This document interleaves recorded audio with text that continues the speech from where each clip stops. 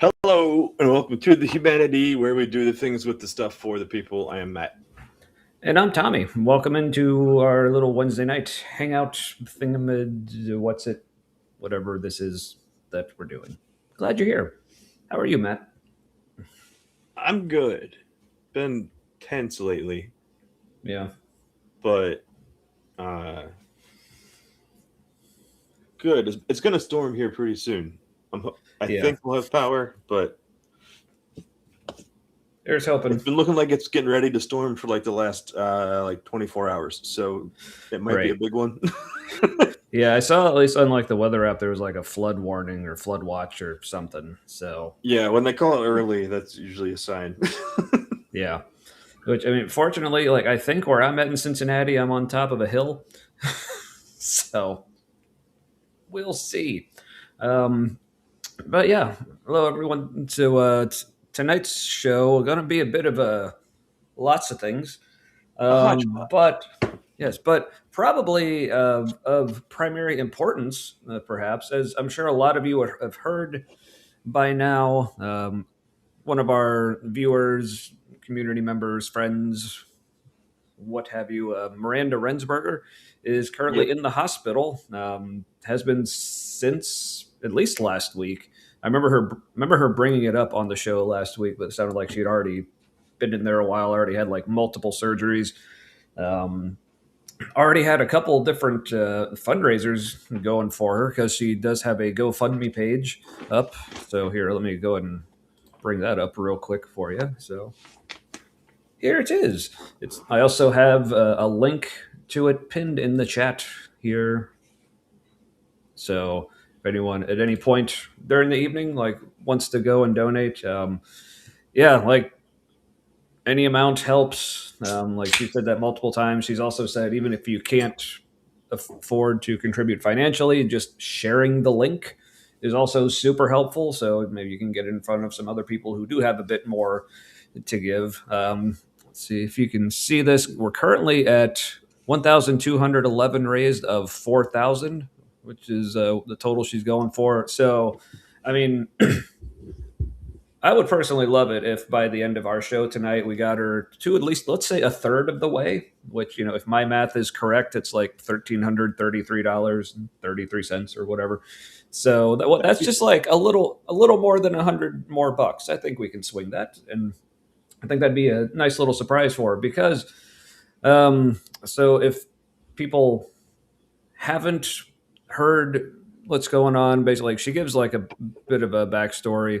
She goes into a little more detail here because at first she wasn't saying much, just saying, "Hey, I'm having surgeries." That wasn't really much else, but apparently there's blood clots in her abdomen, and then there was Ooh. some issues of necrosis in her small intestine, so parts of that had to be removed. So yeah, that sounds like a lot of that's why this is probably taking several surgeries. Um, but then looks like she has Crazy, an up. unique stuff. Yeah, yeah, yes, and Yeah, then also on the and Facebook side, yeah, I was about to click on that too. James, you're not But kidding. Like, yeah, it's crazy how expensive it is to stay alive in the United States. Uh, hmm for for the privilege of spending too much for other things in the wealthiest yeah, country, like there's no effing right, reason. We have a trillionaire here. hmm Meanwhile, yeah, this bullshit. Which but you know, but hey, given the situation is what it is, we're glad to help. Obviously, no, yeah. At the same but time, yeah, there's yeah, coming together moments that hmm that feel great when they happen. yeah, and some of our Christian apologist friends might say, "See, this is why these bad things have to happen because that's what causes us to do the good of coming together." It's like, well, yeah, but we coming together like this wouldn't need to be a good if bullshit like this wasn't happening in the first place. But never mind that. Well, life But is still going to be hard. There'll still be plenty of moments. It doesn't have to mhm, be ones that don't actually have to happen. right, yeah, that's anyway, but there is an update. She has, as of today, still in the Today, hospital after several days of steady improvement. Last night, it started to feel worse, and my white blood cell count went up, indicating a possible infection. They're doing every test to try to find out where that's coming from. I do feel a little bit better now, but still not as good as I did a couple days ago. I have a great team of doctors and nurses taking care of me. Awesome. Sure, they'll get this sorted out quickly, but every donation here will help me going forward. I really appreciate all that has been given so far. Yes. But even further updates you left in the chat a little bit ago. Quick update. Apparently, going back to the OR in a few minutes. So I'm assuming this is to address whatever possible infection, whatever may be happening here. So probably, Yeah, it also I means guess. it's a little urgent that they Yeah. bumped other people off the schedule. Yeah.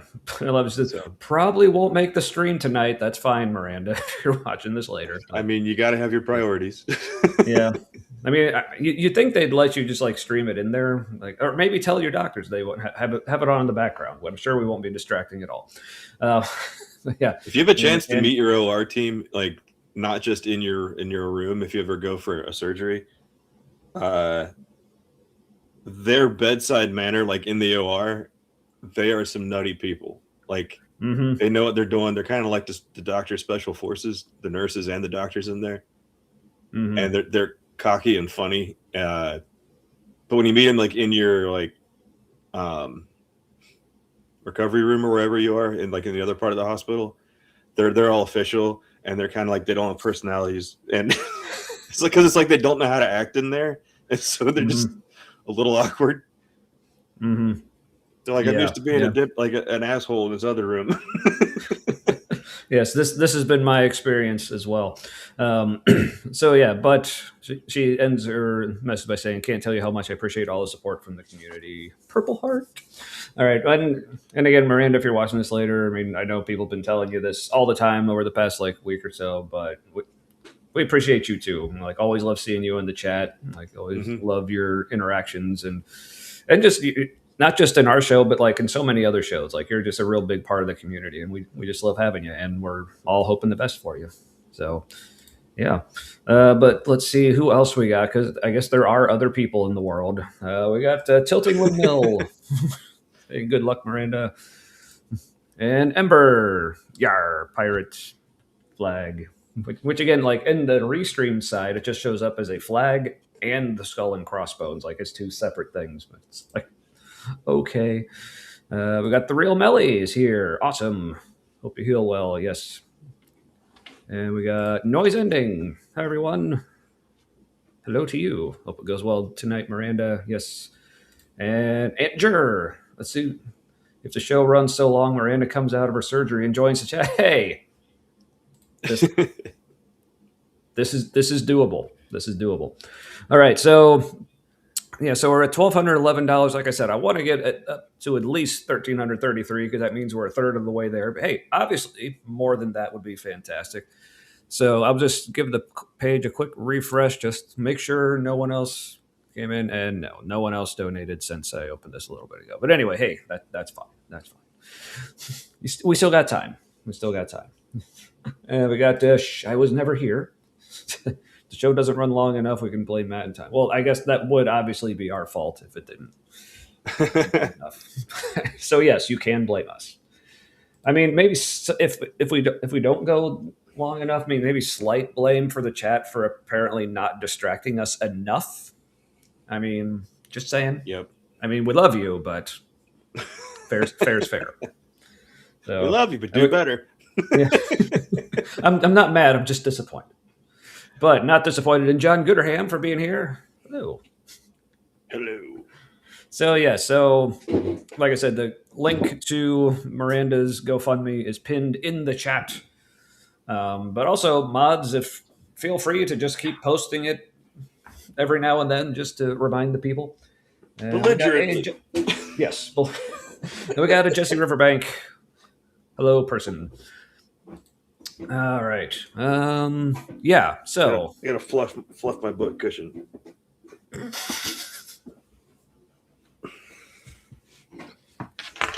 sounds like a good time. All right. Well, it's a throw pillow and not really like a. Yeah, it's a poor man's stool cushion. Mm-hmm. Yep. Yep. That's us, classic creators. We are so typical.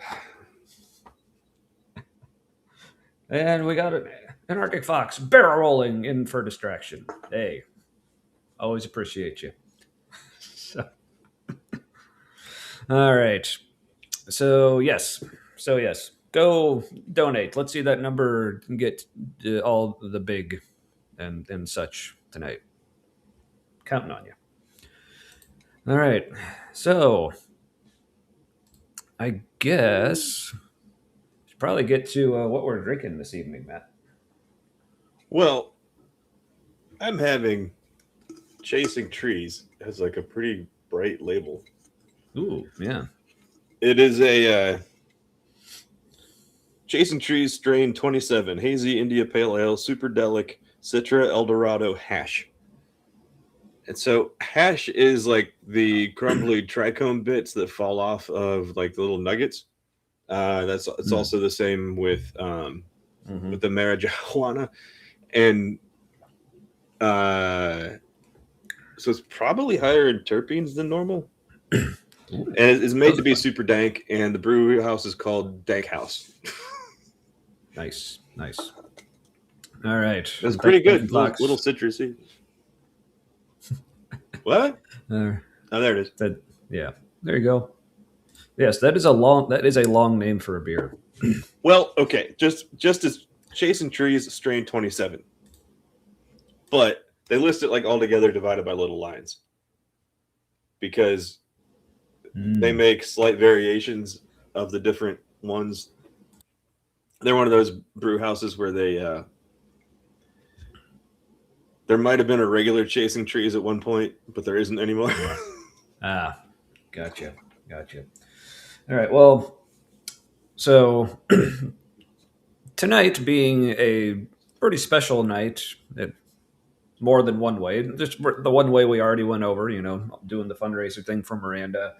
And also, as I mentioned last week, over the weekend, on Sunday, to be specific, was my 5-year anniversary from being diagnosed with stage 4 melanoma, meaning I am now positively contributing to the 5-year survival rate, which is a huge deal in the oncology world when they're saying, like, basically when they figure out, like, when someone gets diagnosed with a certain kind of cancer and they want to know, well, what's the chances I survive this? They have these 5-year survival rate because they figure, well, if you're still alive 5 years after being diagnosed with the shit, you're probably good. So I'm probably good. 5 years later. So it seems like it's been longer than 5 years, doesn't it? Like a lot. It depends. Sometimes it feels like it's been longer. Sometimes it feels like it hasn't quite been that long. But yeah, it certainly has for me been a long 5 years ever since. But for the specialness of tonight, I figured I had to go get one of my all-time faves, the good old Arrogant Bastard Ale. So, complete with gargoyle. So, do they still make their special editions of that? I don't know. I haven't seen any in a while. I mean, the most common being like the double and the oaked. Yeah. But yeah, I haven't seen those too awful much. Yeah. 5 years of kicking the shit out of the sun. Fuck yeah. Fuck this. Fuck you, son. Yeah. Oh, thank you, Melly. In fact, there was one thing I was gonna do. I guess if people are curious, or I guess while I'm pulling this up, let me know if you're curious. Half a decade of sun fucking. Yes. Wear sunscreen when you do that. But yeah. Always use protection. Yeah. Yes, even if 5 years is a consolation prize, it's a hell of a consolation. Yeah, but anyway, it was occurring to me like Saturday night. I was thinking, oh, tomorrow's the day. Like I was thinking, like as I was going to bed, like how lame would it be if I just like died in my sleep tonight, just for completely random, unrelated reasons. Like, oh. But would they count that as a negative on the 5-year survival rate? I don't know. Anywho, but. All right, so. Oh, yes. Yeah, just a little foam. Thank you, Andrew. Foam stash. Once again, coming in clutch in so many ways. All right, so before I start pulling this up, put it out there in the chat. I'll only do this if people are actually interested, but I can share if people want the results of my PET scan that showed me going stage 4, that showed like not just the number of tumors and like where they were, but like how big they were. And like, so people are curious, the exact layout of I think at the time, Matt referred to it as my tumors were playing me bingo. They almost had the full damn card. So people are interested in that. And then the doctors, when they were like telling you where they were, that at some point they stopped like giving specifics, and they're just kind of like, just generally here. Yeah, kind of. I mean, and also I think there's at one point actually in the PET scan results, where most of them was saying, hey, it's like there's this many here, there's one here, one here. Like at one point it just said, there's just more here. So yeah, if anyone's interested in that, that could be interesting. All right. Well, it's not gross pictures. It's the I don't. Yeah, unfortunately, I've been trying. Well, I was about to say I've been trying for years to get the results. Meaning, like I tried a couple times and then forgot after it didn't go anywhere. Oh yeah, it can be hard to get your own files sometimes, which is also weird. Yeah, but it's like, isn't that mine? Like, can I just have it? Yeah, all right. Well, no one's saying no, so I guess just since I got it up, I'll go ahead and walk us through this. All right, so here's just the general. This is like the abstract of those can be scary if you don't know what words mean. Yeah, and I didn't. Like, so. Yeah, because some words sound really terrible and they're not. Yeah, because also like because at no point in any of this like jargon and everything does it say this is cancer. Yeah, which would be nice, but I guess they don't need that because this is supposed to be for the doctors, but I just see it because, I have the app like that pulls up all my test results. So sometimes I see this before my doctor even sees it. And anyway, so anywhere where it says like nodules or hypermetabolic, like lymph nodes and stuff like that, or consistent with metastatic disease, that's basically, this is a cancer.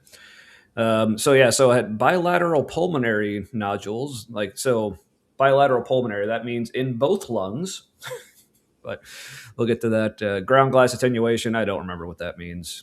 Then right paratracheal and right infraclavicular lymph nodes, hypermetabolic nodules in the pericardial fat. So pericardial fat, that's like the fat around your heart. They found out that a month later, there actually was a tumor inside my heart. So if anyone was here a few weeks ago when Matt was gone, we had several other people helping fill in. I actually did show this. Because I do have the pictures of my cardiac MRI that showed the little growth inside my heart. So, but that didn't show up on the PET scan because I guess heart stuff's a little trickier. You need to do a special cardiac MRI for that. But anywho. So little interjection, something that happened in my head when you were just describing how there was one like in the layer around your heart, and then like later there was one in your heart. The theme songs from the Jeffersons started playing in my head. Moving on up. Moving on up. To the east side. Well, it was, at least from my perspective, you're thinking like right and left. It was in the right. I think it was in the right atrium. So it was. You could say that is the east side of my heart. But there you go. There you go. Yeah. Multiple peritoneal and I don't remember what peritoneal means. Consistent with metastatic disease. All right. So, but this is just all right. So now we're getting into the specifics here. So these are a little out of order, but so the farthest that it spread lower extremities. The farthest it spread was actually to my left thigh, which posterior compartment of the left thigh. Difficult to delineate from the muscle on the CT images, and estimated to be about 1.2 centimeters. And this was not one of the biggest ones, but it was the farthest. So that was all the way down on my leg. Then in the chest, this is where it got really interesting. So yeah, left upper lobe, that's in my lung. Let's let's see, 9 millimeters, left lower lobe, 6 millimeters. But then over in the right, let's see, there was, oh, wait. Yeah, then in the right lower lobe, 9 millimeters. But in the right lower paratracheal hypermetabolic lymph node, so paratracheal, that sounds like it's like maybe somewhere around my throat or like down in like the upper chest or whatever. 1.2 by zero point 0.8 centimeters. So basically like a centimeter ball, I guess. So that was somewhere up in It's here. crazy you didn't feel sick. Yeah, that's the other thing I've shared. Like the whole time, like, yeah, never felt anything from the cancer whatsoever. But yes, an entire SUV right there in my thigh. That's. I know you think I would have noticed something like that, but and hey, Guard is here just in time for the tour of the cancer I used to have 5 years ago. So, all right, so back to the chest. Yeah, so that little 1 centimeter roughly ball thing right there. Then sub centimeter, right? So it's like there's another one there, but it's below a centimeter. Like they didn't bother actually giving the specific measurements on that one. Oh, well. Oh, there's just me in the hospital on chemo. This is just kind of in the middle. I posted these on Facebook, so these kind of wasn't it like a communal room where like a bunch of people are getting meds pumped into them? Not at the hospital. That's like when I would just go into my oncologist's office for my immunotherapy treatments. Then I would be in like just a giant room with like 20 people. But in the hospital, I just had my own room and they just did all my infusions and stuff in there. So, all right. So we're still in the abdomen here. So retroperitoneal hypermetabolic nodule representing metastatic tumor. So at least they said tumor here. That's like the closest to like normal terminology they got. Another SUV. TARDIS thighs. It is bigger on the inside or something. All right. So let's see. Except from the fourth portion of the duodenum, maximum SUV of so I can apparently fit 11.3 SUVs in my duodenum. Size estimated. Wait, is it the duodenum? I've heard it pronounced both ways. Duodenum, diddy dum, diddy do, or something. Duodenum. That actually works. It does, it's the right number of syllables. Oh, but yes, but real quick, yeah, and I very specifically wore that shirt in the hospital for this because people don't know the band Behemoth. Their like lead vocalist, guitarist went through, I think it was leukemia several years ago. It was terrible stuff. Yeah, it was like something like 15 years ago, something like that. So yeah, cancer of the blood. That's just I mean, that's pretty metal. Blood's kind of everywhere. Yeah, it's a bit of a problem, right? All right. So now the tumor is getting a little bigger. 2 centimeters for this one. Left upper quadrant nodule maximum. See, only 8 SUVs on this one. That was only 1.5 centimeters with medial margin difficult to separate from adjacent small bowel. Okay, so I guess now we're in my intestines or around my intestines. Then let's see. Got another one, 2 by 1.5 centimeters here. Left lower quadrant, lateral 1.7 by 1 centimeter. Additional hypermetabolic nodules also noted left upper quadrant. I don't know what quadrant this is of. Adjacent to the tail of the pancreas. Ooh. And the left tail. retroperitoneal space. That's the other thing I don't think I've ever actually done is gone, because I said like they didn't necessarily like count all of them, but I just realized I never actually went through all of these and counted. So I know pancreatic cancer is basically inoperable. Yeah, a lot of them are, because by the time one is pancreatic cancer, but hey, there's a like if you're prone to pancreatic cancer, I think there's a vaccine. There's like an RNA vaccine or something where it actually greatly reduces the risk of pancreatic cancer. It's something like 60%. It's substantial. And this was the cancer that, like, by the time it was diagnosed, you're already fucked in the past, because it's kind of way up in there, and there's a lot of room, I guess, for swelling before it starts to hurt. And so you can have like a substantial issue in there and not know. Right. Yeah, it sucks. But all right, so if Google AI is correct, SUV stands for standardized uptake value. uptake of radioactive sugar. So higher SUV indicates cancer cells. Yes. Yeah, that was the other fun thing. So this was a PET scan result. So people are not familiar with PET scans. Beforehand, they inject me with this stuff, and it's essentially, and I've checked with people who know, but a good layman's way to refer to it would just be radioactive sugar. Because before the scan, like they inject you with the stuff, and then you just have to sit in a room for like an hour to let it get all throughout your system. So then they just do the scan to see, all right, is anything eating this? So like tumors, basically. So that's, I guess, what they're looking for there. So yeah, Interesting. Yeah. So, now that I'm curious, like I said, I've never actually counted these. So now that we're doing this, I might as well go ahead and count them while we're here, because I've never actually known exactly how many tumors I had. All right, so there was one in the leg, 2,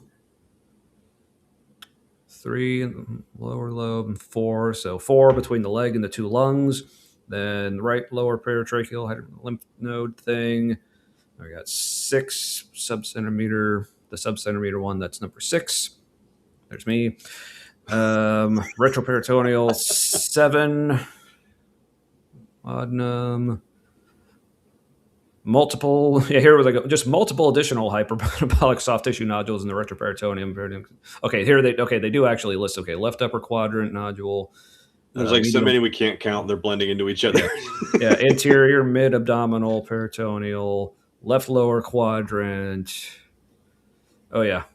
Yeah, this is the part where it's like, and additional nodules also noted in the left upper quadrant, adjacent tail of the pancreas and left. All right, so right now we're at 10 plus. All right. So that's kind of disheartening to read, because it's clearly not important where they are, which means they're not.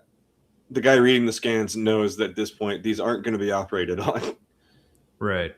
Like, it's not critical to know where they are. Yeah, it's like just to know they're there. That's enough. All right, so 11 here with the SUV at 3.8. Is this? Okay, and this is the second one here with the 4.8. Intense focal uptake along the maxillary tract, likely also pericardial nodule, but difficult to visualize. Okay, so it's like possible. It's like, but it's difficult to exclude. All right, so we'll count that at 13, because it probably was, because like, why not? And then, oh yeah, all right. So that's okay. So I think we counted 13 plus another group. Let's say that was another 3. Probably at least. So 16 plus the one they found in my heart, that makes 17, plus the 2 initial ones that were removed through surgery before this scan, so 19. So I very well may have had 20 tumors across this whole thing. So that's kind of wild. That's a magic number. Mm-hmm. So thanks for going on that little trip with me, everyone. That was fun, right? Down memory lane. Yeah. Difficult times. Yeah. And it kind of helped, because that's when didn't know it at the time, but apparently, neurodivergent issue of sometimes things just don't sink in and I don't really understand what's going on. That served me well during that whole time, because I'm just like, I mean, no one's told me I'm dying, so I'm just going to assume I'm not. Now that worked until they found the one in my heart, and that was the one that kind of got me. It's like, okay, this is probably it. So of course I was wrong.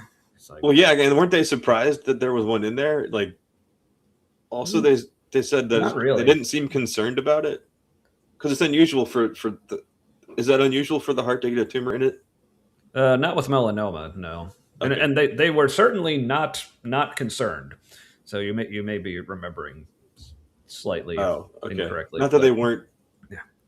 I think I'm remembering that that seemed worse to you, but it didn't seem any worse compared to the other ones.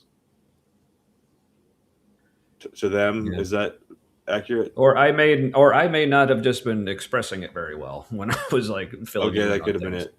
Yeah, because if you weren't processing it, and I tended not to ask you extra questions. I like might ask clarification, but like I didn't want to make you think about it or talk about it more than you already were, because I'm sure you were thinking about it as much as you needed to. Yeah. So it didn't need to be like, hey, have you considered? Like, just be that asshole friend. Maybe your doctors don't know, but. I love this. Thank you, Fox. When the Christians tell Tommy he has a God-shaped hole in his heart, he can say, no, it's fucking cancer, asshole. Yeah, it's always good to have a quiver full of tumors. So, yeah. Yes. But yes, it is cool whenever of me to dogs share the get holes in their fundraiser. hearts, that's bad. Yes. Those are called heartworms. Mm-hmm. Yeah, they tend. I mean, holes in any heart tends to be bad. But yes, it is cool. Like, and you know why it's cool to share? Because we're already past a third of the way. So look at this, folks. Oh, We're at 1411. So we're past a third. So now I see no reason like why we can't shoot for halfway. I mean, I know that's like another $600, and I know there's not that many people watching, but hey. But as you can see, with like nice recent donation by Mr. David there. Yeah. Thank you, sir. Very nice. Awesome. So, all right. So yeah, we'll check in on that periodically if I forget to. Again, like Tori here. Also, hello, Tori. I don't think I said hello yet. I still need to talk to my wife about like what we're able to do. So I haven't donated yet. Yeah, that's fine. Like I said, like and some people can't swing, and this is one of the things like I can swing just as of recently, like my finances. Oh, Tommy can swing. Yeah. But my finances have started to loosen up a little bit recently, so it also helps, not just in time for higher gas prices. Yes. It doesn't that feel great? I'm there too. Yay. And hey, Skeptic Haven Raiders. And so that means we got a new round of people who can maybe, even though like, okay, apparently we just got raided, but the viewer count is actually lower than it was the last time I looked. So. Yeah. I don't see it go up when we get rated, and I know it must have. Yeah. So I think this counter is just not very responsive. Yeah, because I've heard like people say, I guess the live YouTube one changes a little more, maybe more frequently. Maybe this one doesn't as much. But hey, probably yeah. But okay, now it went up a little more. Okay, got a few there. But yes, remember, found us on Facebook again. And hey, look who else found us, Kelly. Also, hi. Speaking of Kelly, very excited about her episode this Friday where she's interviewing Carlos Ramirez of the local Tri-State Freethinkers, it's a dude that Matt and I like. We actually know the guy, and he's really, really cool. And Kelly's really, really cool. So you'll want to watch that. He's calm, but also intense. Yes. And he's a lawyer. So that makes sense. Yeah. So, but yeah, really cool guy. But so like we said, he's like a chair or something in the Tri-State Freethinkers, which is a local secular group here in the like Cincinnati, Indiana, Northern Kentucky area, thus the Tri-States. So people, if you're thinking yourself, Tri-State Freethinkers, that sounds familiar. Where have I heard of that before? Well, if it wasn't from one of us mentioning it, you may recognize them as one of the main event sponsors for the Ark Encounter protest coming up next month. So I'm assuming that's at least part of what Kelly and Carlos are going to be talking about. So also, Ark Encounter protest. You should come. Me and Matt will be there. It'll be good times, among several others. So hot but good times. So yeah. So also, if you're not subscribed to Kelly's channel, subscribe right now so you can make sure you don't miss that episode and all the other awesome episodes. Because like for real, like Kelly has some awesome interviews. Like not just the great people she gets, but she has great questions that start like really cool conversations. Like it's always like, even if it's someone I'd never heard of before, knew nothing about, or like for any other reason, I'd have no interest in watching an interview with this person. It's still really cool. Just the way like Kelly like structures it and the questions she asks, and like it's just some really cool information out of people. It's really cool. So go watch. And yes, donate early, donate often, whatever. So vote early, vote often. yeah. Oh yes, please. Yeah, just like if we could just make it to 1,500. If someone just wants to drop 99, that would be a tolerable fantastic. number. Yes. Mm-hmm. Yeah, because 1411 just no good. No good. Gotta get that number up. All right. Well, so it didn't take long for us to hit our third of the way goal tonight. So let's see how close to halfway we can get tonight. Yeah. Let's see how close we can get to halfway. So this beer is kind of. Sorry, that was a hard redirect. What? We are so not used to that here. So.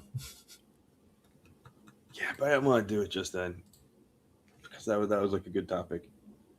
The other times weren't good topics. That's why. No,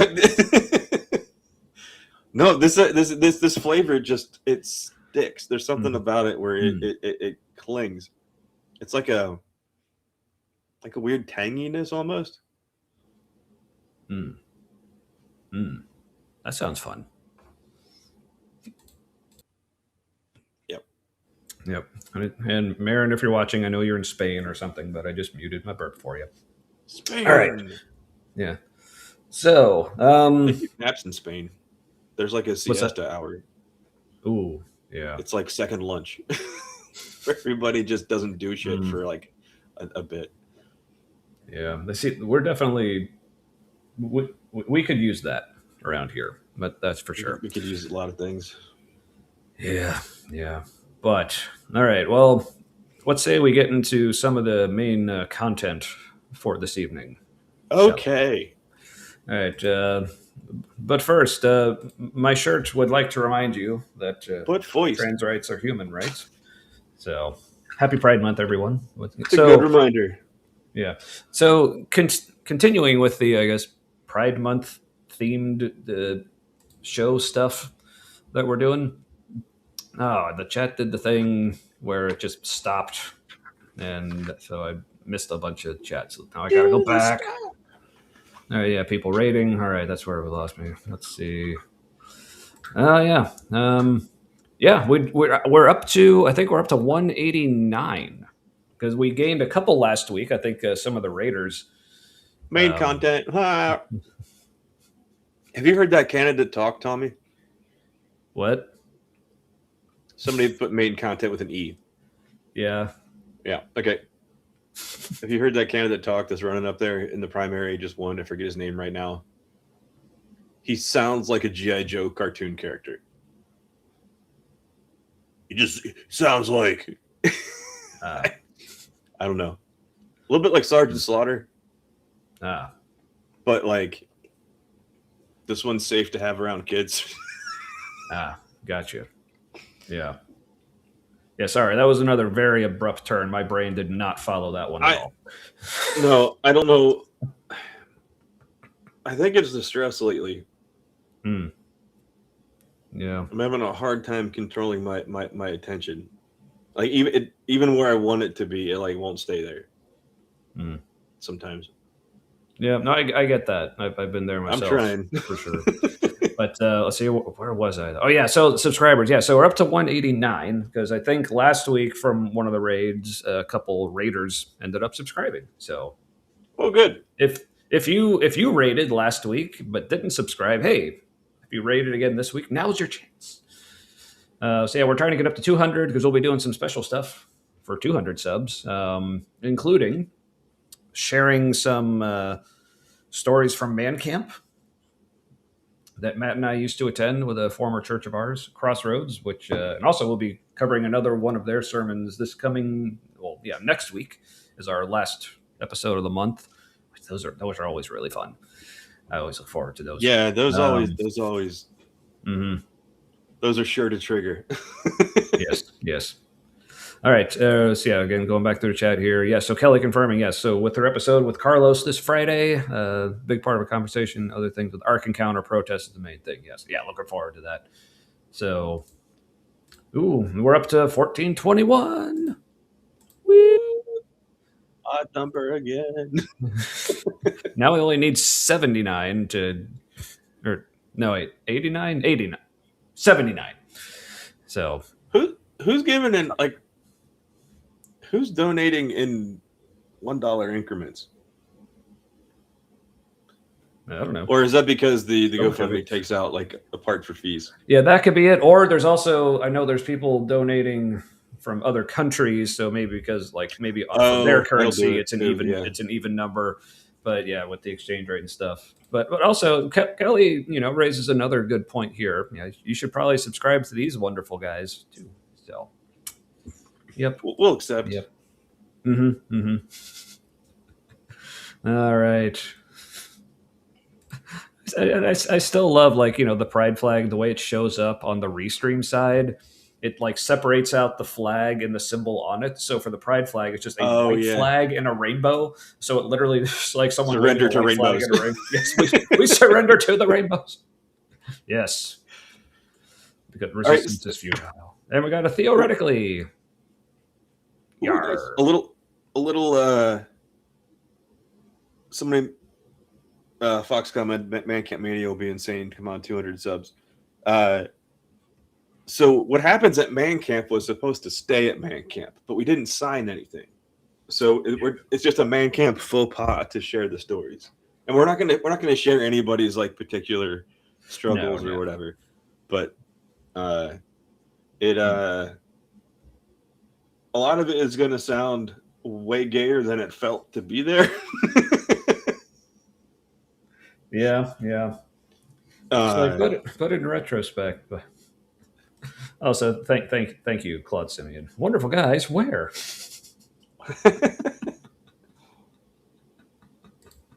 Yes, but also like if you only have $1 to spare, absolutely every dollar. I know that was coming from my own personal interest in numbers that make sense to my brain on the screen. Yeah. For some reason, ending in like a 1 is uncomfortable mentally for me. Oh yeah, it absolutely is for me too. But yes, 1471 now. Cool. So 1492, Columbus shared the ocean blue. Come on, or something. All right. Let's see. All right. So 92. All right. So tonight. Things to actually like talk about and stuff. Yes. So, I mean, with it being Pride Month, there's like so many things we could talk about, so many videos we could be reacting to. But for some reason, this one story here really caught my attention. So, Matt, you're familiar with baseball, right? Oh yeah, it exists. I grew up in a baseball house where if there was a Reds game happening, it was on the radio in the kitchen, even if nobody was in there. Yep. I grew up a Reds fan as well, unfortunately. But I guess it was kind of nice. Like when I was a kid, that's like when they won their last World Series. That was pretty neat. Yeah. But I wish I had known, like I knew it was a big deal as a kid, but I don't. But now seeing how bad the Reds are and how bad they usually are and have been for decades, like it makes that World Series way more anomalous and exciting. Yeah. Like that was Marge Schott years. Like that owner. I know. She was a racist nut job. Yeah. But oh well. But Jesse Phelps over on the Facebook side, why does it feel wrong to be commenting on Facebook? I mean, maybe because it kind of is. But we appreciate it though. Just like every dollar counts, every comment helps as well. It does kind of feel like a ghost town over there sometimes. You're which is really weird. I don't know how many of these people are real on here anymore. Yeah, because I guess for people who remember, but none of you remember because no one was watching back then except people who already knew us.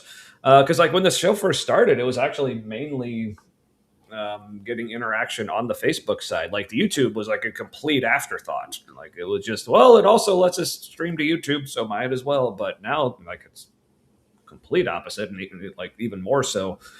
So, but yeah, if anyone else has picks rocking flags or clothes, love to see them. Like specifically referring to Ember's Astral Pride merch. So if anyone has a link to astralpride.com and has a shield or whatever and wants to drop that in chat, we wouldn't mind that as well. But yeah, I might We have got a to. couple.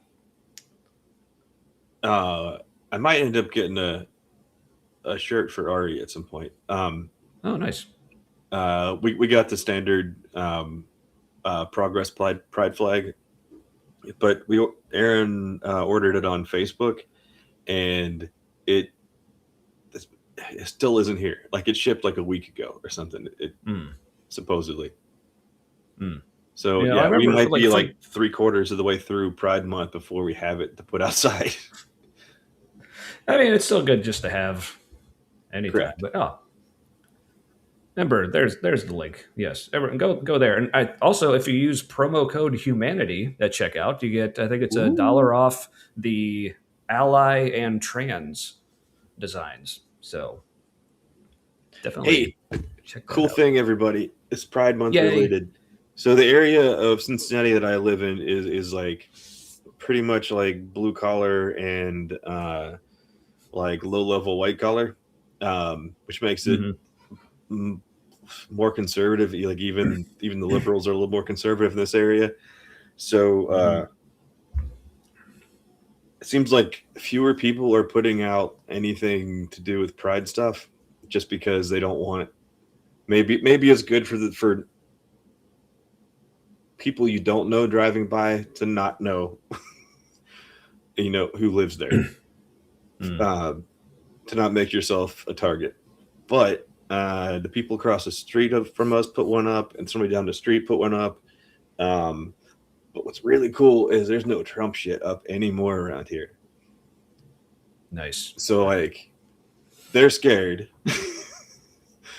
but people putting up pride flags are not as scared as they are, apparently.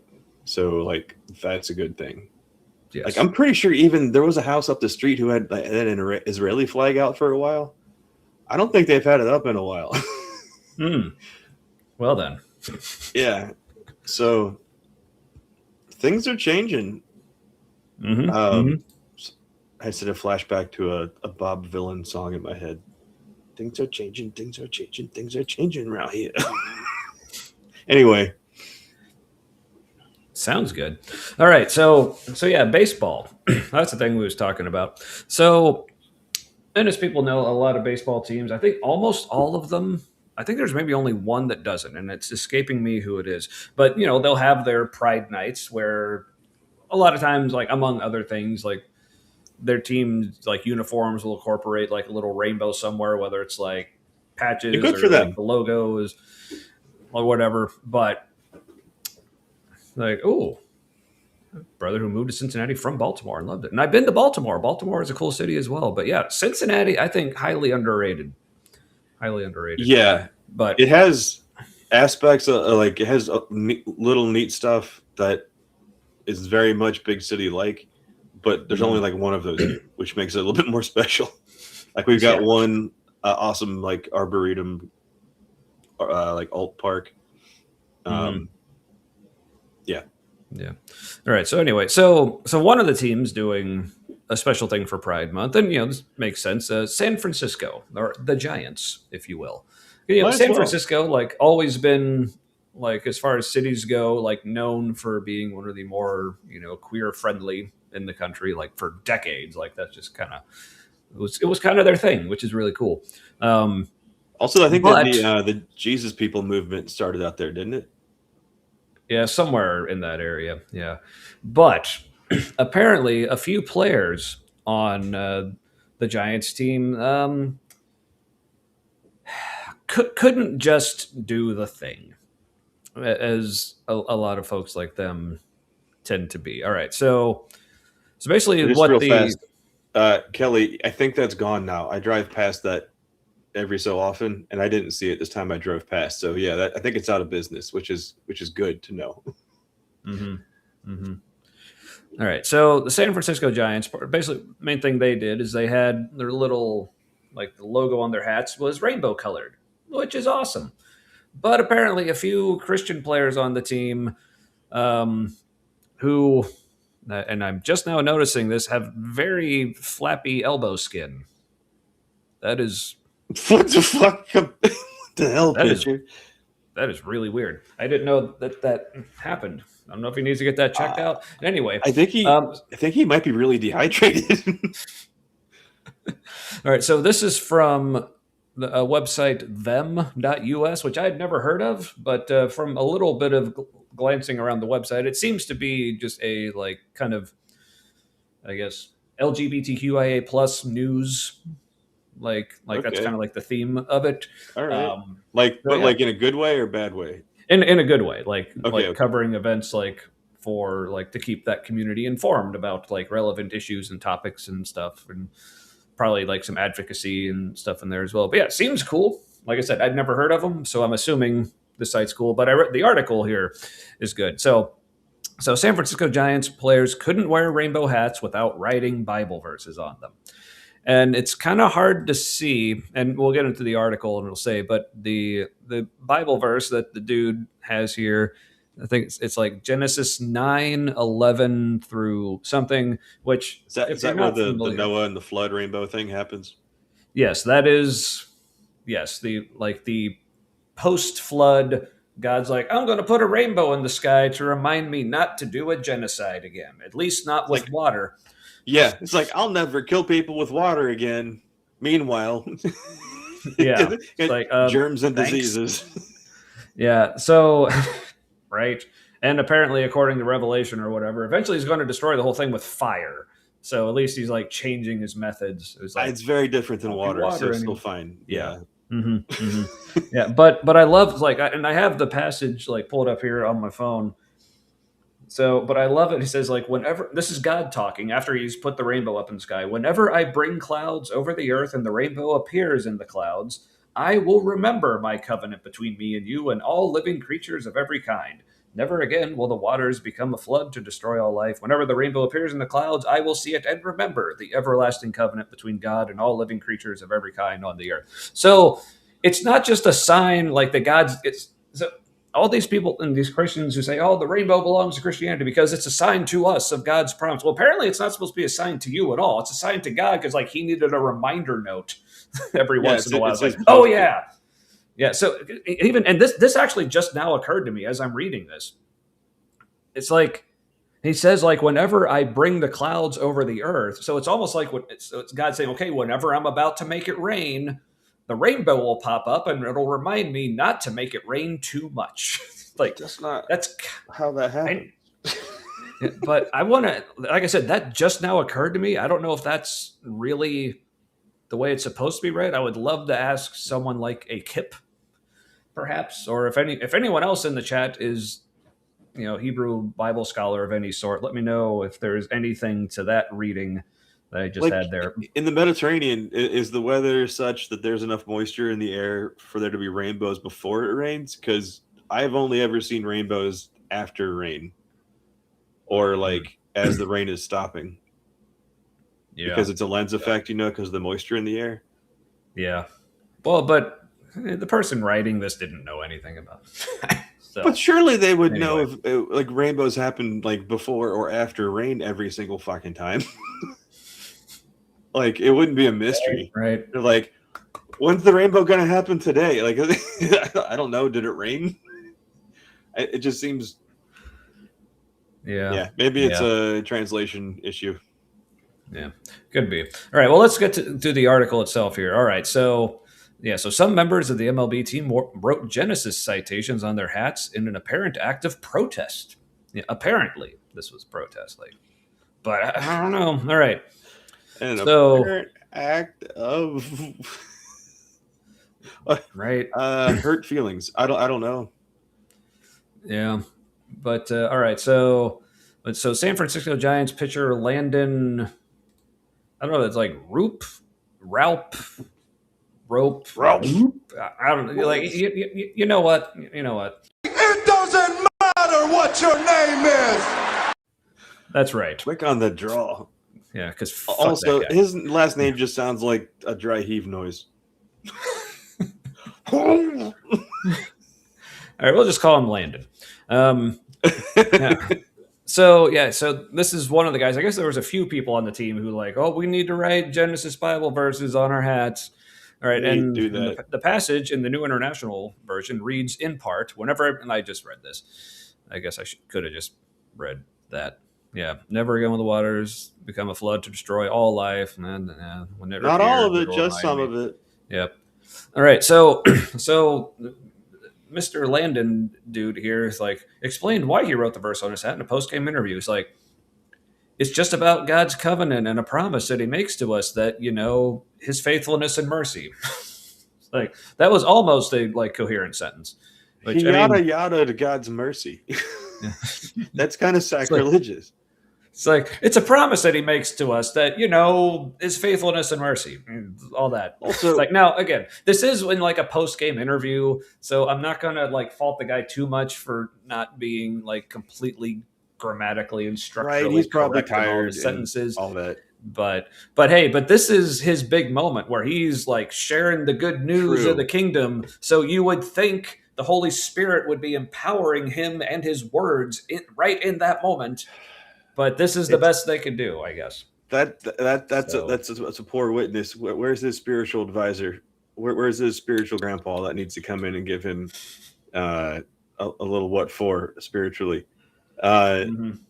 Yeah, and if the rainbow hats were opt-in, like, what's the big fucking deal? Is it that you didn't? It's almost like they wanted to have the rainbow on there to sort of comply culturally with the rest of society, but then needed the verse on there.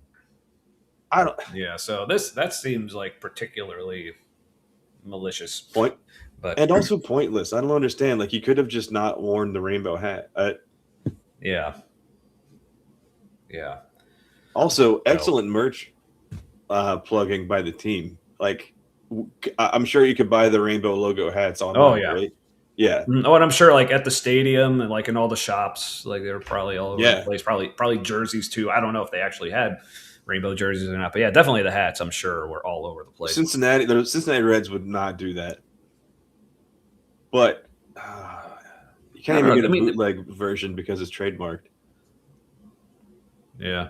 Which, I mean, they might. I mean, because I know the Reds do something for pride. Because, like I said, almost all the teams do. There was only like one exception. I want to say it's the Rangers, but don't quote me on that. I honestly don't remember what team it was. Where are the Rangers based? In somewhere in Texas. I don't remember exactly where. Oh, that makes a hell of a lot of sense. Yeah. So, yeah, and I mean, in like Oklahoma and Alabama and Mississippi don't have teams. Otherwise, those would be like my other like. And they shouldn't. Guessing. Correct. All right. So so it's just about God's covenant and a promise that He makes to us that His faithfulness and mercy. It's like that's just kind of something I believe in, and I stand firm in that. And I'm thankful I stand firm in where yeah. This thing that I'm poorly articulating. We have the freedom to believe what we want and express what we want. It's like, but that's the other thing. It's like, look, man, I'm just,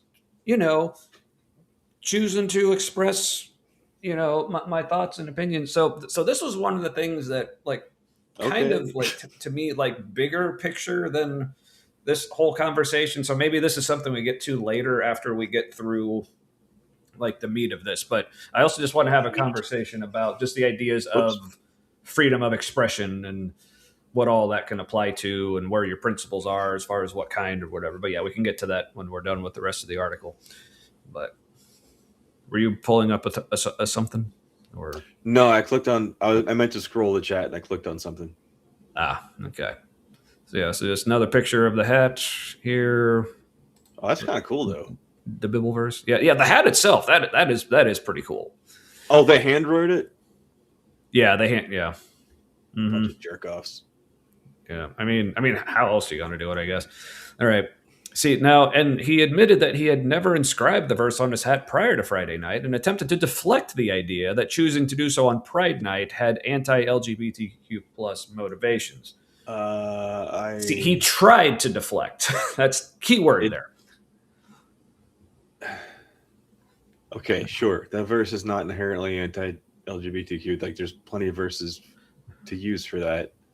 But But using that verse in this way, in this context, is definitely saying something, right? So I guess here's other info on them. And writing it across the rainbow, like putting it, like writing it kind of across, that's he knew what he was doing. Yeah.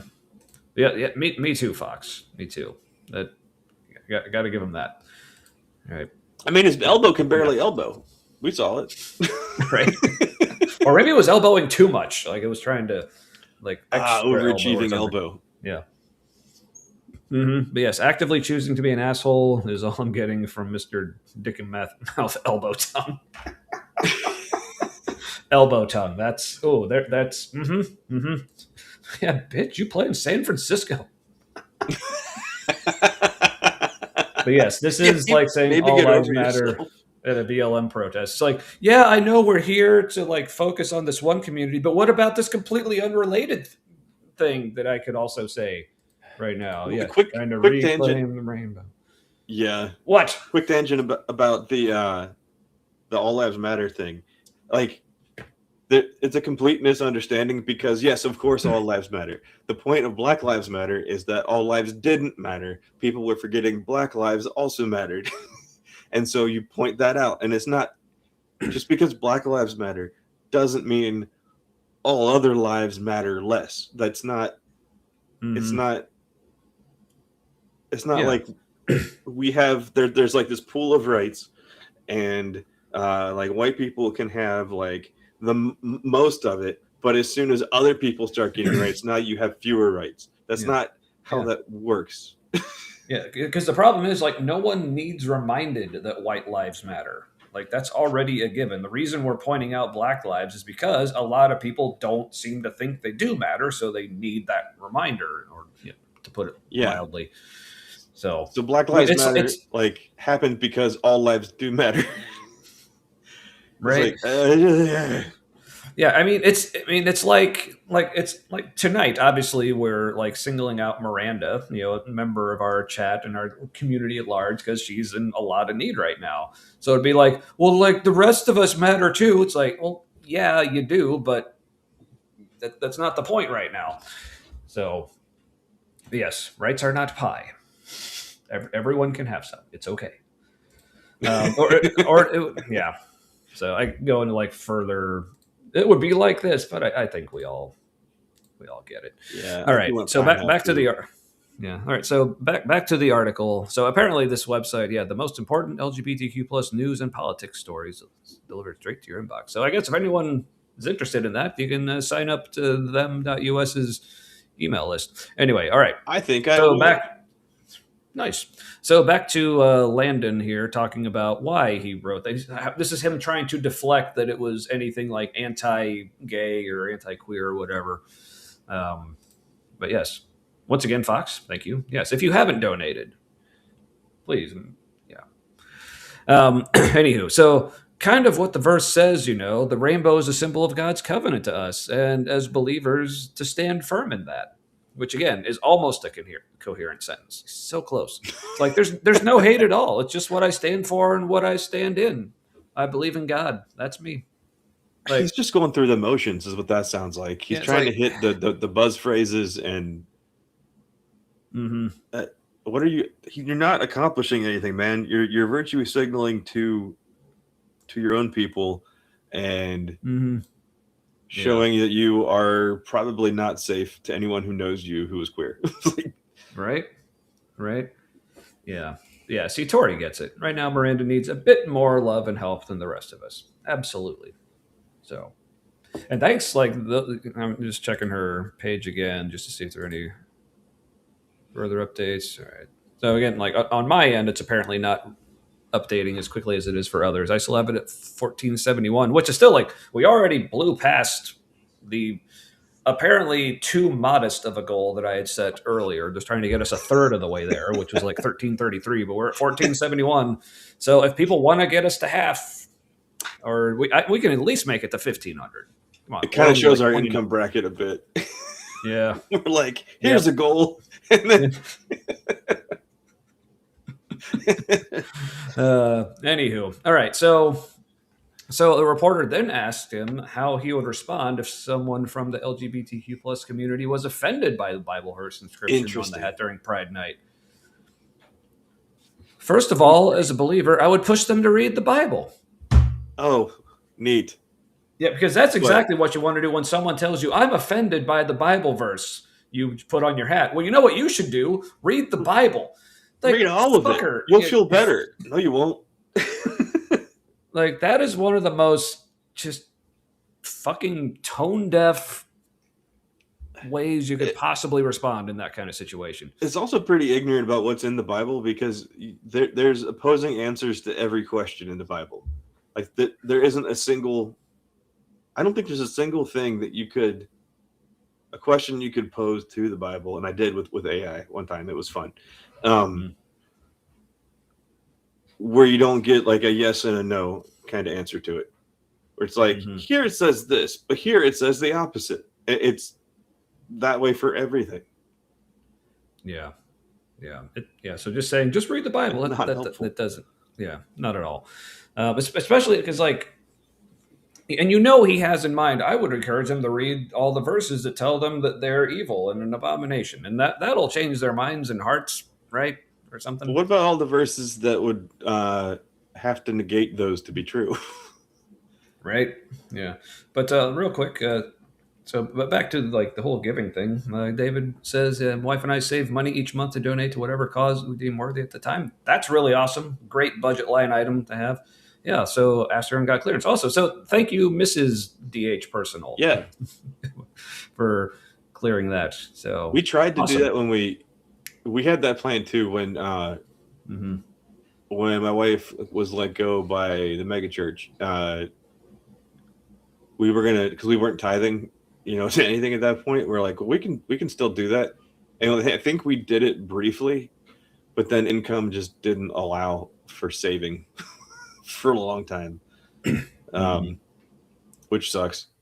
Because often the people who would give the most, because they understand, don't have the money to do it. Yeah. Sometimes, not all the time. Like there are some people who have means who are great people. I've done wallpaper for them. There are a lot of them though who don't. They're just they exist in a different world, and they just don't understand what it's like. No. Like they're not bad people. They just don't get it. Yeah. But Fox here says, I'd encourage him to read. I'll even offer to teach him how to read. Like, just read. Like, I encourage you to, just read, dude. Have you read the Bible, sir? You know that verse about not praying in public on the corner? You don't think it's kind of like that? Yep. Or just like the multiple verses that are essentially just don't be an asshole. Did you ever read those? Anyway, so. Well, but then there's the Old Testament where, like, God is the biggest asshole. Yeah, but. And then there's, like, David, who's a man after God's own heart, who was, like, a rapacious, murderous asshole. Yes. So that rapacious is a word that's fun to say for a terrible thing. Yes.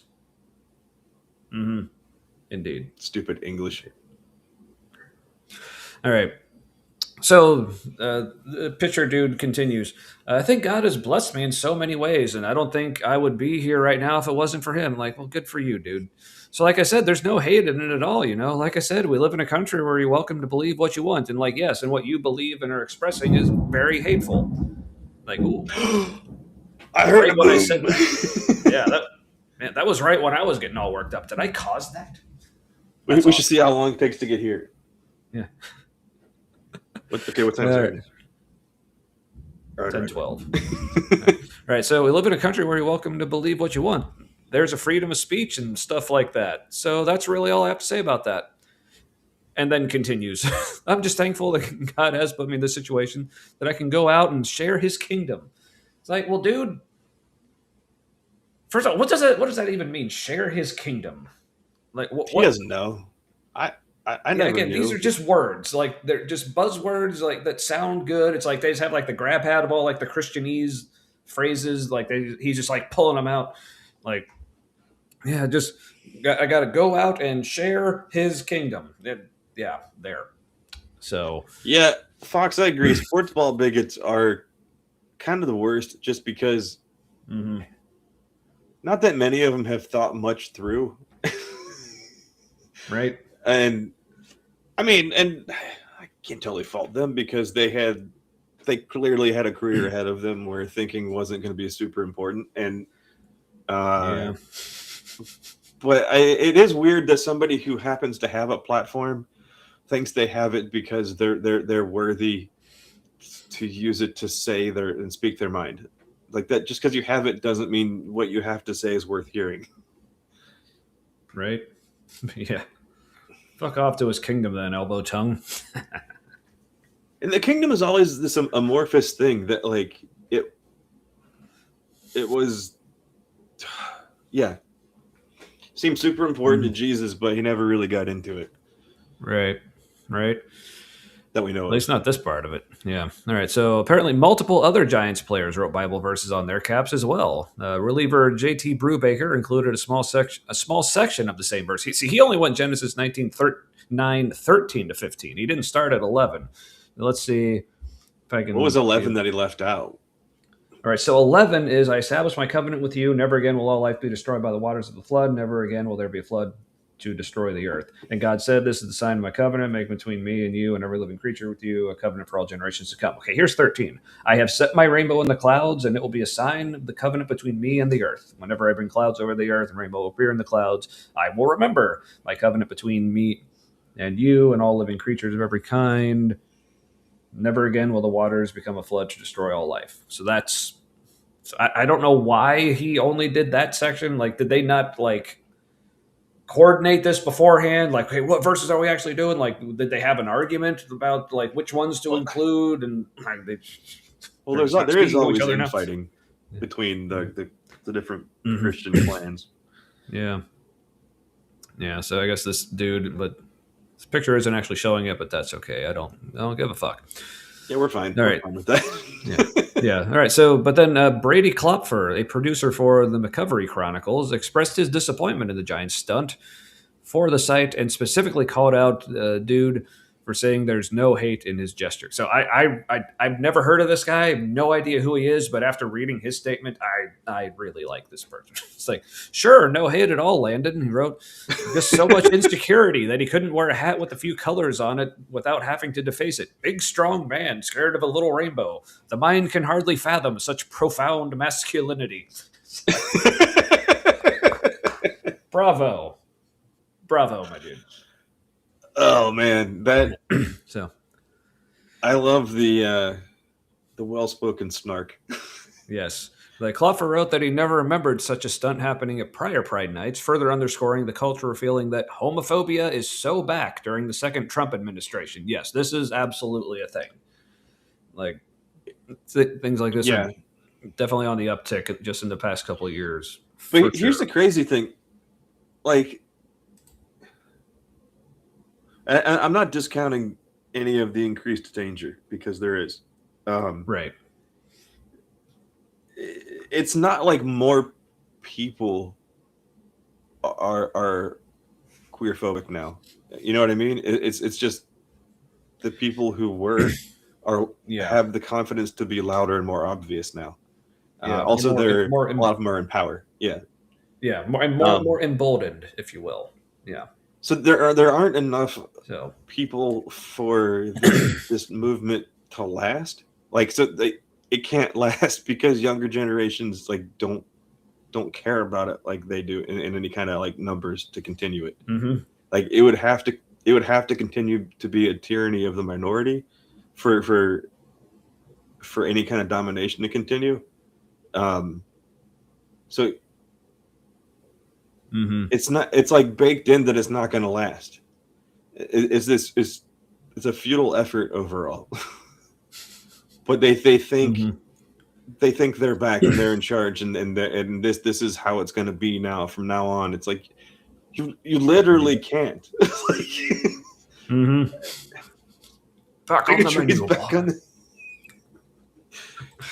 But yes, Melly, it tickles me pink as well when certain men's fragile masculinity is called out, especially so eloquently by Mr. Klopfer here, or Klopfer, whoever that's pronounced. My apologies I love a snarky comment that the people that you're being snarky against don't understand right away.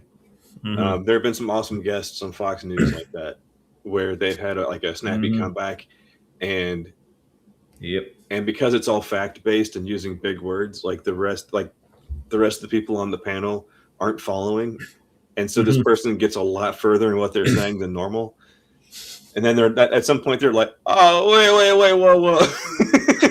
When they realize they've just been owned and they didn't see it coming.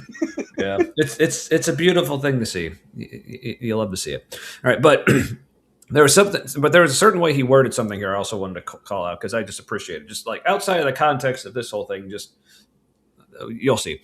All right, so on a night meant to celebrate the LGBTQ plus community, which it goes without saying is a fairly significant demographic anywhere, but especially in San Francisco, the Giants instead sent a message loudly and clearly. That's what I really appreciated right there, because most people just say, "Oh, I sent it loud and clear," but since those are adverbs end in ly. So I love that he very specifically said, "Sent a message loudly and clearly." So thank you. Sent a message loudly and clearly. Not all are welcome, though they're still more than welcome to spend a few $100 on tickets and overpriced beer. Of course, he wrote. Which you got rated again. Hey, an in-time show. Awesome. Sorry. You click the thing as well. Yeah. Sorry. That's all right. We got a blue face smiling. At least that's how that shows up on our side. Dark Art Designs. Hey, welcome. Good to see you again. Yeah, cool. Well, thanks for 2 raids so far tonight. This is wow. Hey, speaking of dark things, Antibot had a good new Christian overconsumption episode, but specifically things targeted towards Christian women. I watched part of it. I don't think it's for me. It seems very much like feminine focused, but that episode in general. But it was funny. Good. Yeah, haven't watched much of her stuff. I might need to go back and start. I've only seen some. It is geared more towards. I think there's a more feminine vibe to it. I think that's her target audience. Yeah, because a lot of the atheist channels are mostly dudes or dude focused. This is true. So this is very true. So well, glad she's out there doing her thing. We appreciate that. Yeah, she's good. But so for any raiders, if you're not familiar, we are. I guess this is a fundraiser episode. I don't know. Like, is that a thing? And if it is, I don't know how to do it. So yeah, our friend, member of the chat. Hey, Miranda Redsberger. Sorry, I got distracted by a number getting bigger. Yeah, she's in the hospital right now, apparently in surgery as we speak to deal with some like possible infection stuff going on in the torso area, I assume. That seems to be where her issues are happening right now. But yeah, she's got a GoFundMe here. Goal is 4,000. I think we started the night at around like 1,200, and we're up to 1,500. So yeah, well, it was a little less than. It was only like 1,100 or something. I don't remember. It was lower, and now it's higher. So we have a challenge to your adverb comment. Ooh. Sending a message loud and clear. The loud and clear are adjectives modifying message, not the sending. Couldn't it go both ways? Couldn't you be like sending it loud and clear? Yeah, see, I thought like the loud and clear was like referring to the sending of it. Maybe you really because the way it's structured, if they were supposed to be describing the message, then wouldn't you say sending a loud and clear message, like ordering it that way? To me, that would make more sense. Also, another question: why does this matter? I know sometimes it's because like it flows better when you're saying it, but like I could not diagram a sentence to save my life, and I was in the gifted English class. Like that was stuff that like I'm good at, but my brain was like, what's the fucking point to all of it? And so I just couldn't grasp it because nobody could explain to me why it mattered for anything. And so I didn't have a way. It's the stupid demand avoidance stuff that rears its head. Yeah, I don't know. Anywho, all right. So sorry, I was going back to the chat because it did the thing where it stopped. And now I'm catching up. But yeah, Ember, make making another good point, as is her wont. Yeah, if you're new, remember to push the buttons. We have lots of buttons for you to push. Yeah, please push them, because as you may have noticed by our sub count, the algorithm kind of, I don't even know if it hates us so much as it just doesn't even know we exist. Yeah, I can't tell. Yeah, so the liking, the subscribing, the commenting, the sharing, if there's other, because here's the thing, like when people do find us, they seem to like it. So I'm assuming if you help other people find it, they may like it as well. So yes. Anywho. All right. So yes, Miranda, like if you haven't donated, or if you already have but want to donate some more, go for it. We already hit our first goal of getting a third of the way there. So now, and then we hit our 1,500 goal. So like, fuck it. Let's see if we can get halfway tonight. So up to 2,000. So it's another $495. So, yep. All right. Why not? Yeah. All right. And back to the story, which I think that's basically, yeah. Okay. That's basically all of it. Yeah, so yeah, the Giants just keep finding ways to embarrass themselves and let us down. Hopefully next time they keep it confined to baseball. Yeah, so all right, so a couple things here that I wanted to mention, like other than what was like specifically like talked about in the article. So back to the elbow tongue here. All right. So first, this idea of he's like, well, we're just expressing ourselves, and we're just glad we live in a country where we're free to express ourselves. And I was thinking about this because this is something I actually do think about, But don't express your gender or sexuality. Right. So, but here's the argument that I think a lot of Christians, I mean, like I said, I haven't seen very much like in the way of discourse around this to see like how like people on our side are reacting, how the Christians are reacting or pushing back or whatever. But I imagine a lot of Christians would say, like, look, like having like all like the pride symbols and like the rainbows and stuff, like, yeah, that's cool. Yeah, we're letting them express ourselves. But writing the Bible verse, that's basically the same thing. We're just expressing like our beliefs and our principles and values too. That's all we're doing. So why should there be anything wrong with it? And it's like, but you're making the Christians squeamish, though. Thou shalt not be squeamish in America. It's in the Bill of Rights.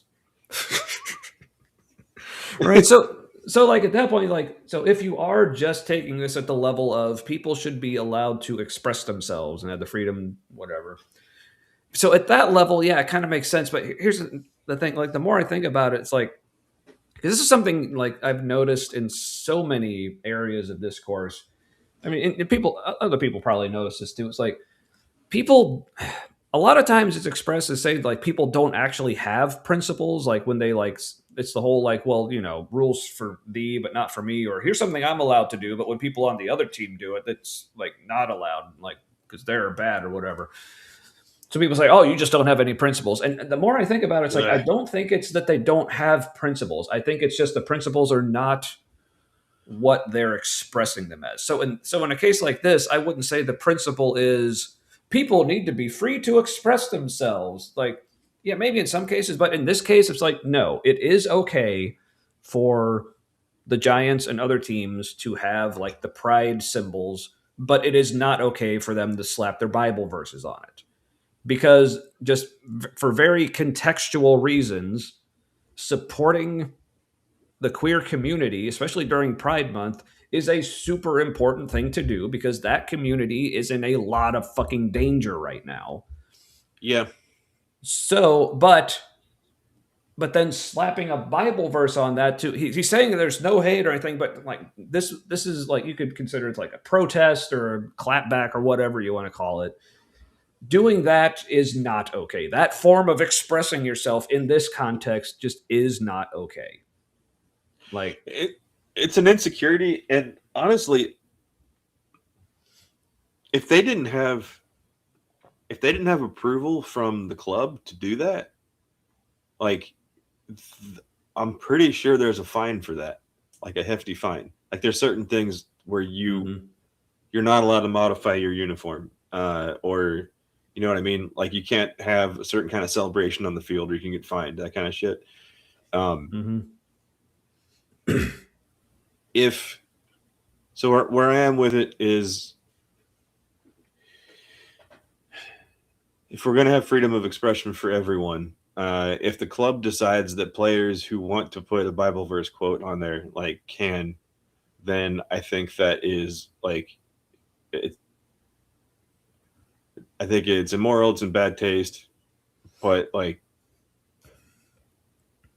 they should be allowed legally. Yeah, legally. Sure. But there's no way the club signed off on that. They're breaking I'm sure they're breaking rules. Yeah, but because that's the difference here. This isn't a matter of legality. Like, if someone else like made the point earlier in the chat, like, freedom of speech, like that means the government can't infringe on your speech. Yeah, but private corporations can, at least to a greater degree than the government can. Even with within private corporations, there are still limits for things. Yeah, like if your that. private franchise says we're going to do this specifically, and you try to alter that, like that shouldn't be okay. Also, what he's doing is not good for business. Like that, there aren't, and I don't think there's enough people who pay money for Giants related stuff like games and merch and whatever, for this to be a boon to the income. Right. Yeah, so I mean that's why I imagine because like I said, I haven't looked into this too much. Apparently, like the Giants did issue statements condemning this or whatever, and maybe punishing them. But yeah, as far as the whole government versus private corporation thing, it would be out of line and completely unconstitutional for the government to tell people no one is allowed to wear any T-shirts for political candidates or whatever, to endorse or support them. That would be out of line. But for my job, for the few times I actually do go into the office, it's completely appropriate for my place of work to say, okay, while you're in the office, no political T-shirts. Perfectly fine for them to do that.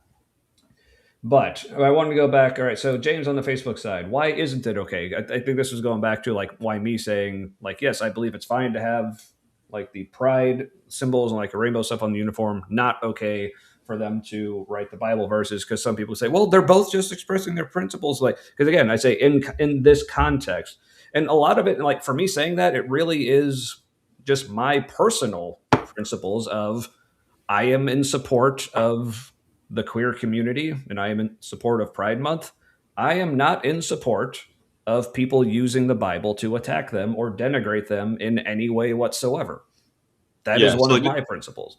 Different buckets of okay, legally okay, but not ethically okay, given the current climate in our country where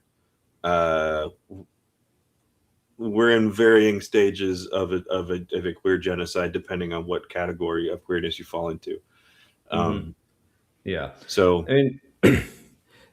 and just a few things on that. And when he says well, this isn't it's not supposed, it's not hateful. I don't even remember some of the words he used, but I also kind of don't fucking care. But almost tried to deflect. Well, this isn't even necessarily directed at the gay community or whatever. This is just us expressing ourselves. It's no, dude, there's this specific fucking reason that you wrote that verse on this hat. Because here's the thing, is this guy writing this Bible verse on his hat at any other time? No, he should put a Nephilim verse on there. That'd be kind of cool, actually. Right. Yeah. But also, I was just thinking about this just in general, because so often Christians want to claim this is no, the rainbow belongs to God because it was his covenant, and because they treat it like this is one of the biggest promises he ever made. But when do Christians ever fucking talk about this promise at any other time other than Pride Month? No, it's something that you just... It's a verse that gets put on children's murals in Sunday school rooms and stuff. It's not a big banger. Yeah, because here's the thing, because they treat it, this is all about God's covenant with us. But if you actually read the passage, well, here, and I'll see if scroll down to where it actually references it. Oh yeah, here it is. Okay, whenever I bring the clouds over earth, I will remember my covenant between me and you and all living creatures of every kind. So this isn't even just about God's promise to us people. It's it's like all animals. So Yeah, I thought that was worth pointing out as well. So what a yeah. technicality, though, if it was if that okay, let's say that flood was real, right? And it was caused by an asteroid impact or something. Well, God didn't really cause the flood in that scenario. He caused the asteroid impact which caused the flood. So is this like God getting out of it? He's like, I didn't say anything about an asteroid impact again. Yeah. God. I mean, if the asteroid just happens to cause another flood, I mean, that wasn't me. And okay, even if Yeah. he's not doing it to be hateful, right? Maybe he's just a butthurt Christian, and that's his whole motivation. Um, his behavior is indistinguishable from people who do it out of hate, and so he automatically gets lumped in with the hate spreaders. Um, he's like self-identifying with that category of people, and so whether he is attempting to spread hate or not, he is, because there are people who see what he's doing as an intentional slight against queer people, and they're rooting for him. It's like, yeah, fuck them people, and Yep. It's just ignorant in a bunch of ways. Not ignorant of how it's received, um, how received by people on both sides of that argument. I hate to say argument because it's just stupid. Really, there's just one side that has an argument. The other one just wants to be themselves. Right. But real quick, Ember points out, and I unfortunately only caught like the last part of this. I think like through the list of 10. I think when I joined, you're on like number 8 or whatever. But go back and watch this. Ember was on the End Times show, talking about genocide and like the 9 different stages, and like how apparently when it comes to how the U.S. is treating. I don't remember if they were talking about just the queer community in general or specifically the transgender community. But either way, things are not looking good. Have 9 of the 10 stages to qualify as a genocide complete, as far as that's concerned. So yeah, go back and watch that. It was, I mean, obviously it was pretty horrific as far as like what they were talking about, but good information to know. So highly recommend Yeah, that. It was the End Times show, which again, thanks End Times for rating us tonight. Which I'm curious, like End Times show, like because I unfortunately, other than like seeing Ember was on your show last night, that was like the first I watched. Like I was not at all familiar with your show, so I'm just curious how you heard of us and have been rating us so regularly, which I so very much appreciate. But it's like I love it, but I'm confused. I just want to know more. All right. But yeah, I'm Titan. personally like very anxious about the threat to trans people because someone very close to me is trans, and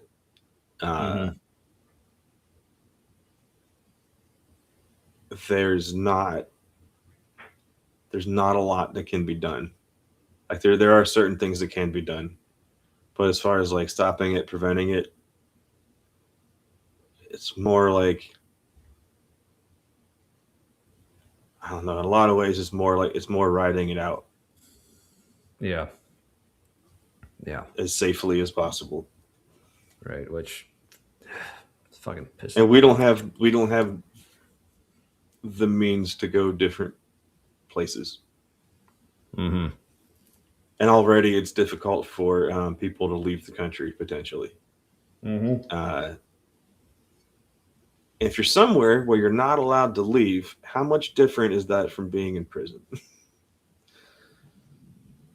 Not much, I would say. But yeah. Sorry. I also wanted to bring this up. Titan makes a great point because in this whole thing, like people talk about the paradox of intolerance. Because they say, "Oh, you say you're tolerant, but you're being intolerant of this guy expressing things." Like, yeah, because like saying like because yes, there is such a thing as being intolerant of intolerance, and the reason that just makes sense. It's not that it's a contradiction or anything. The way I've heard it put, it's really just an example of the limitation of the language. It's like there is like it's a thing like when you say that like people know damn well what the fuck you're talking about, but they're just choosing to get like nitpick the specific words because like they like sound like they don't make sense, but like you fucking know what they mean. So yeah, so as Titan says, there is actually no paradox. Like tolerance is a social contract. Those who violate it are no longer covered by it. No paradox. Simple. Yeah, and people who are a threat to your emotional comfort and safety, but aren't a threat to your physical safety, I think that's where tolerance comes in. Because yeah, you can avoid these people, and but like when someone's intolerance becomes a threat to physical safety, that's when they are no longer covered by tolerance. Mm-hmm. And sometimes there are threats to emotional safety that are severe enough where you're like, if this continues, it's a threat to physical safety. So like this part is not okay. Indeed. So apparently, mystery solved. Apparently, they raid because Titan told them to. All right. Well, thank you. Also, James does not buy into the mind reading. Not sure what you're talking about. So please clarify. Right. Yeah, nullifications of passports in the stage. Yeah.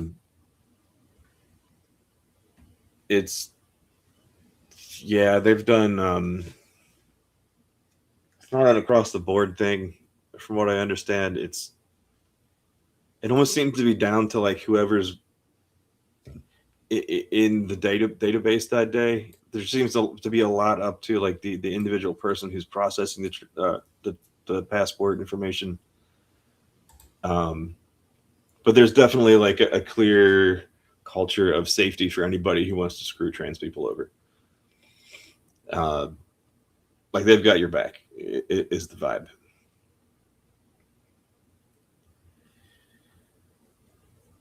Sorry, I'm just queuing something up here. And I hate that we don't know how far it'll go. Right. You know, like there's degrees of severity to genocide. Like, is everybody getting in camps? Or is it just like solid persecution? And just, I hate saying just in that context. Yeah. Yeah. Yeah, it really fucking sucks. Also, we're in America, like there's other places in the world where like they're used to hardship, you know. America, we have unfortunately exported hardship to other places for so long. We don't, a lot of it is new. Yeah, we're a little squishier in that sense, for sure. All right. So yeah, sorry, I was just doing another quick little refresh of the Miranda page here. Yeah, so we're still like, I mean, like I said, we've already passed like the first two goals that I very naively set too low, apparently. But yeah, would love to get us up to halfway. So another $495 if we can do that tonight.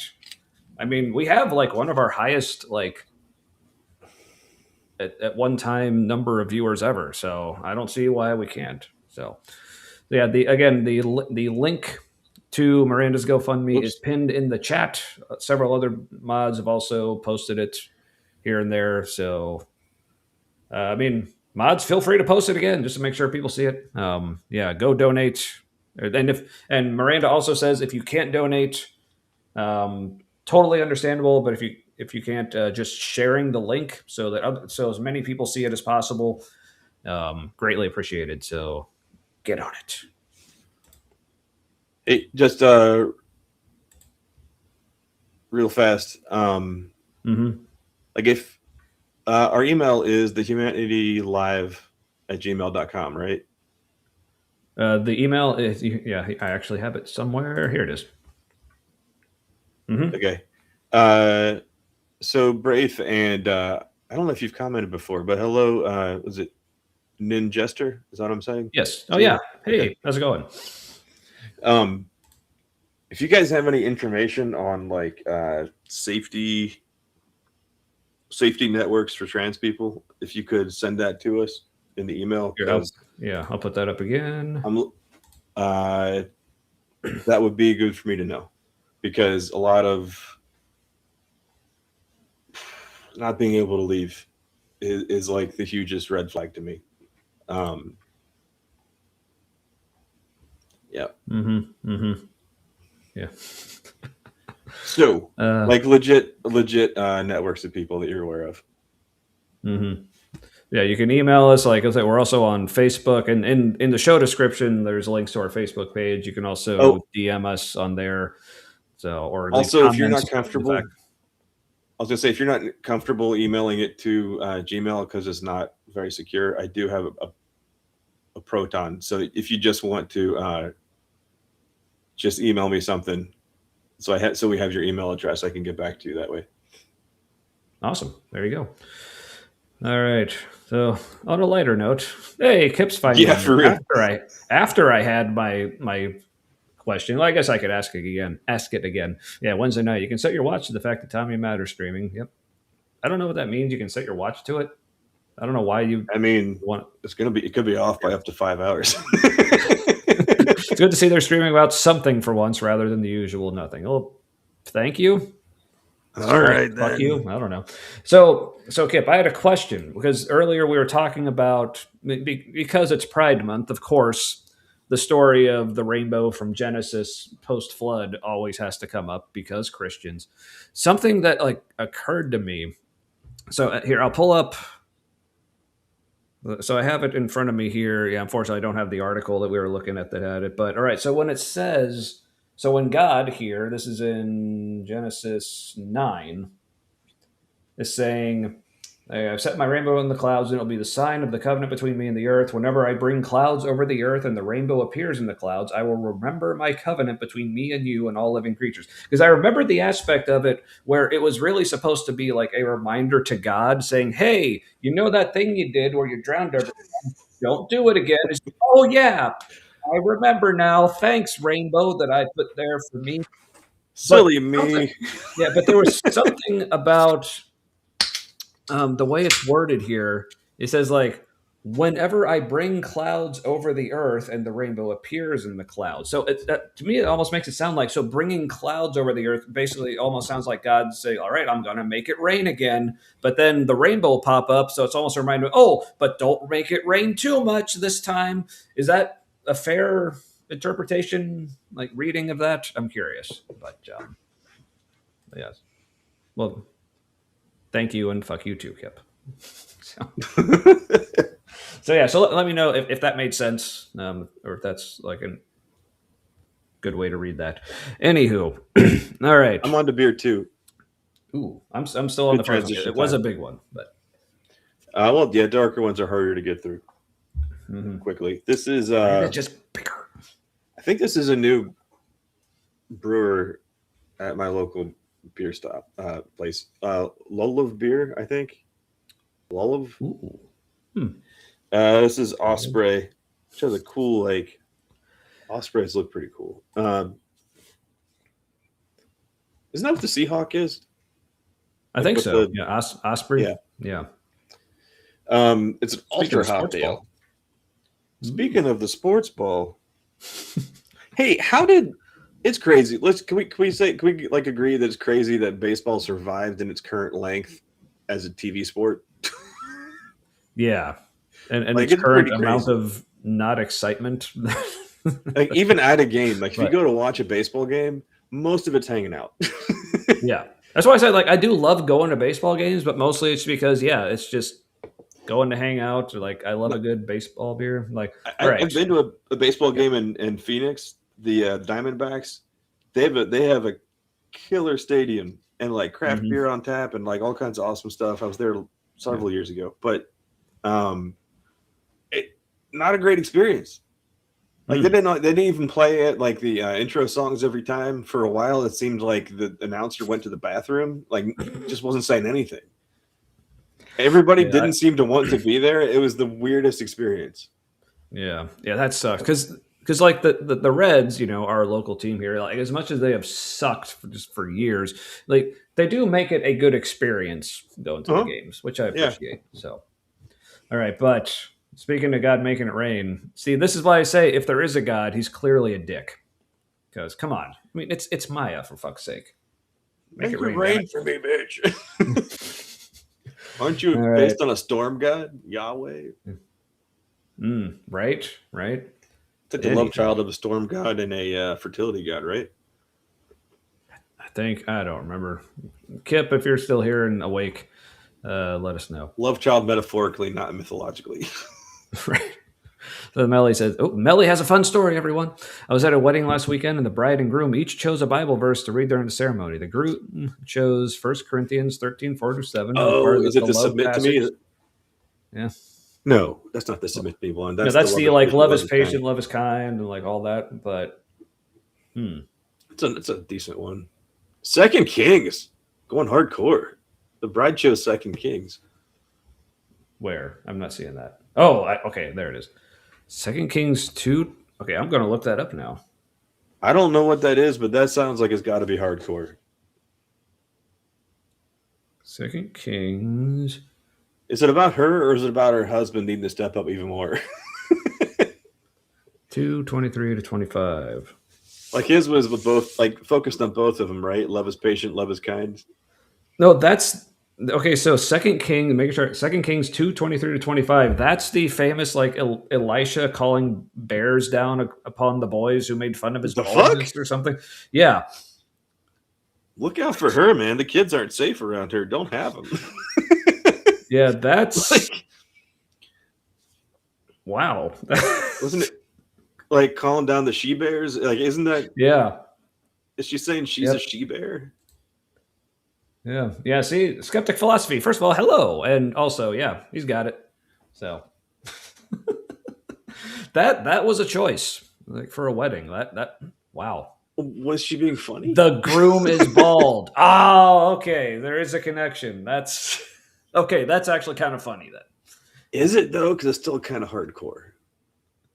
Because isn't that death on people who call him Baldy? Yeah, but I mean, if you're not, if I can, right. See, I can if you're like a casual Christian, it could be funny. Yeah. Okay, that's well played. Because if he would have done it himself, that would have been kind of dumb. But like the wife doing it for him, that's kind of sweet. A little bit, maybe. I can see how that would be sweet. I don't get it, but yeah.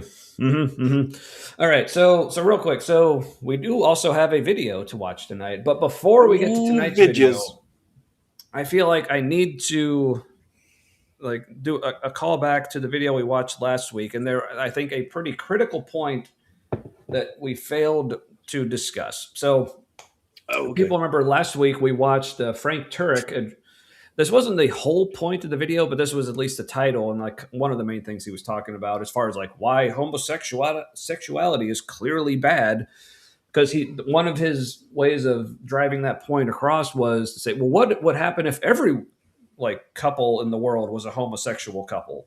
Basically saying like, then, we wouldn't have any more children, because he apparently doesn't realize that same-sex couples can still have kids, and say like it just leads to the complete downfall of society, and like it would just be terrible. Whereas opposed to if all couples were heterosexual, but good faithful ones though, because of course, then the world would be so much better. So, but here's the angle of this that I feel we were remiss in not addressing.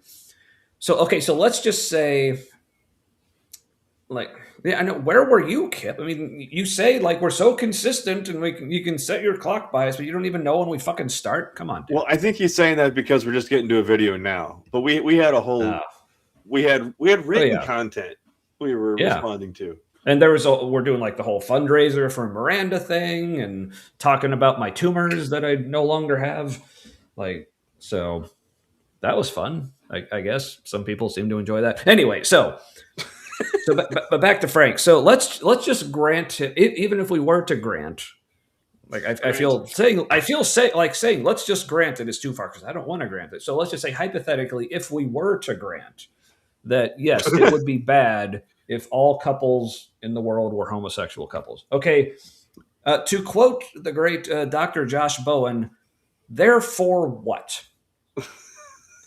Okay, so what are you proposing now Frank, because you're saying being a gay couple is bad. Well, gay people still exist and want to be in couples. So, it's like, what argument are you actually making? yeah. So what do you propose we do about the gay people who currently exist, Frank? Are you saying they just shouldn't be allowed to be couples? Or are you saying something else? What? Like, where are you going with this, Frank? Well, if they're allowed to, then like everyone might decide to be the gay, and I don't know. Is that where I think that's where he's going. The only way that would make sense as a potential threat is if you think being gay is a decision and a choice, when in reality the only choice is really to stay in the closet or not, and that's hardly a choice. Yeah, because really, like I said, what it really comes down to is like, okay, even if we were to get everyone to agree that like being gay is bad, okay. So, but like I said, people are still gay, and like what you to their gonna do, credit, Frank? like, and like because even most Christians like do not go to the point of saying like just being gay should be like illegal or something that we actually punish. It's something they're usually just content to say we think it's bad. Like, okay, let's say we convince everyone that just being gay is bad. What then? Like, we still have gay people.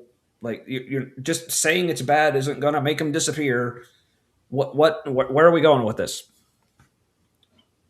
So, nowhere. It's just lamenting, lamenting and flailing about at the expense of others.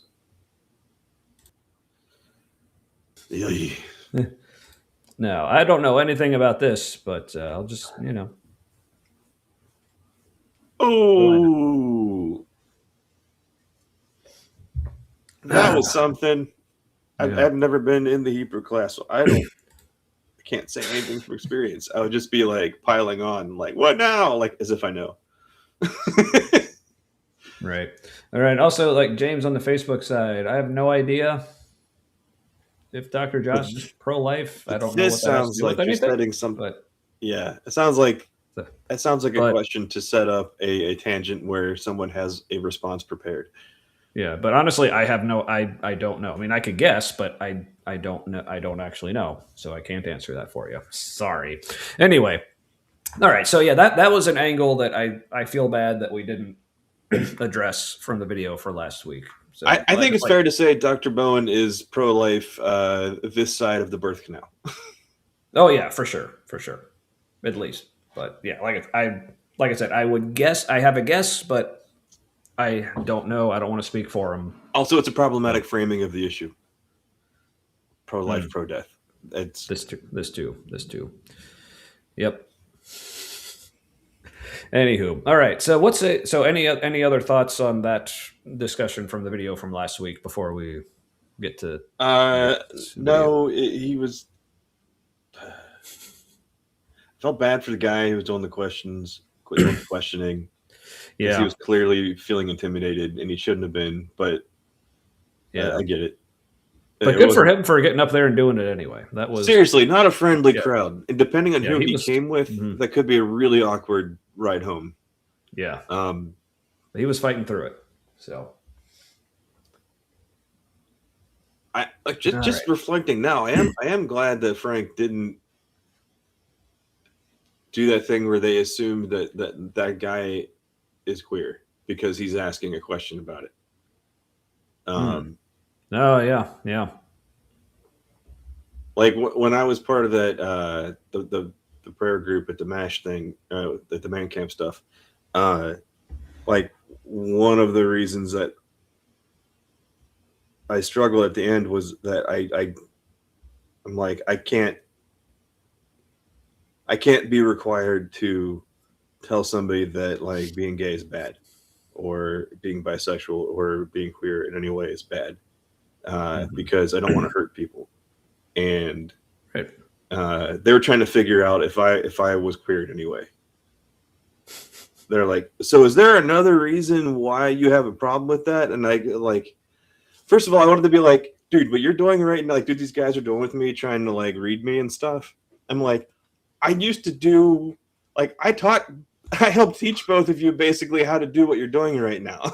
So like, I know you're trying to read me, and it's like, I know why you're asking these questions. Like, what are you even trying to pull?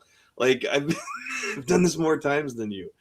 Like, I'm reading your nonverbals and stuff like crazy right now. I can tell what's happening. And son, yeah. There you go. All right, so tonight's video is from a channel I don't believe we've covered before. Like lots of other YouTube atheists have. And Matt, I think I told you about this video. I don't know if you had a chance to watch it or not, or if you just didn't want to. What? Sorry, I was Did you watch? Comment. Oh, the video that we're watching. Just seeing if you watched it or if you just wanted to be surprised. No, it wasn't even about being surprised, wanting to be surprised. I've been so busy with work lately that like all my free time is just unwinding. Yep, fair enough. And because a lot of the Pride Month content, because it hits kind of close to home, I can't listen to it while I'm working because then I'll make a mistake because I'll be like, in my head and feels too much about it. Yeah. So, yeah. See, now I guess maybe fortunately, like the way that the direction that this person is taking the issue, it's most of it is not so much explicitly about like homosexuality or transgender, but more just like the kind of like general concepts. But it'll make sense as we watch it. But yeah. But anyway, so yeah, channel like I said, I believe we have yet to cover. But so many people have. Some of you may be familiar with a little channel called Redeemed Zoomer. Oh no, we have done one of his things. At least one of his things. Okay, yeah, but he was like, it's been a while though. And he was throwing like anti-Semitic cartoons on the screen. No, that wasn't Redeemed Zoomer. That was Eric Manning. I can't remember the name of his channel, but no, this is different. Really? This is different. Yeah. Okay. Yeah. But which I mean, it's possible we did one of his videos like a long time ago, but probably before most of the people who are watching now were aware of it. So this might as well be like the first time. Yes. Redeemed Comic Sans. Yeah, he's a little insufferable, but his content is on the nose for his section of society. Right. All right. So the title of this video, and this is a relatively recent one. I think here, let's see, when did this come out? Just 4 days ago. So I haven't seen anyone else cover this yet, but like, ooh, Matt you look like you were taken aback by something. I was just realizing how foggy this beer is. Have you ever had or heard of Freestyle Nelson Bliss Hop Keef? No. Keef is the trichome crumblies that I mentioned earlier. I managed to get 2 beers made with this like new weirdo like weed head crossover motif just by picking them off the shelf. So that's interesting. But it doesn't the color of it look kind of like a milkshake IPA, which I hate the name of. But yeah, it definitely does. Yeah. I think that's just hop cloudiness. It is very hoppy. It is ultra hopped, like it says. Nice. Not so much in bitterness, but like even look at that. Look at the head on that. That's like egg white head. It's like a beer meringue. For fuck's sake! All right, so I'll take it. So I'm moving on to my second beer as well. I think this is the first time I've had this. This is from Distill Brewery, and oh no, I poured a chunk in. Sorry, too much emotion. From Normal, Illinois. This is a Deadhead IPA, West Coast style. I haven't seen that. Yeah, I've seen it, but this is the first time I've actually picked it up. So, all right, so initial thoughts, seems kind of light, and I could smell after I cracked the can open and gave it a whiff, it's seems a little light. But quite fizzy. Yeah, very very fizzy. But light can be good as long as it's not light on flavor. Yeah, I mean, I'll be honest. The smell is not. It doesn't smell bad by any means, but it just doesn't smell like amazing. But yeah, yeah. Oh, so I think this is my talking about Redeem Zoomer, perhaps. Yeah, worse than Dinks. Yeah, That, yeah. Man, that's That close. reminds But me. you're probably right. That reminds me. We need to work our angle with our friend Eric to see if we can Yeah. get. I don't think they'll do it because that would be okay. So what? Yes, donate to Miranda's medical bills. Go find me at Jerd. Yeah, here, real quick. Yeah, here's the page. I'm just going to refresh real quick to see where we're at. Yeah, still all right. So we're just over 1,500. Awesome. So cool. So for those of you who don't know, we know one of our old friends from college-ish is one of the writers for Some More News. And then they have their podcast live, not it's a recorded podcast, so even more news. And there's a character that shows up on there, and sometimes Some More News. What the fuck is his name? What's that puppet's name? Warmbo. Yeah. Mm-hmm. So there was talk of Warmbo versus Dinks, like commenting on Dinks, and as long as it's not like tearing apart Christians, because they don't really do that on that channel because they tear apart ignorant things. But Yes. because some of the people that watch that channel are still like in the more liberal camp, which can't have a lot of Christian overlap, they don't want to offend people who would be there to hear other things. But I think if you're watching that channel on YouTube, you're probably going to be annoyed by Dinks. So yeah. Oh, for sure. Now, that it could work. Now here's something interesting. So Claude Simeon says, "I'm tempted to donate like $2 just to make the total not be a multiple of 5." Now I love this tactic if this is supposed to like bother all the people who want it to be like a nice round or even number. So if you make it an odd number, then more people are going to want to donate again to get it back to like. If that's your angle, that's brilliant. Aunt Jer, not a fan, apparently.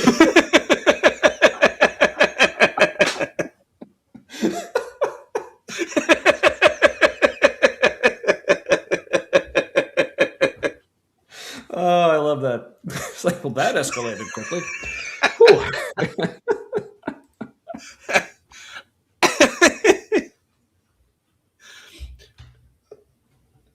Speaking of the content, do you think it was a conscious decision for this cross not to be one of the colors in the rainbow? Ooh, yeah, it's that goldenrod, like that lady from the Jubilee video. Yeah. I hate the color goldenrod. I used to work at a copy print place, and goldenrod paper is such an obnoxious color. It's like an electric 70s. Yes, quite. Yeah, Dinks not even annoyed. I think why don't we ever see the puppeteer talk? I mean, it's not part of the vibe. I don't know. Yeah. We need to see some like Muppet Show or Sesame Street kind of like style content where maybe Dinks interviews Wes Huff. Yeah. Sorry, I'm just a little distracted because a little underwhelmed. Very underwhelmed. Now I will say it's but for completely different reasons than I was afraid of. It's really not that light. Like I said, the color maybe like seems a little light, but as far as like the body, like it actually feels like pretty substantial, but the flavor that's there, just like I said, it's not bad. It's just not good. Like it doesn't like. That's weird. Yeah, like especially for what's supposed to be a West Coast style IPA, it's like it's not. It's way too smooth, I would say. Okay. For any style of IPA, much less the West Coast US style. But there's kind of a the alpha number, which has to do with the acidic content of it. Yeah. Mm-hmm. IPAs just naturally have a bite. Yeah, and there's also there's some weird kind of like aftertaste kind of flavor in it that's just not good. But that might be okay. Yeah. I think there are some new hops out there. I'm sure this is riveting information for the audience, but I think there are some newer hop varieties out there that do like cling more. They're just punching up different flavors that just are unnatural. All right. Okay. Well.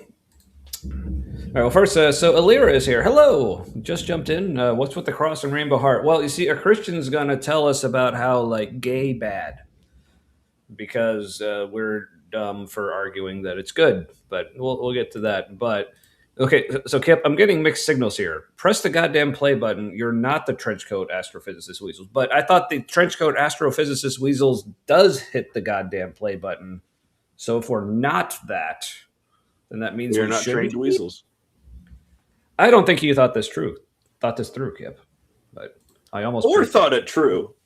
Yes. Yeah, that too. Yeah, I mean, I was. That's what I meant. So, Brana Shiraz. Those are actually good. Which is fine because I actually know a guy named Shiraz. Like, oh, you had him over? He's pretty cool. Good choice. Anywho, Shiraz sounds like a stage name.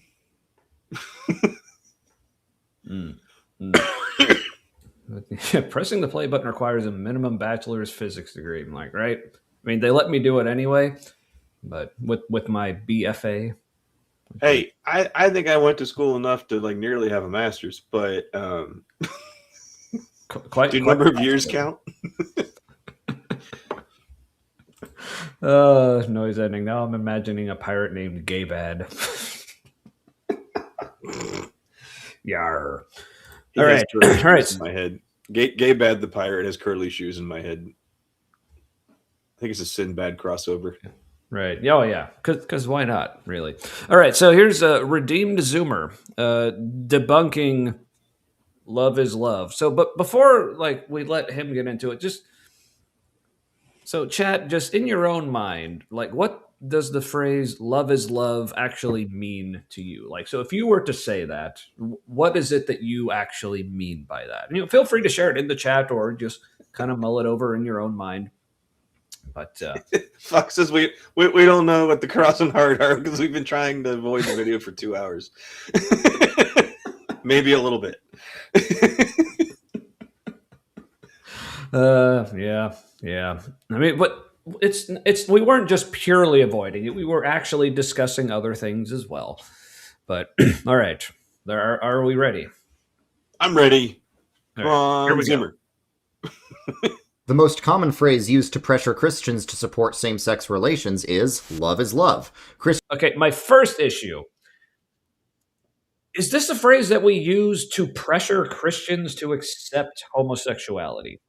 Look, if you're feeling pressured, that's not us. That's your conscience. Right? So already off to a not awesome start. That's just making a point. Also, it is amazing that with everything that's going on, they're still hung up on accepting gay people.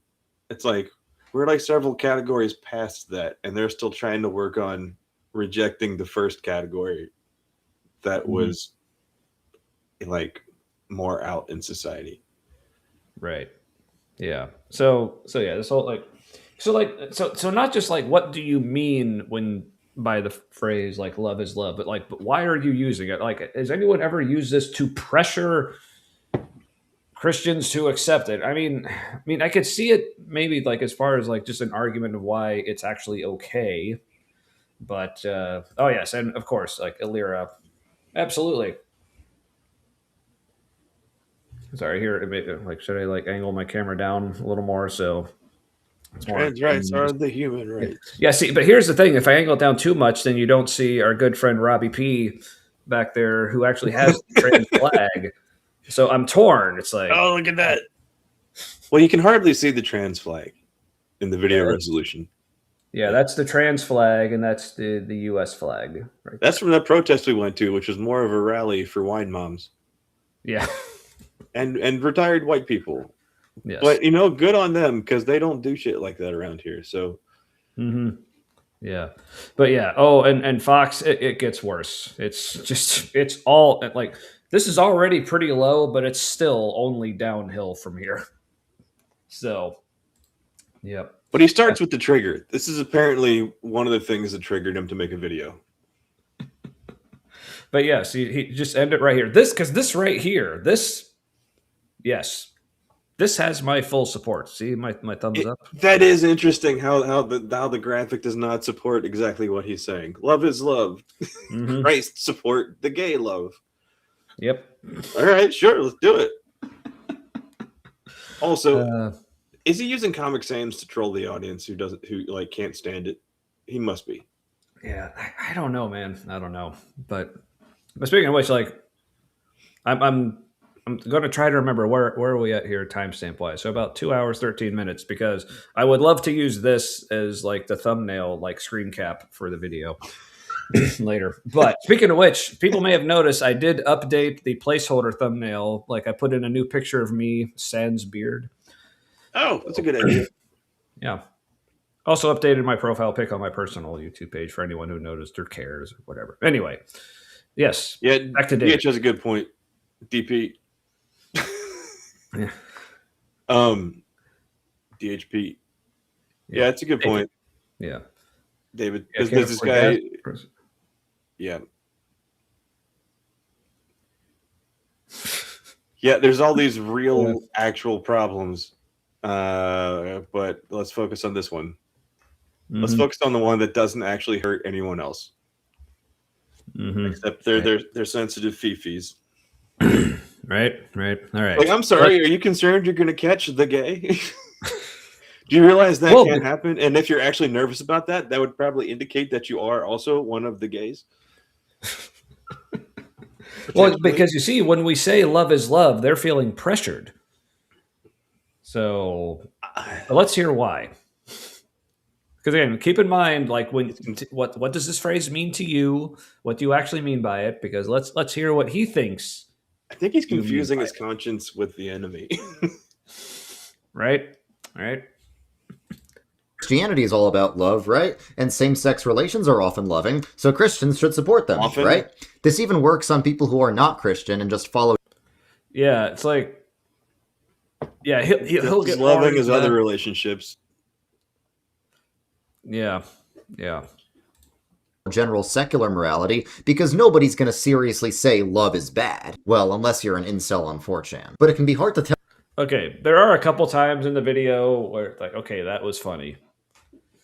Like, yeah, the whole like the fact that he is taking a dig at incels, that's good. I appreciate that. That is good times. Thanks for doing that. Mm-hmm. Redeemed Zoomer.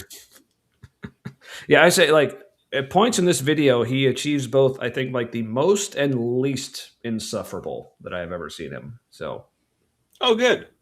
Yeah.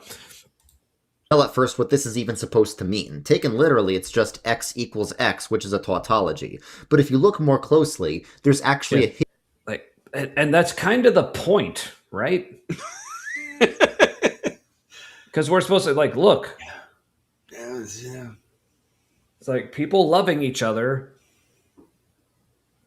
in this situation is just as good as people loving each other in that situation because they're both love. Like, yes, the fact that it is a tautology, I think, is kind of part of the point. Also, it is weird that he cares where other people put their genitals. right? It's like, why are you hurting me with your genital placement? It doesn't make any sense.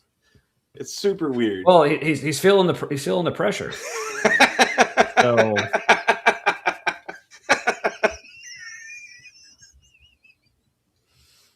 Oh my god, he'd be so uncomfortable. If you actually said that to him. Well, excuse me. Also, I gotta say, it's weird that he's making fun of the incels when he's using incel memes. Like, he's using like the little like incel cartoon characters, which is just like rampant in the incel culture. It's kind of how they express feelings. Yeah. Oh, but I feel like David like knows where this is going. Yes, but if you consider subtext, which we Christians are famously horrible at detecting, like that's kind of the theme here. So. Which is crazy because the Bible is full of awesome subtext. Like, it's full of people wrestling with stuff, and they wrestle with God, sure, metaphorically, but like, it's also the story of of the people in this one part of the world just trying to figure shit out for thousands of years. It's pretty cool. Yeah. All right. Sorry, I had another idea. I could just like raise my chair up a little bit. You could. Middle. Yeah. There. I need to spend some money on a stool that has like some back support. Let me tell you how badass I am. I work on my feet all day, right? I didn't today. I laid down a lot today because I wasn't working. But normally, like I come in, like the past 2 weeks, I've like gotten off work at like 7 o'clock or something, right? Maybe one weekend it was like 8. 1 week it was like 8. I worked until anyway. So I'm like on my feet, up and down, my step ladder all day long, and then I come and I sit on a stool without back support. And then every now and then my back bothers me, which is kind of cool because I had back surgery not that long ago. Yes. And how awesome is it that like shortly after having back surgery, like we made surgery. Marriage. Dude, I was at somebody's wedding where the priest or the pastor actually talked like that. Yeah, you told me about that. But back to what I was saying. Yes. Okay. Sorry, that sounded rather dickish. But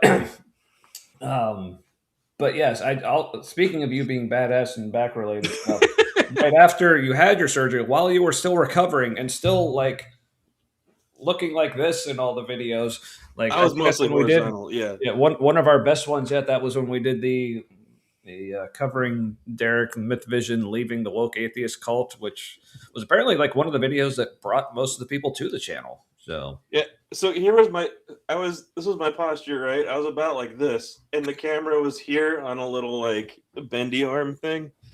Mm-hmm. That's why I look like I don't have a chin. It's because also I was on opioids. Yeah. and if I look like I don't have a chin, it's just because I just don't. I don't have much of one either, really. So yeah. Anywho, all right. So love is love. Let's see what he thinks we mean by this. That's how we found James, and James found us. Oh, crazy! Well, cool. All right, so let's hear. He's a loyal Kip hater. So that's kind of why he showed up. All right, so let's hear what Redeemed Zoomer says that we mean by this. It's just X equals X, which is a tautology. But if you look more closely, there's actually a hidden argument here to try and get you to support same-sex relations. It goes something like this. Premise. I don't know. Is it really hidden that we're trying to convince you that same-sex relationships are good or fine, at least? I don't really think there's anything hidden about this. What's the opposite of a flex? Because that's what he's doing right now. He's like, look what I found in there. I looked a little deeper, and there it was. And it's like, I don't know. Dude, it was right there. I don't know. A flaccid? Is that the opposite of a flex? I don't know. He's just like. Yes, with that sound as well. Just flops it onto the table. Which reminds me of basketball for a second. Mm-hmm. Did you ever see that? No, I didn't. But all right, it's not worth explaining. Oh, it's good. You certainly had more spine than Derek in that video. Oh,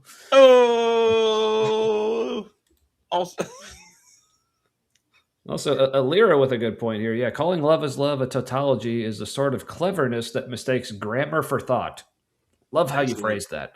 Yes, the phrase isn't offered as a definition, but as a rebuke. It means that love doesn't cease to be love. Exactly, because it's basically a response. It's the reason it sounds so obvious is because it's in a response of people trying to say the obvious thing isn't obvious. We're like, no, it actually is that obvious. That's the fucking point. Thank you, Alira. Is he going to say sometimes love is bad?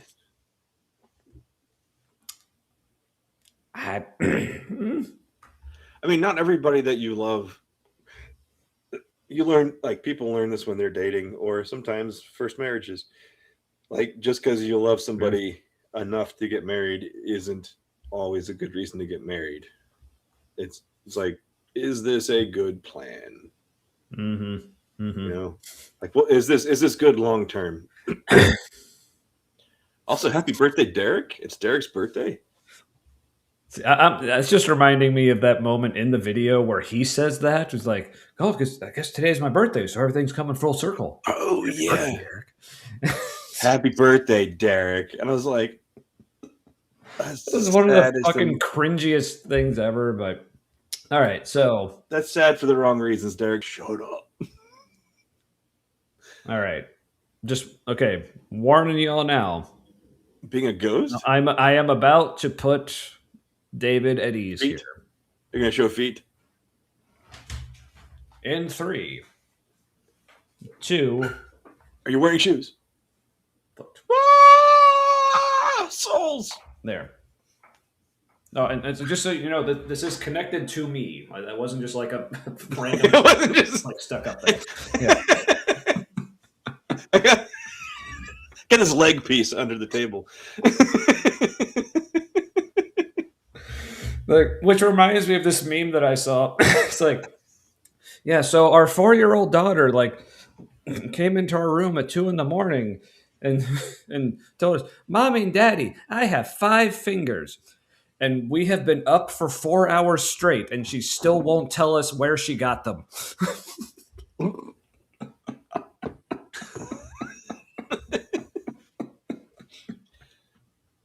So, anywho, all right. Hey, have you noticed as you get older how much older your feet look? Like there's like more blood vessels that you can see than you remember. Yep. Yeah. My good Christian Minecraft serverized. What? And hilarious. Hey, I don't know if any of you have ever played Team Fortress 2, but it doesn't matter if you haven't. I played in I guess it was a clan. They didn't really call them clans. I forget what we called them. But I was in a Christian gaming group on there, and we basically just didn't cuss, and that was it. But like, we thought we were witnessing to people and not doing that, and having like, I forget what it was. I don't know if there was a cross in. Yeah, I don't know. It was super lame. But yeah, I was in something like that. Sounds like it. Yeah. So, anywho, all right. But let's get to like what his issue with this phrase is.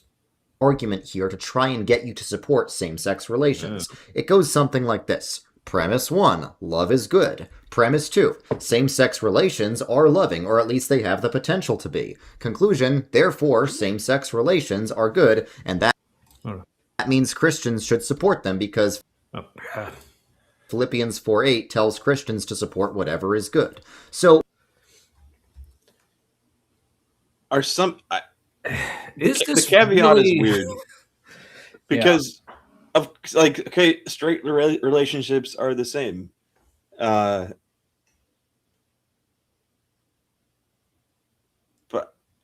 I think if you're involved in a relationship, it's on the spectrum of loving.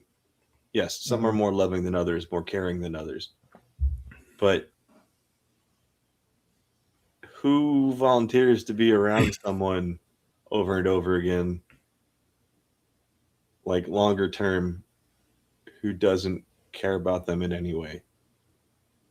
Sure, there are people with like sociopathy and psychopathy who are like, it's really hard for them to care about other people. That's different, but generally, it's an unnecessary dig, I think. Yeah. Okay, but here's like one of the first things that like kind of jumped out to me here. He's like, how he adds these sometimes in there. So it's almost like he's thinking that we're saying, well, just because sometimes same-sex relationships are loving, that means you got to accept all of them. Where no, that's also kind of the point behind why we just say love is love, because I think most people would agree, even the most like hardcore ally of like the queer community would admit, like, this doesn't mean that just because someone is in a gay relationship, like there is still such a thing as a bad, like not loving gay relationship. Like that can still happen. So, but yes, yeah, exactly, Fox. But we're not saying that just because it's gay, it's fine. Like, no, that's not the point. Our point is, as long as it's loving, it doesn't matter if it's gay or not. It's just love. Therefore, it's fine. That is the argument. But he's making it sound like we're saying, no, all gay relationships are good because some of them are loving. Yeah, and like as he's phrased it here, yeah, that's what it. Yeah, as he's phrased it here, the premise or the conclusion doesn't follow the second premise, because if they're sometimes loving, then same-sex relations are sometimes good, according to how he's laid things out. Yeah, some, just like any relationships, some relationships are not good to be in. Yeah, and even if you love each other, like it may not be good to be in that relationship, because abusive people can love each other also. Right. And speaking of abusive relationships, I think Alira points one out here. Yeah, I would flip that back and say all relationships are sometimes loving. A relationship with God is certainly not loving. Speaking of abuse coded, if you will. Yeah. Now, there are some Christians who seem to have a relationship with only part of God, like only the non-problematic parts. Which is confusing. I think I used to be one of those people. Yeah. But yeah, I was never here with a great point. We should take his argument, flip it, and demonstrate why straight relationships are bad. Because they're not all loving. So therefore, they're sometimes loving, therefore they're bad. Right, but also I think Alira with the main question here, also, why the fuck do you care who loves whom? Also, shout out for proper use of whom in that sentence. Yeah, good work. Yes. Because from what I gather, English is not your first language. So the fact that you use English better than most native English speakers, mega props for that. So, well, they never, at least all of my English experiences, and supposedly I had good English teachers because I was in like the gifted English, whatever, which is weird based on how I talk, but I write differently. There you go. Yes. But like they never explained like why it was important, like the difference between who and whom, like why that's important. They just taught it like it was just a rule, but it is actually helpful for with more complex sentences, knowing what someone's talking about. Just a tip, Christians. Yeah. I'm just gonna let that sit there.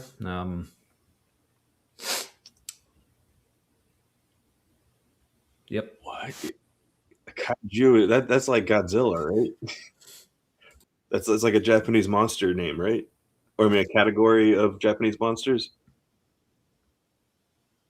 Huh. I mean, it's impressive. So I hear. I mean, anywho, if it what is it? It fills the throne room, right? Right. Mm-hmm. Yeah. Fills the temple, not just the throne room. The whole fucking temple. The whole damn temple. And that temple has like 3 parts, right? Like, is it like inside the Holy of Holies and then spills out like into like where people with dirty feet are allowed to be? My God's dick is filthy. Good gravy. It's got like camel and sheep shit on it. Mm-hmm. Like, reel that shit back in, God. You know, get it on one of those like garden hose like storage things. Like, reel it in. Yeah, reel it in. You just, you know, like put a shoulder strap on that and just carry it with you. And then if you ever want to just be like just all in your presence around someone, be like, "Excuse me," and you're like, "What?" Just throw that hose out. You were saying, yeah. For more on God's kaiju dick, yeah. but yes, I definitely recommend listening to that chapter on audiobook too, because the way she reads it, it sounds like a dirty novel. But she's like, she's a lot of woman. Very, very impressive. Very impressive. But so Alira fluent in Turkish, English, Japanese, and so quadrilingual. Is that a word? Wow. All right. I think Turkey's going to end up in charge of that whole like Mediterranean area. That's been my prediction since before this whole like recent thing. Okay, fair enough. Yes, he is the dick. But I mean, it's like maybe it's like fractal dicks. Like the dick is such a dick, it has its own dicks, Whoa. and it's like dicks all the way down. Was that a thing? Fractal dicks is crazy, right? That's what she said. Anywho, so just that melts my brain. I don't know what to do with that. All right. Well, it's just dicks all the way down. Well, speaking of dicks, let's get back to Redeem Zoomer here and him refuting an argument that we're not actually making. Poorly. Where's the error here? That's what we're going to find out. But first, only a small percentage of people who watch my videos are actually subscribed. So if you want to see more, consider subscribing. Hey, we're one of the not subscribed. Like, we are the majority. They don't want to help you make money. Yeah. It's free and you can always change your mind. If you liked the video, make sure to click the like button, and if you didn't, make sure to click the dislike button twice. The premise... Okay, again, like that whole like hit the dislike button twice. I do enjoy that. I mean, I know lots of YouTubers use that, and it's kind of cliche at this point, but I dig it. But yeah, it's like engagement twice if you hate it. Yes, or something. I don't know. Oh, because you click it and then unclick it. Gotcha. Yes. Mm-hmm. But apparently, even hitting the dislike still counts as engagement, so it actually does still help the video. Like, not as much as a like. Yeah. So I don't know. Maybe just tell them to click it 3 times. I don't know. Okay.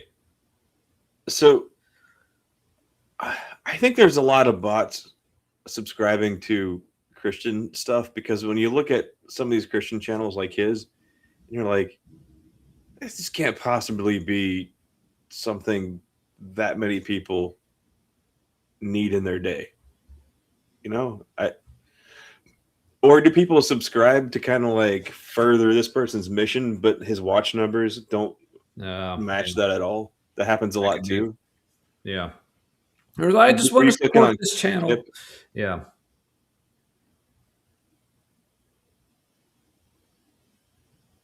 Oh. What is this in reference to? Is this about Francisca? Is that her first name? Francesca, I think it's Francesca Stavrakopoulos. I memorized her last name because it was hard to say, and then forgot her first name. Yep. Yeah, the way she was always backlit and couldn't see her face. Is that who you're talking about? Yeah, I don't know. I guess. Oh, well, since this comment may be deleted, we'll make sure to put it up here for posterity. Where was this? Ooh. Writing a spec script sequel to Obsession. Ooh. All right. I don't know what Obsession is, but hey, go for it. Neither do I. I think it's like Kip said it was something that he watched or something. The movie, yes. There does need to be a platypus god, Fox. That's a callback. I don't even remember what that was completely about. Was it the Kip platypus was god? talking about it. Kip was talking about Obsession. Okay. Oh, all right. Okay. Nope. Don't know anything about that. Ha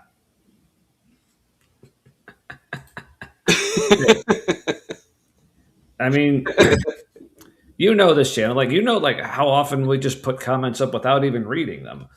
So you know that, Yeah, or understanding him, like we just did with Kip's comment. right? So, well, if Maya says it's good, then I might have to. There's several movies I got to see. There was like the Masters of the Universe one, which I heard was fun but not great. And That sounds about right. The Alien movie called Disclosure Day. I really need to see that in a theater. Because there's a chance that it's actually playing a role in priming the public for actual disclosure. Mm. And so I'm interested to see like what motifs I'm already aware of that are in that. Gotcha. Oh, and hello, BS. Yes, Lewis. I think it is. Yeah. Was it Calvin Klein? Probably. No. Yeah. I don't know. Anywho. All right. Back to this bullshit. Back to Redeem Zoomer. If you liked the video, make sure to click the like button, and if you didn't, make sure to click the dislike button twice. The premises are both technically correct, but there is a subtle equivocation fallacy. An equivocation fallacy is when you change the definition of a word in the middle of your argument. So, for example... you did! It's your argument! And also, like, let's... That's not what people are actually doing. You did it, and you're like, look at this bad thing I did. And I'm gonna risk angering my computer again. Let's see if I can back up twice. Okay. Can you spell fallacy wrong? The premises are both technically correct, but there is a subtle equivocation fallacy. Oh, damn it. There's not two ways at the end of that word, right? Premises are both technically correct, but there is a subtle equivocation fallacy. Okay. Love is good. Same-sex relations are sometimes loving. What's the false equivocation here? Well, he's gonna define love a particular way so that it is an equivocation fallacy. You didn't watch this before? So it's a straw man argument, essentially. And now he's going to refute it. This isn't actually what people are doing. But he thinks this is what they're doing because this is something he can do a thing to and try to refute it. Right. It's because, like... And he may not even know he's doing it. That's why I don't... It's hard to tell with him. Does he know what he's doing? Yeah, because it's almost like... he just hears the phrase, but love is love. And it's like there's a part of his brain that knows that that's actually true, but he also knows that he can't just agree that that's true. So he needs to come up with all this bullshit as just an elaborate series of defense mechanisms to prevent him from allowing that. And he sounds neurodivergent. Just going to say his cadence and stuff. He sounds neurodivergent. He sounds like one of our people. So there's a good chance part of his brain has a problem with this. Yes, for sure. Anyway, all right. So this equivocation that we're not actually making, that he thinks, it's like, no, we mean the same thing. This love is the same thing as that. Like, anyway. An equivocation fallacy is when you change the... Yes, this is... Equivocation fallacy. A fallacy. It's a crazy slur. I never noticed that before, so thank you, Chad, for pointing that out. That's fantastic. Fuck. See, couldn't he just put an umlaut over the A and be done? No, that's different. I know. See, so when I saw the chat say that he misspelled fallacy, but I hadn't noticed this yet. There was a part of my brain that was like, I'm hoping that he used a PH. And that was his misspell. But no. Damn it. Equivocation penis. Okay, BS, that's not quite what we said, but also that. Also what? You said neurodivergent. Oh. Yeah. No. Although, yes. Yes, many of us are late to the table.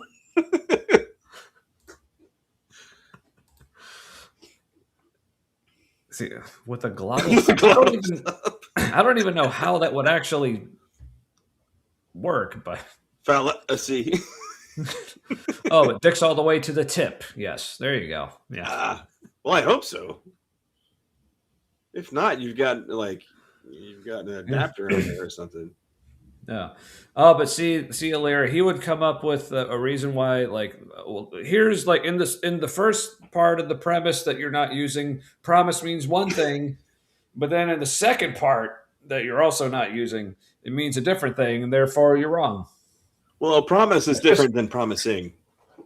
Just an entire sea of is this basically like describing like artwork by H.R. Giger? Like that's just a sea of phallus, I think. That sounds really claustrophobic. Right? To like be in the fallacy, just be like can't do anything.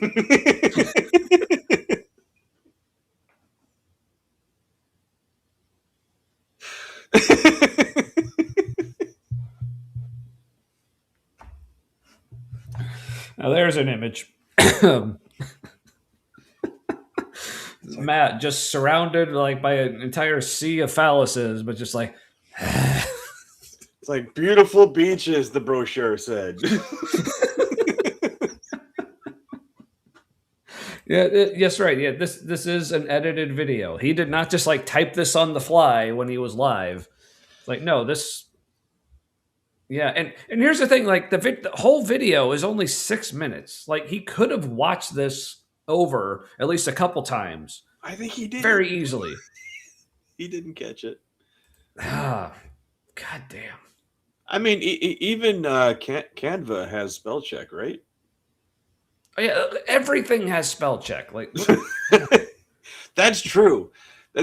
That's why it was so funny when the president would send out texts and stuff with misspellings, because he was so pissed off that would autocorrect that he turned off autocorrect and then was just sending out like shit that was misspelled because he liked that more. Yeah, boomer. Right, fucking Mrs. Doubtfire looking boomer. Right. All right. Definition of a word in the middle of your argument. So, for example, you could say the DMV is a nightmare, and nightmares only last a few minutes, so therefore the DMV only lasts a few minutes. If only that were true. But this is a fallacy, because if in the only first metaphors premise, were true. nightmare is used metaphorically. Right, but like... Okay, but again, so think back to when I asked you, like, when you use the term love is love, what do you mean by that? Were any of you, first of all, were you constructing a syllogism underneath of it? And in that syllogism, were you using different definitions of love in the first and second premises? Oh, but he thinks we are. No. Again, like the fact that love is a tautology, at least from my perspective and my experience, like using it, like, yes, that actually is the fucking point. But speaking of the point, one of the points of tonight, and thank you, Fox, once again, for reminding us. Let's see, where are we at here? Ooh, it's actually gone up a little bit. We're at 1520. We were at just, I think we were at just like 1505 or something before, but. So yeah, hey. Somebody pointed out that they think that maybe after a certain amount it only shows in multiples of 5 because they donated like $7 or something, and then yeah. So once again, like the link to the GoFundMe should be pinned in the chat, and like people like Fox and others have been posting it periodically. So if you have not donated to Miranda's GoFundMe, if you can, please do. But again, if you can't, Miranda says even just sharing the link is also super helpful. And even if you're like, oh, I can only afford like $5 or maybe $1 or whatever, like any amount helps. So please, like whatever you think. Yeah. Whatever you think you can do, even, like no matter how small, it all counts. So please help our friend out because I think this kind of like little community of ours, like we pride ourselves on caring and looking out for each other. So yeah, let's actually put that to work. So yeah. So Kip called him an infant. He said sometimes loving the qualification was right there in the premise. Fucking infant. Also, B.S. Lewis commented, the DMV is quite fine now. Like I don't. Sure, it's busy if you go like right after work, but yeah, it's pretty chill now. It hasn't been an issue since like the 80s. I don't. Whoops. Yeah. Didn't mean to click on that. Yeah. We don't mean to show Kip again. Why are the philosophy bros so bad at philosophy and words? I know, right? Or as I love to say to my daughter because it annoys her so much, IKR. Because like that's the abbreviation for I know, right? People just type IKR, but I like to pronounce it like I know, right? Like IKR. Just because it annoys my teenage daughter so much, I just love it so much. Well, some people. Anywho, there was a brief moment when people said LOL like in the real world. When they said LOL IRL. Which I've also like had. I used to have a manager at like a different job I had who literally actually said, instead of saying by the way, just said BTW. Like, which to me, part of what makes that even funnier is because the way we pronounce the letter W, like the fact that it's like so long, saying BTW is actually longer than saying by the way. Well, that's why people would say BT dubs. Right? But he did not. But just still say, by the way, it's the same number of syllables. Yeah. It's so. Whatever. We're old. This is true. Anyway. Metaphorically, and in the second premise, it's used literally. Likewise, as any Christian girl who likes C.S. Lewis will tell you, there are... What? Also, this I thought was kind of funny. Christian girl, what? Any Christian girl who loves C.S. Lewis will tell you. Different types of love. You could say I enjoy any sort of dig at like the C.S. Lewis. I don't get it. I don't either. I just like love the fact that he's like making fun of people who think too highly of C.S. Lewis. Oh yeah, which I'll go for that at any time. I mean, wrote some good stuff, but not as deep a thinker as people give him credit for. Right. Yeah. Actually, Mr. Zod actually had a great video, or at least one, on why C.S. Lewis is like very overrated. Yeah. Like I liked The Great Divorce, like as a, do you know what that's about? No, but that's okay. Okay. It's a heaven and hell kind of situation. And, but as like a fantasy short story, I mean, I think you can get it like as a separate book, but it's really just like a long short story. Kind of like as a fantasy exploration of an idea. It's kind of fun and thought-provoking, but like as a religious work, trying to get anything accomplished, it's not good. Like, and it could have been better as a fantasy short story. Like, it was a great start. It was a great first draft. Well, good for him. But also, Kip, hey, like, look, we are not the same. Like, what's this weeb? Is okay. Me and Matt, we are not old. I think time's passing faster in this country right now. Yeah. Like this past year, I feel like it's been 5 to 10 years long. This could be, but yeah. Oh, that would be interesting if there's like early onset gray hair that happens more frequently in the U.S. during this time. Yep, I could definitely see that being a thing. People just getting like headfuls of white hair.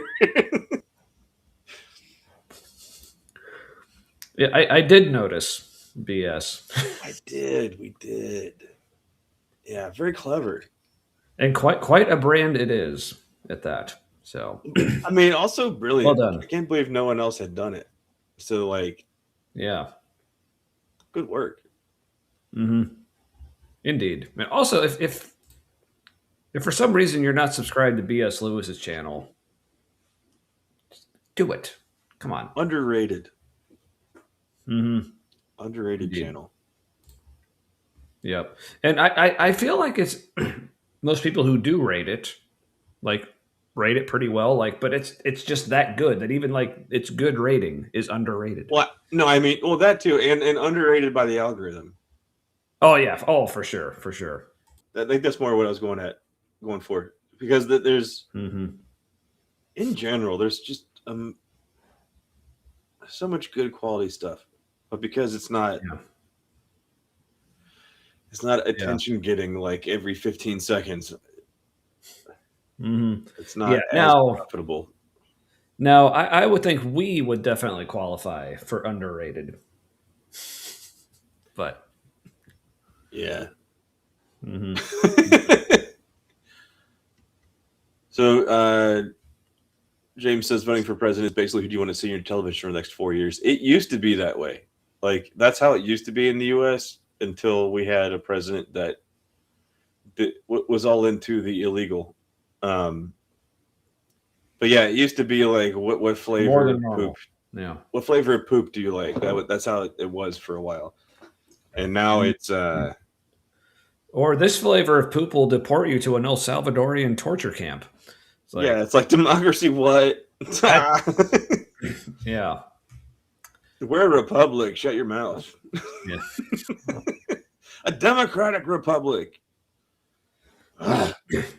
Oh, so Elira wants a link to subscribe to BS Lewis. So mods in the chat, please get on it. Do us a solid and do Elira a solid. Get down on it. Apparently, we are underwear rated. Okay. I don't know what that means, but yes. Yeah. Yeah, BS, you have a wrench or shield or whatever. Link your channel, dude. People want it. Toot your own horn. Yeah. Beep, beep. The people demand it. Thunder here. It's a slow-moving storm. We're not that far away. I just heard the thunder. About 45 minutes. All right, Fox. Doing us longer than that. Holy shit, it's almost 12. Go subscribe. Nikes. And same, James. Actually. Yeah. It's like, yeah, Kip's a mod. Like, fat lot of good you're doing is one. Damn it. Anyway. He complained, then he got the wrench and didn't do shit. Like in the past when he complained. That is funny. Yeah, so at this point, I'm just letting you keep it out of spite, just so you can continue to underwhelm, as it were. All right. All right. Christian girl who likes C.S. Lewis will tell you there are different types of love. You could say, I love all people, which means you care about all people and you want them to be happy. You could say, I love money, which means money is useful to me so I can get other things. Or you could say, I love my wife, which means I am romantically attracted to my wife. You're using the same word, love, in all three cases, but What's that? Oversimplification along the way. Yeah, but I mean... Yeah, but I think, for the purposes of what he's doing, it kind of works. Yeah. But just wait, where it goes here is Like loving your spouse is not just romantic. There's hey, a lot of layers. hey. First of all, like this was not the first thing we were doing in the episode. We also covered an entire article. Plus, we've also been doing like this whole like fundraiser for Miranda thing. It was like another thing we've been doing. So, but yeah, I mean, yeah. All right, but let's let him cook with this. But it does not mean the same thing, and you can tell it doesn't mean the same thing based on how ridiculous it sounds when you switch the words. Then you're all right. So the way he switched them here, to me, like this sounds like he's basically describing a pan-romantic conservative Republican. It's like because like Oh, you're right. I want money to be happy. My wife is useful to me, so I can get other things. But also, like, okay, I'm just just now realizing like he didn't like quite the way he formatted this, like he still left in like the original phrase, but then put. All right, so I want money. So tell me if this does not describe a pan-romantic conservative Republican. I want money to be happy. My wife is useful to me, so I can get other things, and I am romantically attracted to all people. Like, look, I've been watching this show Scandal, and it's. I thought it was propaganda at first, like fascist propaganda, but then I. All right, go rant on this for a couple seconds, or okay. Minutes. I'll be right back. But I think it's geared. I think it's just targeted at a conservative audience, specifically conservative women, because there's just a lot of motifs in it where it's whatever. And I enjoy watching it because it's really different and kind of bad, but it's like consistently whatever it is. And I've been trying to figure out what exactly it is. And one of the things that they talk about is how like relationships are transactional. That's one of the main like themes in the show whenever the relationships are involved. And so this line about like my wife is useful to me so I can get other things. Phrased that way, the people in the world in the show would say that's bad, but they definitely live that out. And if the show is targeted at a particular kind of conservative audience and trying to be a show that like they want to watch, then they're going to be reflecting things that audience thinks is true. And so it's been really fascinating to watch these different things that happen between the characters, like seeing relationships as completely transactional and seeing the characters see that as fine and good and normal and just how it is. Like there was a line recently about the first lady was talking to the president about they have a shitty relationship. He cheats and whatever. But she was talking about how like marriage is pretending. Like you pretend for the sake of the marriage, like for the sake of the relationship. Like you pretend to be interested when your spouse is saying this thing, or you pretend to care. And I'm like, or it's not transactional and you do care and you're like, you like that. And so I want to like find out why you like that. And maybe I don't like it for the same reasons you do, but I like it because you like it and it tells me things about you. Like, you know, so yeah, there are actually people like that who are super transactional. And sure, it looks super offensive, like when you word it this way. But if you word it like, yeah, I show my wife that I love her in these particular ways because then I get to have sex with her when I do. Well, that's transactional and saying the same thing just in different words. Exactly. Like Aunt Jura put it well here. Like, so the whole point of the video is to demonstrate to us that he doesn't know how words work. I mean, effectively, that's All right, so I had to get another beer to redeem how underwhelming that last one was. So yeah, I just went back to the 50 West Rainbow Road, which like combination for Pride Month and Mario Kart, perhaps. But yeah, IPA. Yeah, really good, especially for being only, where was it? Yeah, it's only a 5.8 ABV, which like for an IPA is pretty low, but it's still like it doesn't taste like it's just like a session IPA or something. It's still like just really good. Yeah, But, for an American IPA, that's pretty low. yeah, Or for some reason ours have moved up to like 7%.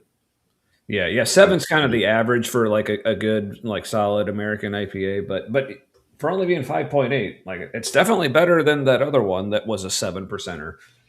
But Weird. That's weird that it was 7% and just didn't have the flavor to back it up.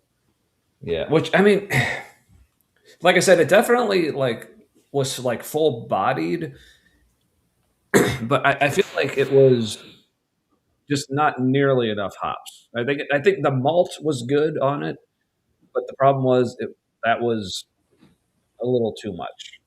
Like as far as like the overall profile, like proportionally. All right, so all right, Romantic slash sexual. Not the same, but okay. yeah. Which I mean, but yeah, it's not. That's why pansexual, panromantic, asexual, aromantic. Like these are different things. So Let's not fry his brain. He's still uncomfortable with gay people. clearly, yeah. So let's get back to him debunking like a usage of the word that we're not actually intending. But sure, DH with the snark. You're saying you want money to. Drinking a coffee, 0% ABV.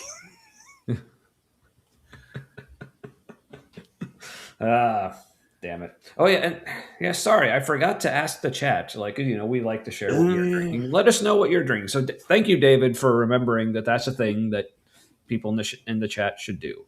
So anyone else who is like enjoying a drink or something to eat, whatever you are having while watching the show, we'd love to know about it. So let us know. I recommend. Earlier today, I had some kielbasa with a Mike's Hot Honey thing on the side. It was very good. Ooh. Super salty, lots of flavor. Mm-hmm. Yeah, I had. So for people familiar with Marco's Pizza, so we didn't have it today, but like we ordered it last night. It's like extra grease. But to me, Marco's Pizza is like the best cold pizza. Really though? Yeah. Because I don't normally do cold pizza, but with Marco's, it's fantastic. So, meanwhile, the real Nelly staying hydrated.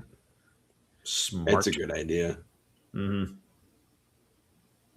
Get to know what's in your tap water though, because they changed regulations. There's all kinds of shit that's allowed to be in there now. If you're in the U.S. Yeah. All right. Alira says, yeah, the point of the video is showing how a disturbed little man is jealous of people who are actually. Ouch. Yes, he's single. He's giving single vibes. Right. Yeah, he's definitely giving single, as they say. Ooh, it's vanilla ice cream with raspberries. Ooh, that sounds really good. Speaking of which, I have some raspberries. I should probably eat like before they go bad because they go bad so quickly, but they're so good. Ice cream with some frozen blueberries is also really good. And you know what is almost too much to handle is if you have that, like vanilla ice cream with some frozen blueberries and like honey drizzled on it. That is almost too much sugar. All right. Yeah. Sorry, Aunt Jura. I did actually see at least one of these, but it was like while my brain was also doing like several other things, I forgot to actually highlight it. So my apologies. You did let us know. Beto. Yeah. Yeah. Talented summer strawberry.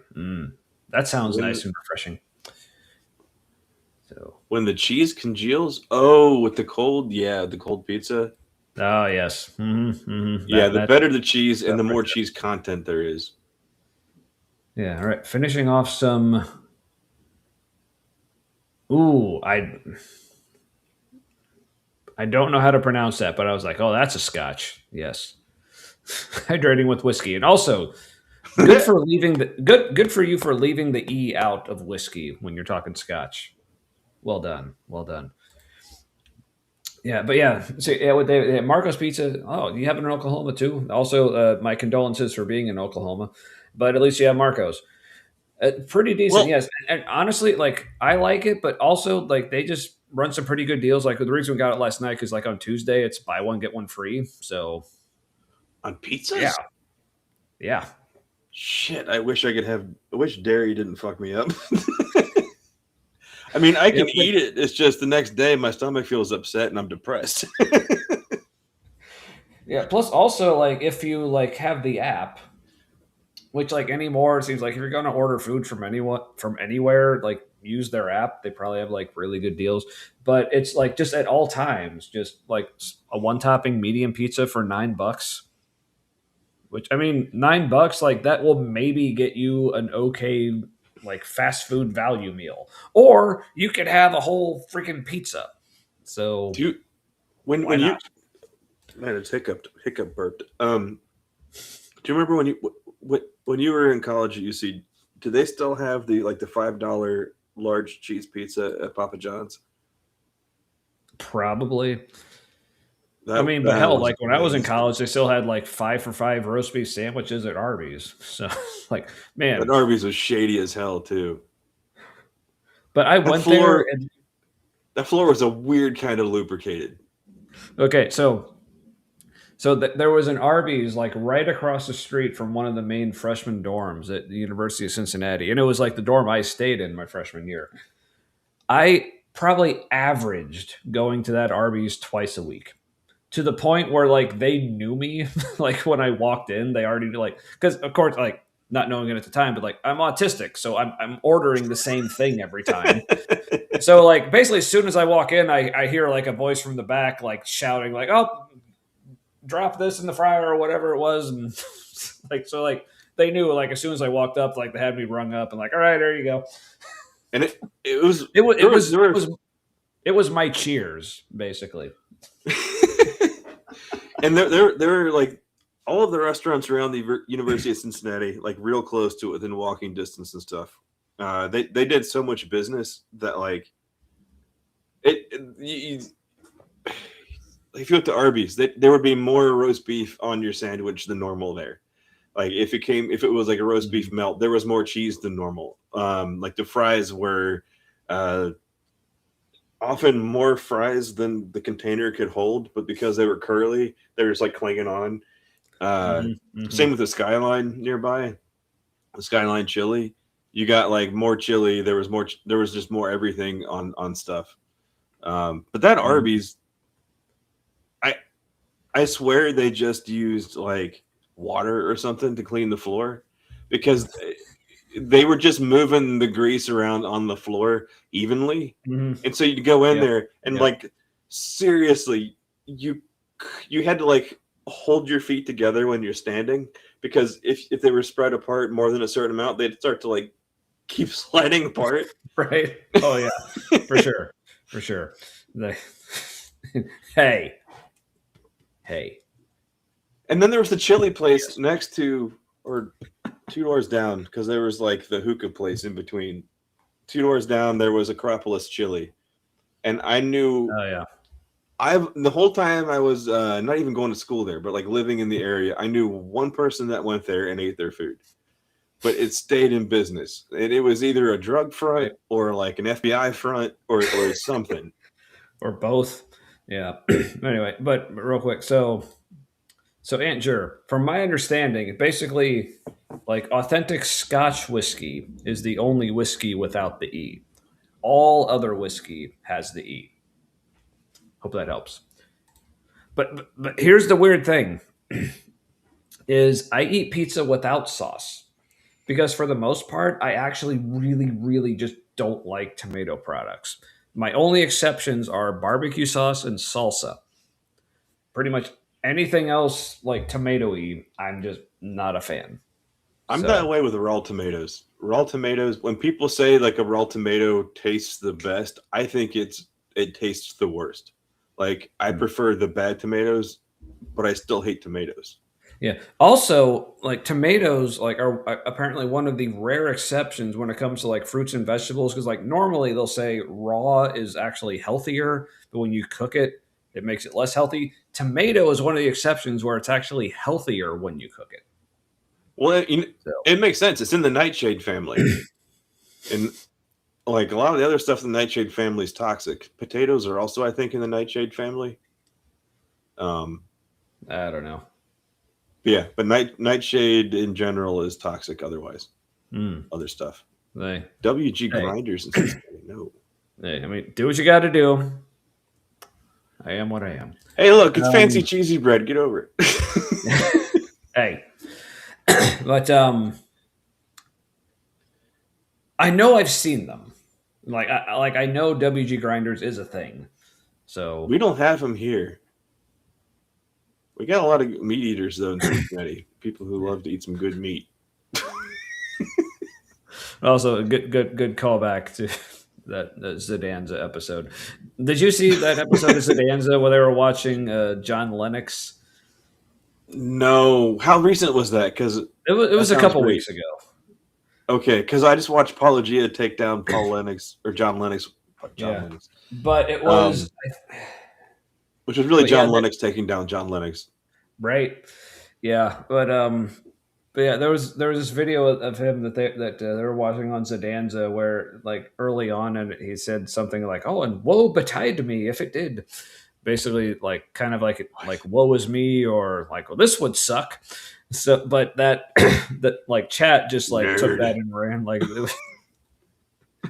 like, no, yeah, it's like, yes, woe betide us all. I was like, so I remember at least me personally, I was making jokes like, oh, it's like caution everyone, woe betide is high today, swim with caution, or my favorite's like, oh yes, truly, I am feeling quite betidden. That was my favorite. So, I used to work at one in Columbus. Ooh, I used to live in a Columbus. Actually, I was only there for like a year, but it was fun. Then just came right back to Cincinnati. But that is not what I went to click on. But you're right. Nightshade the flowers on a nightshade vine, like they're like bright purple and yellow. They look really cool. But don't eat any part of that plant. How do you not like oregano? I mean, my wife doesn't like sage at all, which I can kind of understand. Because I love sage. I like it too. But it is such a unique flavor. Like oregano is also in like chili seasoning and taco seasoning. It's kind of in a lot of stuff. Yeah. Yeah, but yeah, something like my ex, like she didn't like cucumbers. Like that was like the one thing I didn't quite understand. But it just tastes like sweet green. Yeah, because green with water. Like here's the thing, like I'll admit, like I am what most people would consider very picky eater. Like she is not. So the fact like she just did not like cucumbers. I'm like, but why? Yeah, people are different. Like it barely flavors water. Like have you ever had cucumber water? It's all right. But strawberry cucumber water is actually very good. Right. But cucumbers hardly taste like anything. If anything, they do just taste like green. Yeah. But again, you know, people are different. It's all about like what their receptors and whatever. Like, so yeah. I'm not saying it's bad. I'm just saying it tastes like dirt. What's that? Some people don't like chocolate and think it tastes like dirt. Like all they can taste is the dirt aspects of it. Yeah. It was like I said, you know, I'm not saying it's wrong. I'm just saying I just don't understand, which, you know, is fine. Lots of things I don't understand. Anywho. I will say real fast that some Irish people, reveal his synesthesia? I mean, I think we've already discussed. I think it's me and Matt. I don't know if we've done it on the show, but I think between. Wait, in what way? I mean, I'm not saying I didn't, but I don't remember what I did. Because I think we both do have synesthesia. Yeah, it overlaps. I see pictures a lot. I don't know. It has. I don't think it's consistent with me. There are certain things where certain things feel uncomfortable to hear it or see it. But yeah, it's often that like different sensory stuff translates into a different sensation. Yeah. For me, I don't remember the name of the type of synesthesia, because like when most people think synesthesia, they think examples like sounds have smells, or like things like that. When you said cucumbers tasted green. They do though. I mean, is that a synesthesia thing? Like, do most people not think? It tastes the way green things smell. Like, yeah. One of the things, neurodivergent people eat a lot of things when they're little, and so like on Smosh, there was this. What the fuck is her name? I can't remember her name right now. But she said, "Hey, remember when you were little and you would like the telephone receiver on your mouth and breathe in, and it tasted like plastic?" Everybody else was like, "No," and I was like, "Of course, I know exactly what you're talking about. Yeah. It was a weird plastic taste." Mm-hmm. But nobody else inhaled through a phone. I thought that was normal. It's weird, but yeah, but for me, like what synesthesia looks like, and again, I can't remember the name of it. It was on an episode of Misinterpretations, which again, if you're not familiar with Misinterpretations, fucking subscribe to her channel. They were talking about synesthesia on her show. This was like a couple months ago. But what I realized, I didn't think this was synesthesia, but things like me were like, I associate numbers with colors. It's like growing up, like, so for instance, for me, like the number 4 is purple. I don't know why. The number 2 is green. Number 1 is yellow. Like yeah. But so for like growing up, not only did the numbers have colors, but for me, I also assigned the different numbers genders. Like for me, like 1 was female, 2 was male, 3 was male, 4 was female, 5 was male, 6 is male, 7 is female, 8 is male, 9 is male, 10 is male, 11 is female. Like, dude, were you when you saw the letter people? Did you ever see the letter people? Yes. Did it blow your mind? It didn't blow my mind. I was like, yeah. Okay, it made too much sense to me. I was like, of course the T is Mr. Teeth. This makes so much sense. Yeah. The lighting was weirdly terrible on this show. It was a Canadian public access thing. Yeah. See, I didn't watch too much of it. I think like we only saw like a couple of their videos like in kindergarten or something. That's probably only exposure I really had. There was one time I was really sick with the flu and dropped the remote in the living room and was too sick to reach to get it. And so I watched the letter people for like 3 hours. So I love how personally Andrew is taking things tonight. This is fantastic. Okay, but also, so not only did I assign numbers a color and a gender, I also to me, certain numbers were good or bad. Yeah, I get the good or bad thing, but for me, it's like I see it and I'm comfortable or uncomfortable. Yeah, let's see if I can remember. I think 1 and 2 were bad. 3 was good. 4 and 5 were bad. 6 was good. 7 was bad. 8 was good. So I don't remember all of them, but yeah, it was. Yeah, and apparently that's also synesthesia. Oh, hey, remember we were watching a video that was done? I do remember. Let's get. How long has this frame been up? Fuck, too long. All right. It's too hot. Be happy that your wife is only useful to you so you can get other things, and that you're romantically attracted to all people. Now, this had to have been up here for like close to an hour. It feels like. The first kind of love, meaning generally willing the good of someone, is always good. It's not just you, Kip. Damn it. Oh, hey, and yes, as long as you're like while you're over on Misinterpretation channel, we were on her show a few months back. So yeah, that was a lot of fun. We talked neurodivergency, and yeah, the episode was very neurodivergent. So yes. Oh yeah, Maya thinks it's been 9 hours. So that's probably true. It's probably true. Which is good or evil, depending who you are. Right? Or what color you are. Or something. God loves everyone in this way. We're also supposed to love everyone in this way. But the second kind of love, meaning liking something a lot, is not always good. You can have love for the wrong thing. The Bible says love of money is the root of all kinds of evil. That's the type of love that is not good. And the third kind of love is also not always good. There are some romantic and sexual relations that are clearly condemned by the Bible, and most people can understand not all romantic or sexual relations are good. So I don't know, is it me or is he overcomplicating this?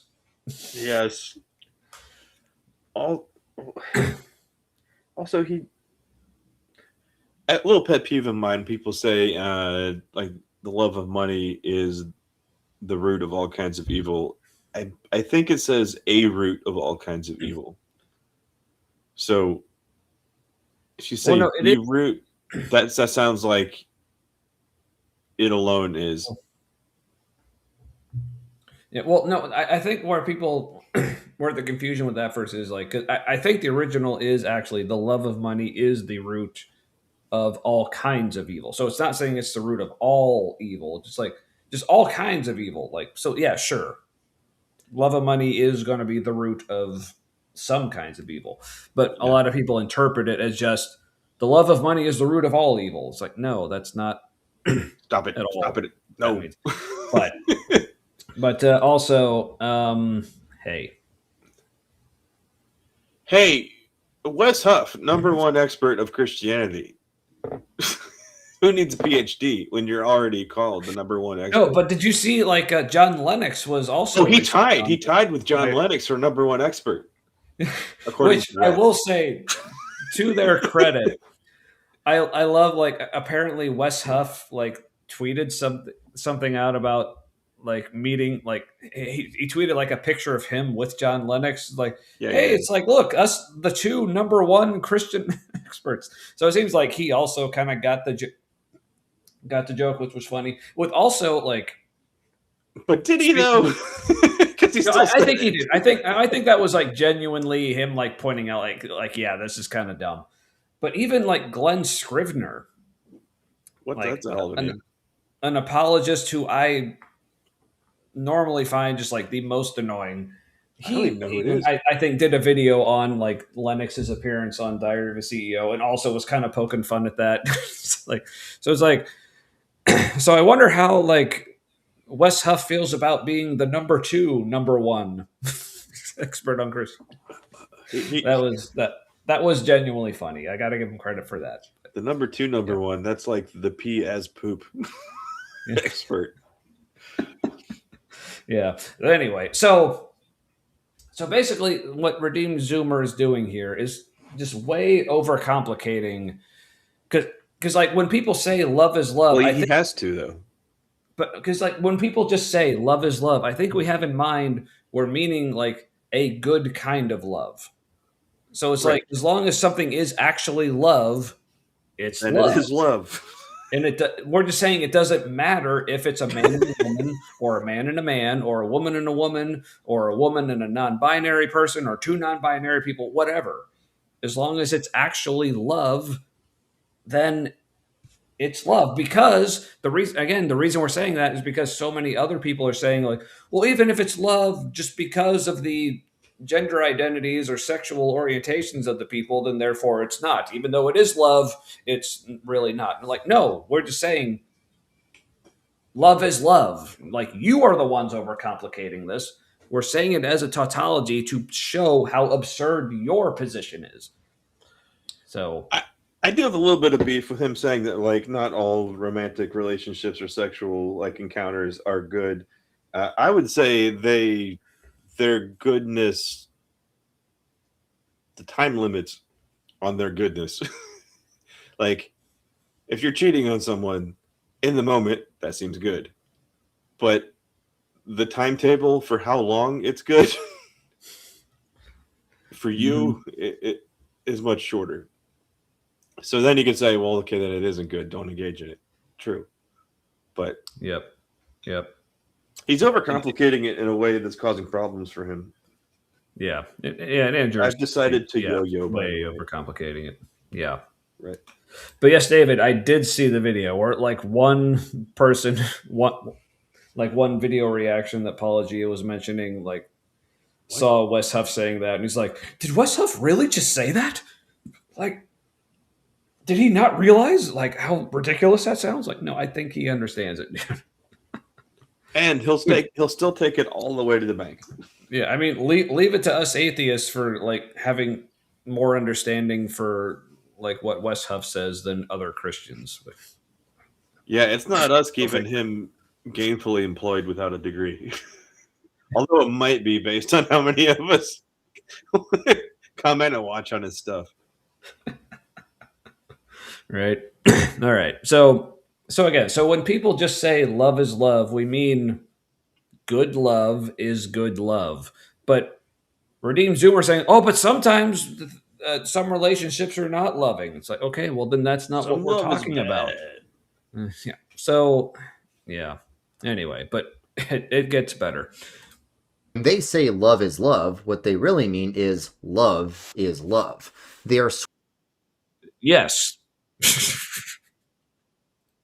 switching the definition of love in the middle of the argument. In the first premise, they're talking about love in a general sense, which is always good. But in the second premise, they're talking about romantic or sexual relations, which are not always good. Now no.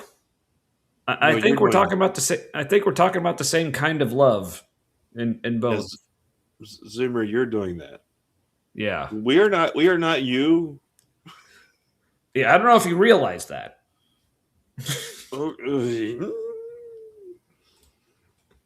Yes, this is definitely worth a wow.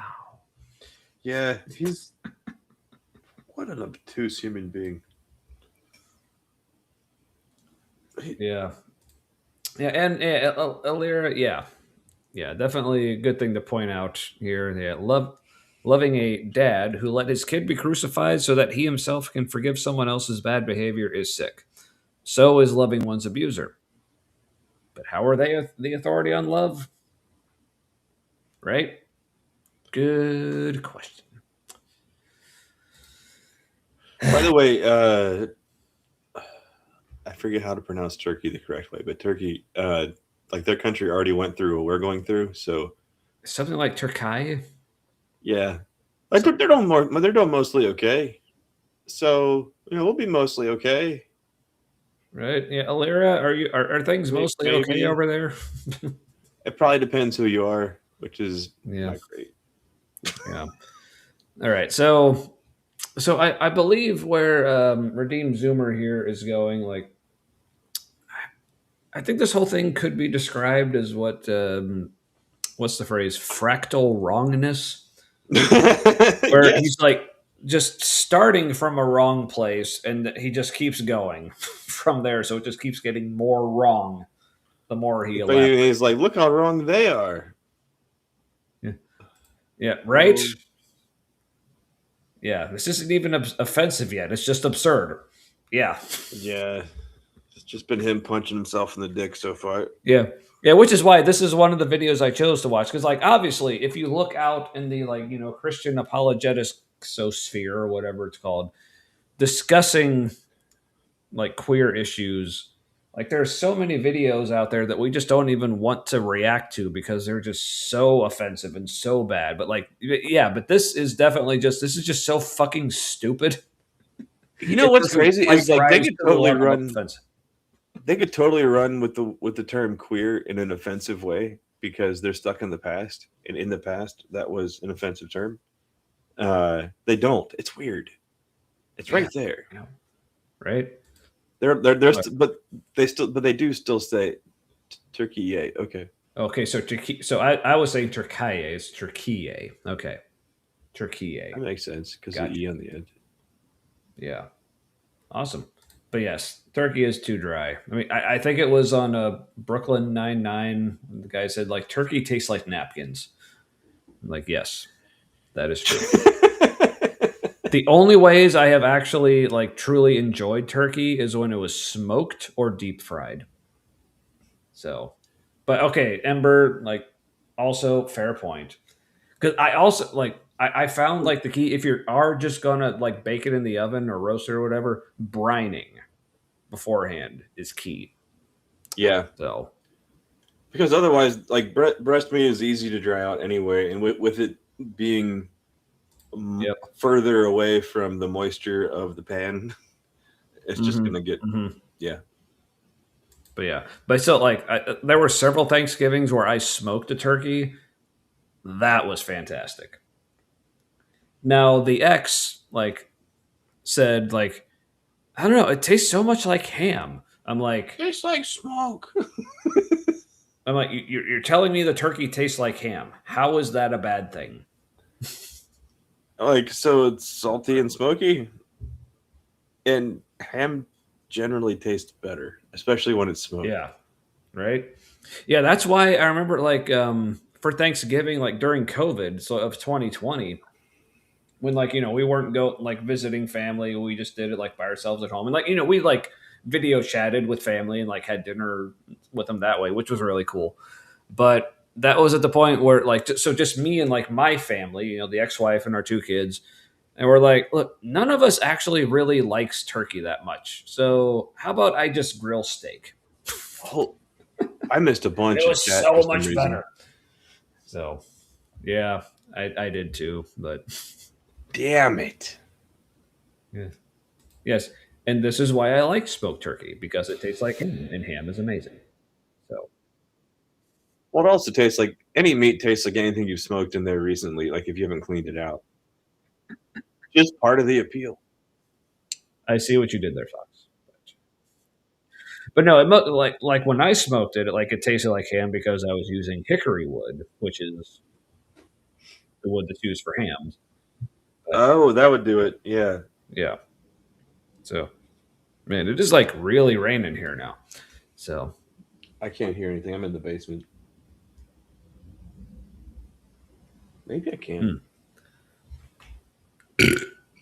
Anyway, I guess since Marin's not here, I'm not going to worry about muting my burps. So, you're welcome, everyone. All right. She pops back into the chat. I'm still here, you dick.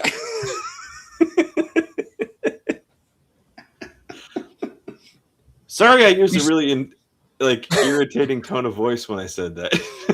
You sound just like her. Yeah. Not at all. Way more pleasant tone of voice from her. Yeah. Oh yeah. Like she is like. I mean, honestly, like without, this could sound like very cliche, but like she is honestly like one of the most pleasant people I have ever met. Yep. Like. Yeah, just like genuinely pleasant. Anyway. Feed and burps, worst stream ever. You're welcome. I mean, you're the one who's still here. Yeah. Hey, you're still watching. Let me check. I mean, our sub count hasn't gone down. So. Are we still at 187? No, we're at 189 because we gained 2 last week from from some people who were part of some raids. Everybody else was like, I'm gonna go. Yeah, that's pretty much.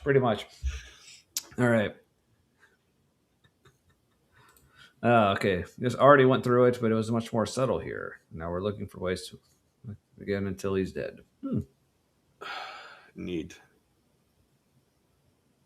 Well, our guy might not last past next spring, if that. Yeah.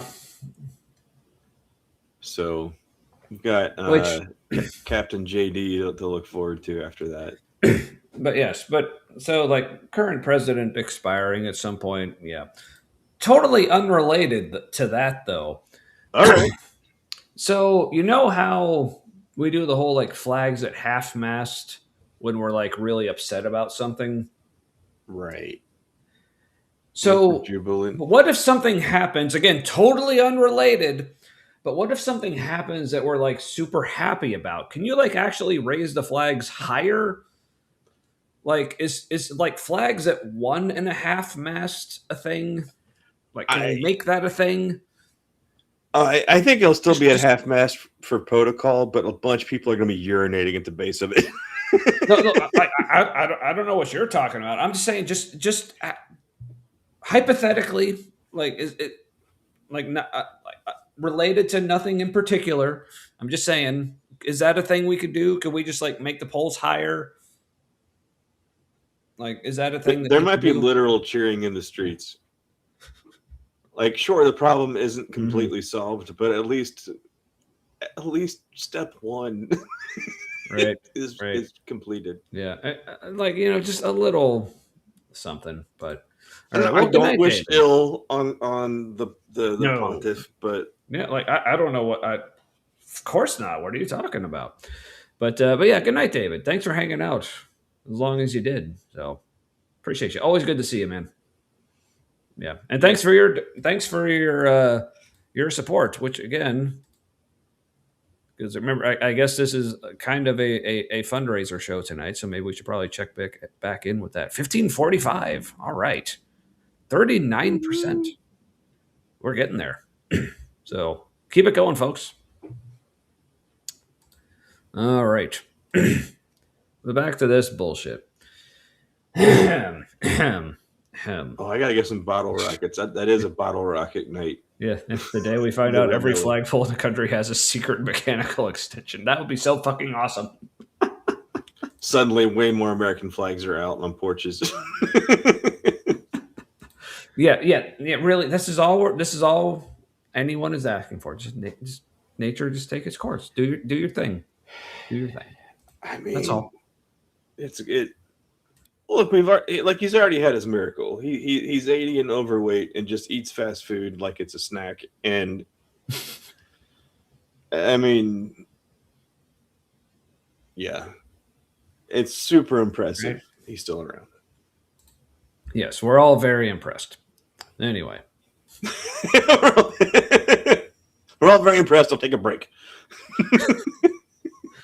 Okay, of course, now that I actually want to go back to the video, YouTube's like, nope, I'm gonna think for a minute. All right. I'm still listening, but I won't be able to talk. So all right. Let's see here. Pause.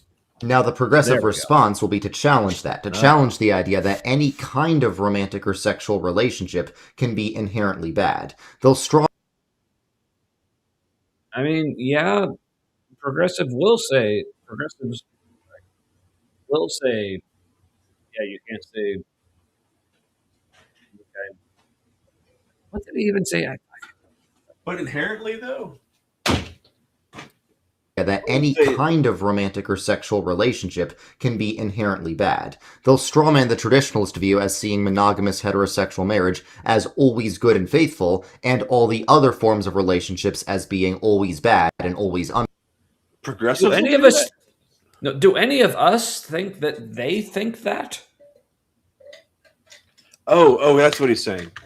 I mean, I think some of us would argue that definitely some of them think that all same-sex polyamory and extramarital relationships are bad, but I don't think any of us think that any of them think that all monogamous heterosexual marriages are good. There are some that say keeping them staying in it is always good, even if the relationship isn't good. Right, but even then, like they will still admit that like a relationship as it is bad, but it needs to be improved. But it's not just good by virtue of the fact that it's heterosexual, monogamous, and it's a marriage. It's like a straw man perspective of a straw man. Yeah, so he's straw manning our straw man that we don't even have. Good work, you dipshit. Yeah. Maybe talk to someone. Projection is a hell of a drug. Yeah.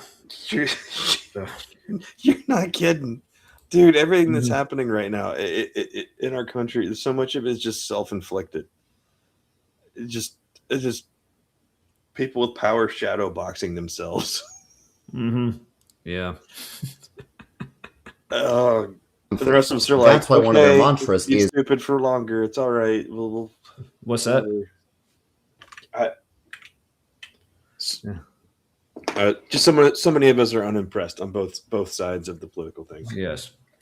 Oh yeah, they Get missed out of your interracial. fucking Yeah, yeah. He didn't put interracial relationships. We all know what they think. Yeah, it's like, well, yeah, because they didn't even need to put it up there. Because, like, of course, that's just out of the question. Well, not yet. Give them time. They got to roll. They got to roll back the other rights first. First, they took away some voting rights, right? And then once again, interracial relationships will be problematic, and maybe they shouldn't be legal, and which is crazy. Because which genetically also, they're nearly identical. Mm-hmm. The race is fucking made up. Exactly. Yeah, but also, like, while you're here, I feel the need to point out, one, just how much I appreciate on Bad Science Sunday this week, which, by the way, again, if you're not subscribed to my Atkinson channel and you're not watching Bad Science Sunday, fix that shit right now. But I got just point out, like, how much I appreciate because on this past Sunday, like I referenced earlier in the episode, it was my anniversary, whatever. I hit the mark of now I'm positively contributing to the 5-year survival rate of stage 4 melanoma.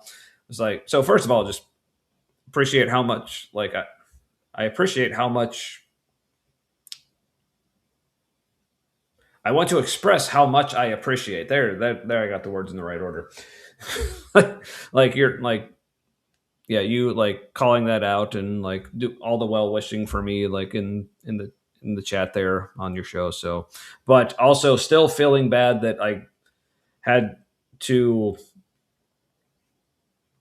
because I think you said something about like 5 years being cancer free. It's like, oh, but it's not actually 5 years being cancer free. That's not till September. So I'll just say that was my bad for maybe I didn't express it well enough to explain what it really was. But yeah, it's the TISM in me like felt the need to issue the correction, but then also means I feel bad for issuing the correction because it was like, people are trying to wish me well. Why can't I just fucking take it? Anyway, so hope that all came across. Says I love and appreciate you so much, and thanks for putting up with me and being happy for me. Anyway, but yes, Maya's channel. If you are not subscribed, yeah. But yes, we're not going to get through this before it's too late to keep going, are we? What? This video. What do you mean before it's too late to keep going? I don't know. It's 10 to 1. It's 1:45. Yeah. Yeah. Well, Blackheart is 5 years old. This is correct. This is correct. Go Blackheart. Go Blackheart. Go. Yeah. Yes. I appreciate it. Thank you for liking that I'm still alive. Fine. Anyway. Damn, it's gonna. We can celebrate more than once. Yes. Honestly, like the main reason I wanted to like just kind of clarify is because like, you know, coming up in September is when I actually will be 5 years cancer free. So when I talk about that, I just didn't want people to like, wait, I thought you were cancer free back in June. What's this now? So it's like cancer free twice. What? Yeah. Fuck off. Anyway. All right. Subbed. Cool. And also, speaking of links, noise ending. Yeah, donate. Let's see if I'm seeing any updates. No updates yet. So yeah, still at 1545. That's 39% of the way. We can do better, folks. All right. Yeah. Honestly, yeah. Good way to go. And also, Jerry, you've been doing quite well yourself. So. Since we're tooting horns. Yes. It's like, can I toot your horn? I don't know. Sorry. I don't know. With consent, you can toot someone else's horn. Right. Right. Back to the video. Form doesn't determine faithfulness. They'll say there are many traditional marriages that are very unfaithful and abusive, and many same-sex marriages and even polyamorous relations that are very loving and caring. Generally, the most radical progressives will say there are no rules for what relationships are good or bad, as long as there is consent, care, and respect. Is that super radical, though? No. Well, okay, I would say not as long as there's consent, care, and respect. As long as people receive it that way. As long as everybody is on board, like someone is showing care, it's received as care. Like, yeah, but I think best. that's implied, saying like there actually is. So Okay. I'm trying. SOB. Yeah. It's not that I'm ungrateful. It's just that my brain won't let potentially inaccurate information exist anywhere. So, but yes, and also, but thank you, Maya, as always, for BSS, and thank you, Kip, for BSS. So, all the BSSs are fantastic. Anywho, all right. So, but yeah, as long as there actually is like actual consent, care, and respect, yeah, sure. So what? I mean, exceptions we might make. Bad? Yeah, I mean, exceptions we might make for that is like, dependent on age, where we say, okay, below a certain age, Correct. Can a person actually give consent? And we would say no. No, so no, he's not going to go there. He is going to go a different direction, which I think is interesting. But I mean, this is not. It's not false. Well, I mean, it isn't super unusual for a white person to take something that a black person already did and do it again for more money. Yeah, I mean, it's kind of on brand music for us. Yeah, over and over again. Like Elvis did it. Led Zeppelin did it. Stole a lot of black artist content. Yeah, it's kind of what we do. So, anywho, it's as long as these qualifications are met, any form of a relationship could be good. You could have two men, 2 women, or a community of 67 people with 1 representative from each of the 67 genders. But in reality, traditionalists... Yeah.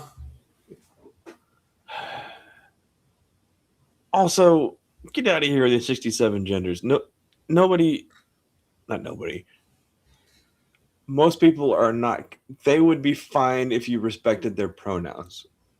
Like it is nice for people to see what particular gender category like identifies them and to be able to have a label for it. Like that's great. But I think a lot of people like him think, oh, there's 67 genders. I'm supposed to like remember 67 of them and use each one correctly. It's like, just get names and pronouns right. Yeah. Let's start there. Just think about it. Like, you think about, I gotta like, because really, all you really have to keep track of is the people that you actually know or people that you ever talk about.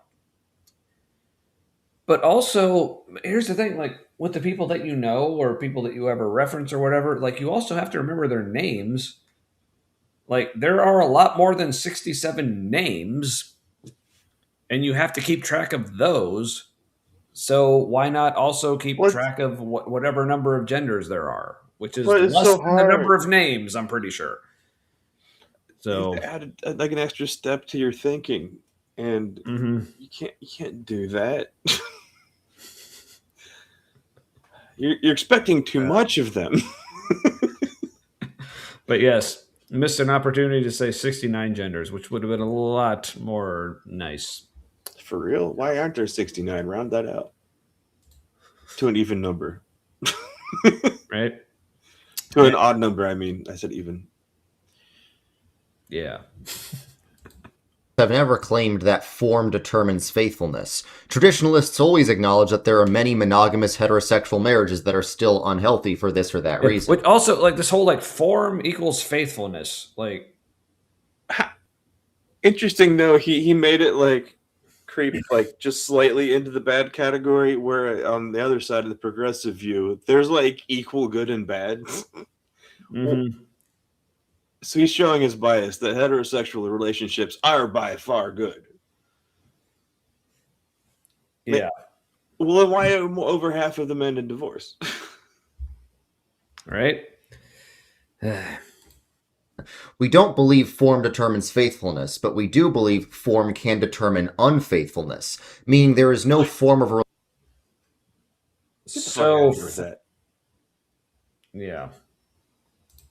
relationship that will guarantee it's healthy and good, but there are some forms of relationship that are simply bad in and of themselves. Yeah, which is why we say love is love.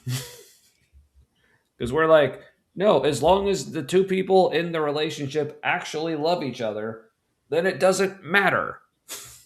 Like the rest of the bullshit that you seem to care about. Unless children are involved, like we said before.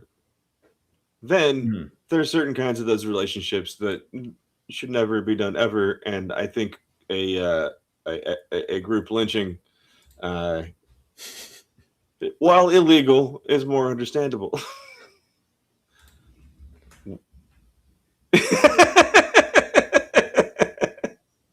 Just leave that sit there. You're probably not wrong.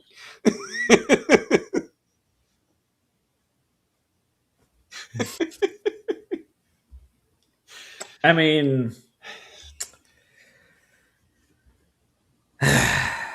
come on, automatic YouTube thumbnail. Right there. I found like with YouTube, it seems to default to when we're not doing a screen share. Okay. So I always have to go and like for safety on their end, that would make sense. I guess. So I always have to go and like find a good, which still like my proudest one that I've been able to find so far. So this is going way back, well, not way back, a couple months ago. It was the episode where we were watching Brian from Crossroads talk about like the 6 proofs of like why we know Jesus rose from the dead, and he brought up Wes Huff and his appearance on Joe Rogan. So I found a screen capture where on the Crossroads video, it showed Brian and then a picture of Wes Huff with Joe Rogan. But like we also had Kip on at that time. So we had Brian Tome showing a picture of Wes Huff with Joe Rogan. Then it was me, Kip, and Matt. And then a comment from Marin or Misinterpretations going, wow. But I think like I don't think we have ever had a more perfect just like culmination of so many different elements in one image. So yes. Oh yes, obviously noise ending. Absolutely. And then wouldn't wish him on any woman, even when he calls mommy. Mate, you guys are really nailing his likely kinks. Or you're really pegging it. Ooh, pegged it. Mm-hmm. Yep. Anywho. If there are a lot of good things in a relationship, like consent, care, and respect, it's possible for the relationship to be bad simply by virtue of its form. Progressives will challenge that, but one example it's very hard for them to question is incest. Let's say you have a same-sex relation between two brothers. That's not going to produce any deformed offspring, and it's possible for such a relationship to be completely consensual. So from the progressive point of view, how could you say that that's bad? They would either... Which, maybe hot take? Interesting question. Yeah, I don't think I can say that's bad. I mean, in any like ultimate sense. But then could you?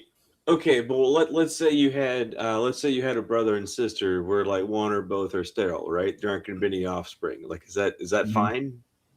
Because that's the same scenario, just different sexes. Yeah. Okay. So this is where, and I don't know if this is quite like more. I think I would need to ask how many people are left on Earth. Like. Right. So this is where, like, I don't know if this is quite like going all the way to like moral emotivism, or if this is just like complete like subjectivism or like whatever relativism perhaps.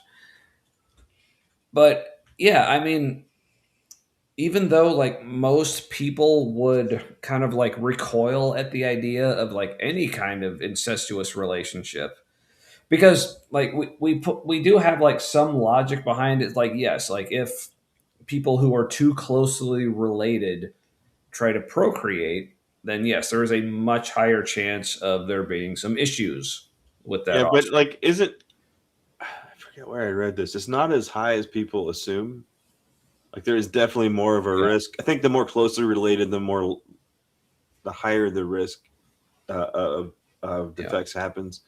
But it's like weirdly not as high as it seems like it should be based on like our like ethical repulsion to it.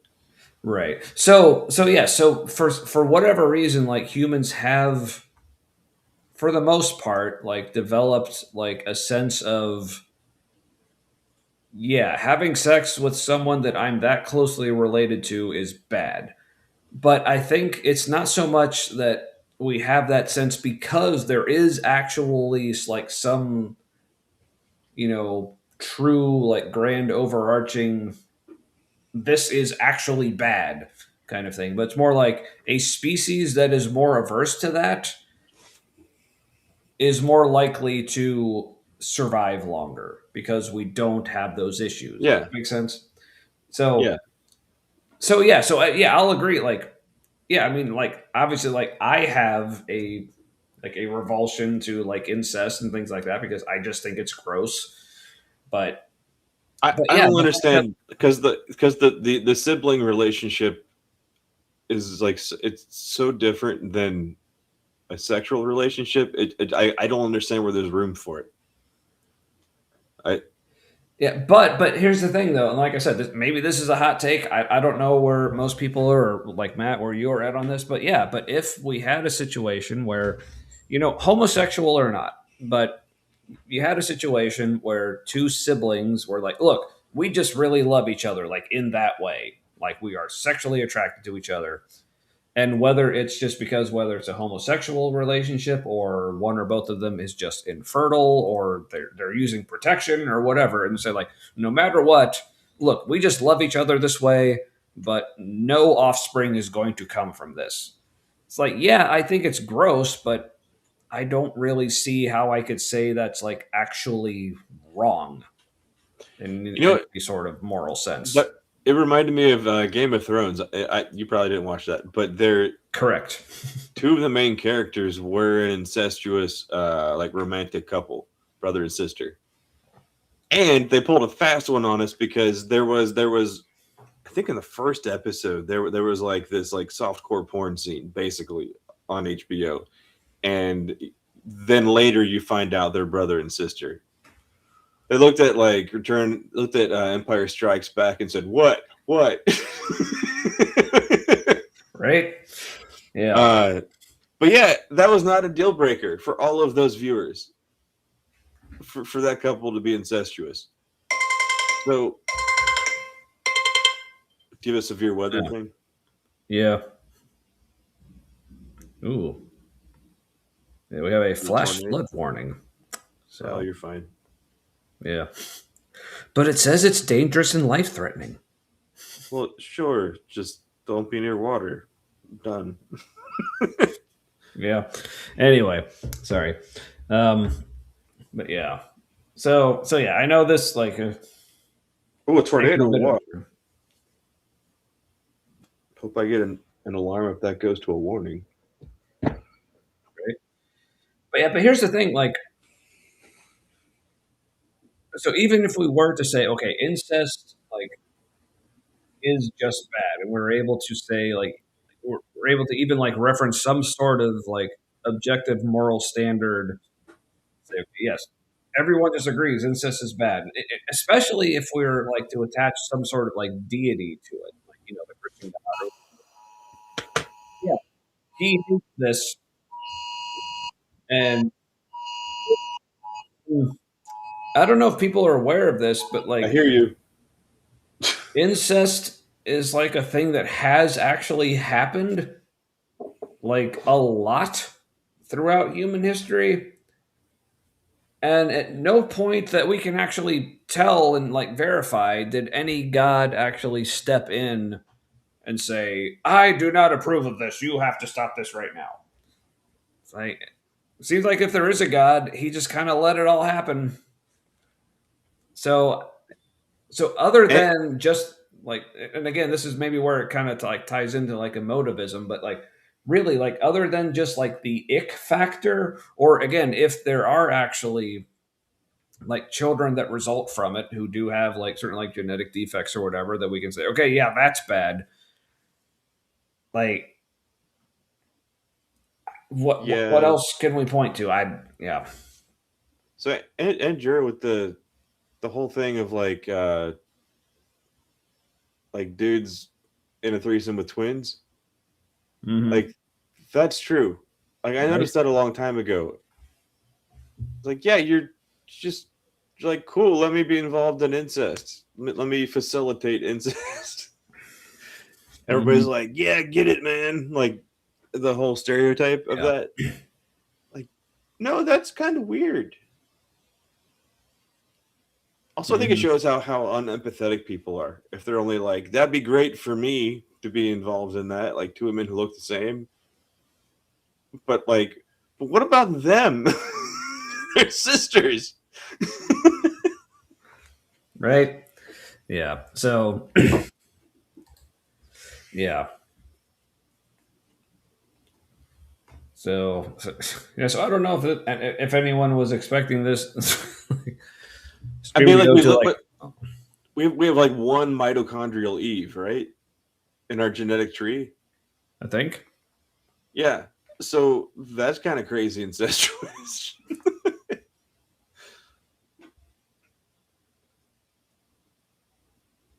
Yep, quite possibly. Yeah.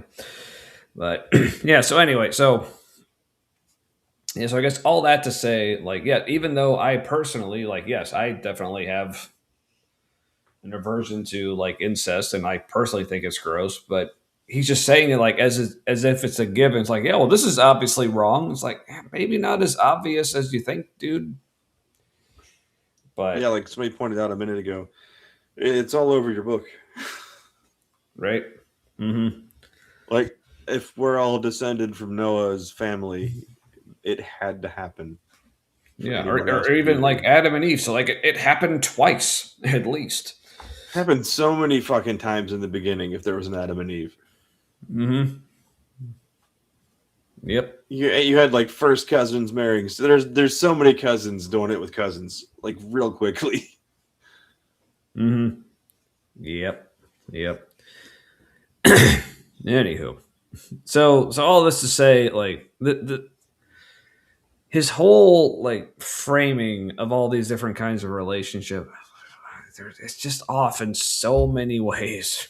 But yeah, it's like not only are we not saying the things about his ideals that he thinks we're saying, but even the things that he's saying about ours doesn't match what we're actually saying about. It's a fucking mess. I don't even know how to address all of it at this point. Have to admit that such a relationship could be good, which almost none of them would be willing to do, or they would have to admit that it's bad simply by virtue of its form, and they're thereby refuting their entire paradigm. That form does. What? Okay, so apparently our paradigm is form does not determine faithfulness. Also, like he's like conflating just being good with faithfulness, which I don't. It works for his viewpoint, but it's not. It's not a given. Yeah, because like I mean, I could see like a. Because like in my mind, like a homosexual relationship, like nothing's wrong with it, but there is also such a thing as an being homosexual and like in a homosexual relationship, but also not being faithful. Because like we have queer friends who are in a relationship, and it's like monogamous, but therefore it is still there's the potential that one of them could be unfaithful to that relationship. So like yeah, that's still a thing, but the unfaithfulness has nothing to do with whether or not it's homosexual. And you can be faithful to a terrible idea or a terrible person. That too. Those aren't good. So, yeah. Also, which tradition? I seem to recall lots of Christian legend involves poly, so much incest, and I'm pretty sure Jesus was into dudes. Yeah, Right? I mean, rich people in the Old Testament, different parts of it, like they had wives like they had stables of horses. Mm-hmm. They're like a stable of wives. Well, it was all equally property. So, Do you think they kept some of? Do you think they kept some of the wives separate from the other wives so their cycles wouldn't sync up? Like as patriarchal and like dominating with all the sexual stuff as they were, I find it hard to believe that they would be into just like a week or more than a week of every month where we're just like they don't get any. Like the logistics would be interesting to know. Yeah. Also, not all those wives got along. Let's get real.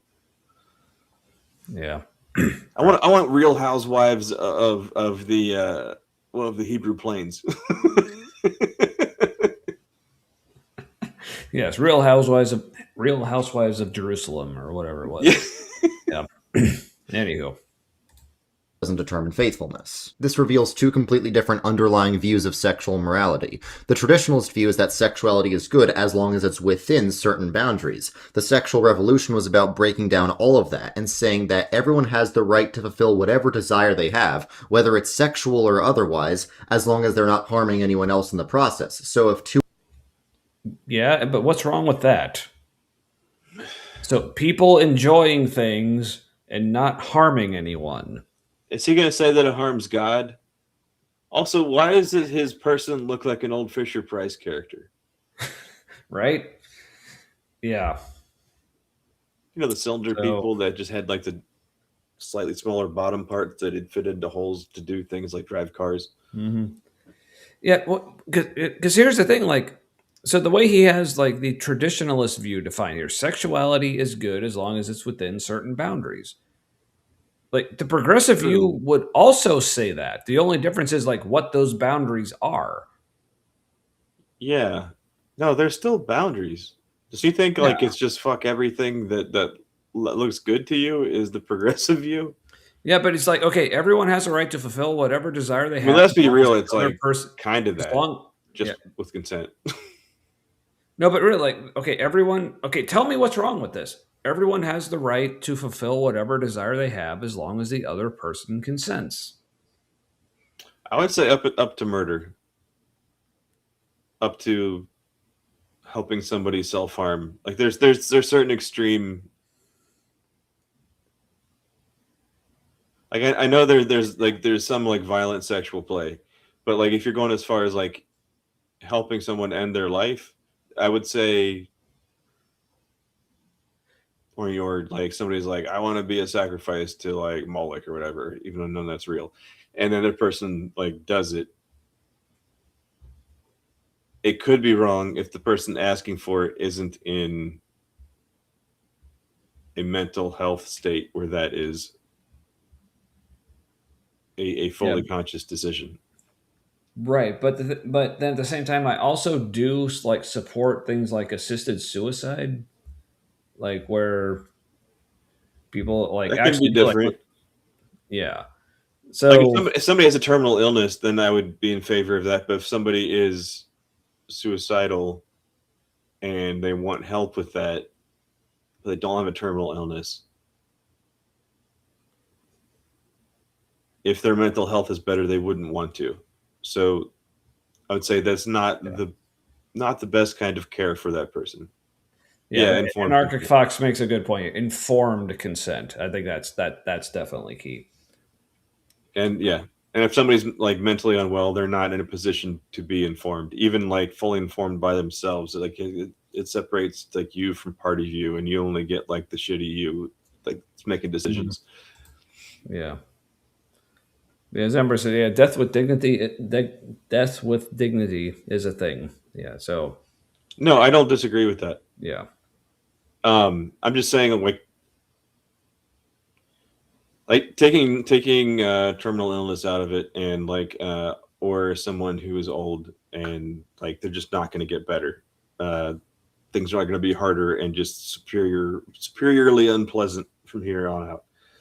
That I'm in my mind, I'm separating that from someone who is like able-bodied, and this is a mental health thing. Now, I would make an exception for that, where if someone has mental health, where it's so like their issues are so extreme that like the rest of their life is going to be torment, and like there is no better, like objectively they can't happen because of whatever's going on in their brain. Then that would be no. I don't think I can have an opinion about that. Yeah. But having been very depressed myself at one point, not that I thought about this at that time, which is why I got help, because I'm like, I don't know what worse than this will be. And I didn't want to find out without being somewhere safe. So yeah, there are times somebody can be so depressed they can't consent to something. Yeah. That's just where I am with that. Yeah, because I can think of like several instances of someone, even like someone I've like known, who has been in a state like where they were like suicidal, but I think by most like like objective exterior like points of view, or like they were like, no, this is not the thing to do right now. Like, you are not in a good place. Like, you are not in a place where you're making like rational decisions about anything. Like in that instance where someone's like, no, I want you to help me end my life. I was like, no. Like in that situation, yeah. But there are situations where someone can get to that point of like, no, I've thought through this rationally. This is what I want to do. Like, yeah. It varies. But, yeah. Anyway, but so is he going to say it's hurting God to do the progressive things? I don't honestly, I don't remember if he goes like specifically there, but from what this guy's talking about, just when it comes to like sexual relationships, like yes, if someone just says, "Hey, I want to do this sexual thing with you," I'm fine with it. Are you fine with it? Yes, I am. What's the problem? And also, don't ask when you're looming over them. Like, there's a good time to ask and good ways to handle things. Yes, indeed. All right. Also, like, chat got really quiet. But yeah, they're like, "Fuck, I don't know where this is going," or they're pissed at Matt for like being confusing about the suicides and. Yeah, well, I mean, it's a very complex topic. So, yeah. Anywho, but back to sex. Two or more people want to do the same thing together, nobody can say they can't do that. That's the philosophy behind the phrase "love is love." Yeah, a little bit, yeah. And again, he's saying like, "Can you believe this?" Like, yeah, that's literally what we mean, dude. Like, if you put the arrows lower and the star was lower, like waist height, that would be funnier. Yes. Yes. Just people aiming waist arrows at a mutual star. All right, so if someone wants to like screenshot this and edit it in that way, hey, feel free. So, oh yeah, there's the chat again. All right, hey, here we are, picking up what you're putting down. All righty, excellent. I'm stepping in. Relationship can be described as loving. Who are you to? What's that? I'm stepping in what you're putting down. I'm smelling in what you're putting out. I smelled what you dealt. Yeah. The smelter's the delter. Whoever smelt it dealt it. And I smelt what you dealt. Is that a thing now? Anyway, hey, look at this. We're like almost done. Yay, done. Look at that. No, naysayers. Question it. So next time somebody tells you love is love, you could say that logic can be used to justify incest or worse, which most people would rightly reject. It means most people still have an instinctive sense that certain things are just impure and immoral, even if you can't prove they are directly hurting anyone. Okay, but then you're how are confusing you personal saying discomfort with impure. Right? You know what I mean? Like some things are turned off by a certain thing. That doesn't. You're like, oh, it's impure because it feels weird to me. Right, but again, like I said, like we went through this whole like thing how like, yeah, if I'm completely honest, I can't say that all examples of incest are actually wrong. But let's say even if I could, if I just said, okay, all incest is wrong, that doesn't mean that homosexual relationships are also wrong. Because like with incest, you could point to like actual, like tangible, here's some bad things that could happen from this. You don't have that with same-sex relationships or any kind of queer relationship. So like it's like they're imagining that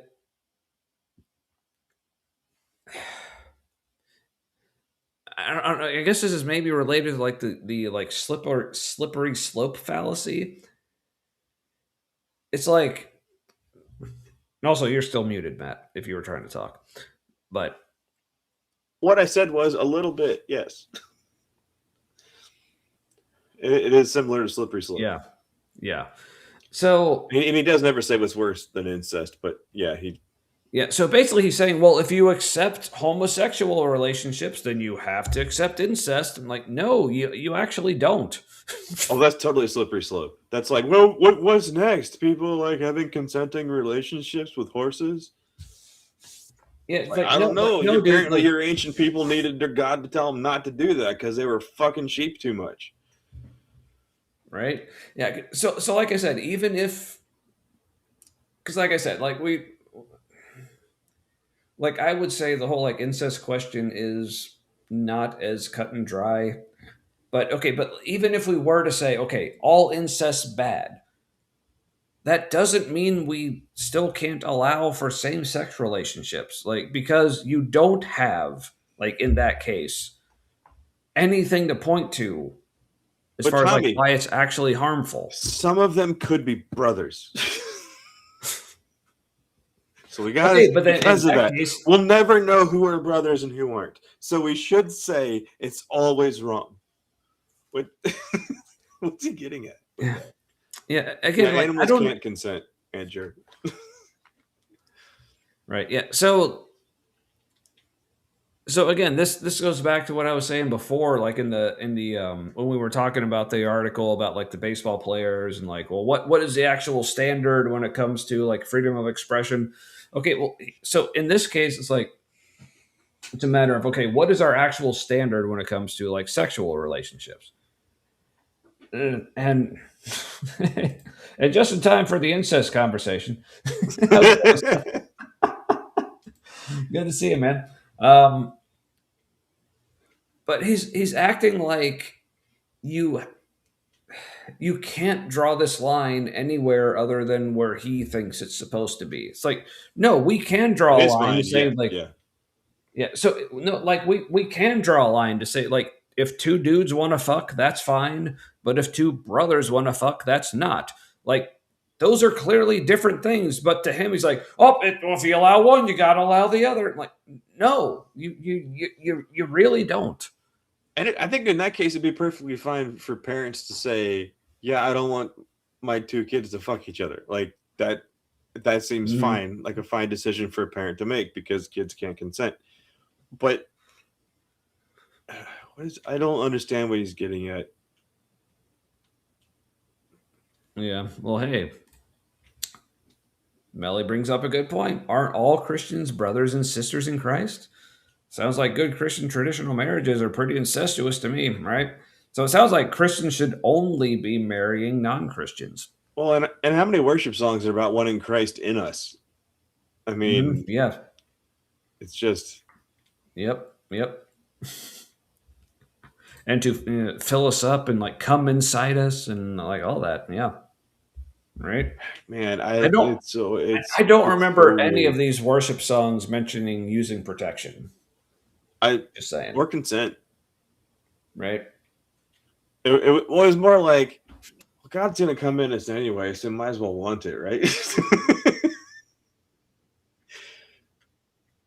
Yeah. Like, God's gonna have His way with us no matter what. We might as well be enthusiastic about it. That was true. Yeah, coming in us and on us. It just everywhere. I mean, yeah. And then you want the whole kingdom to come, like. So much. And what even is the kingdom? What is this? What is this thing that's doing all the coming? It's like, wait, the kingdom come. That's like taking bukkake to like a whole other level. But somebody, I heard somebody, they were talking about. I forget what the setup was, but it was somebody eating like a lot of cupcakes and had a bunch of icing and cupcakes on their face, and somebody called that cupcake. Just like on the fly, just so it was like that was the next thing someone said. They go, "Oh, okay." That is awesome. That is awesome.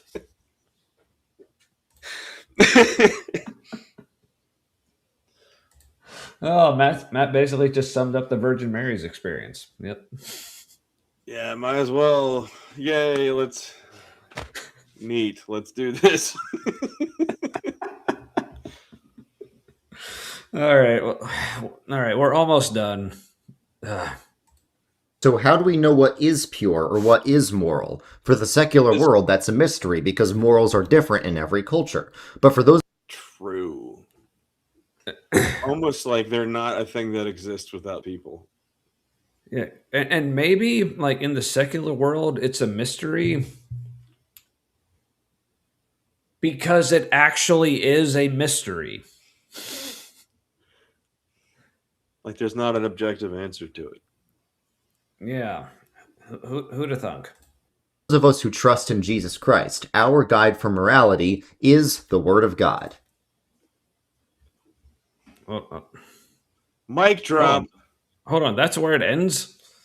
Like, so his big mic drop moment is our standard for morality is the Bible, as if it is a singular standard for morality. God.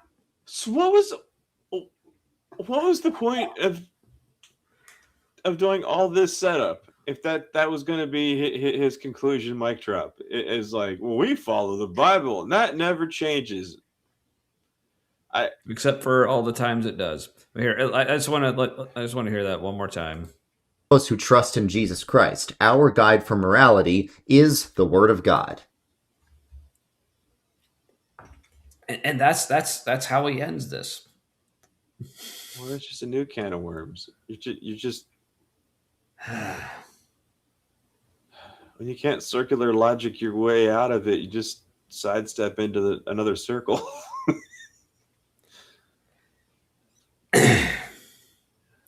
And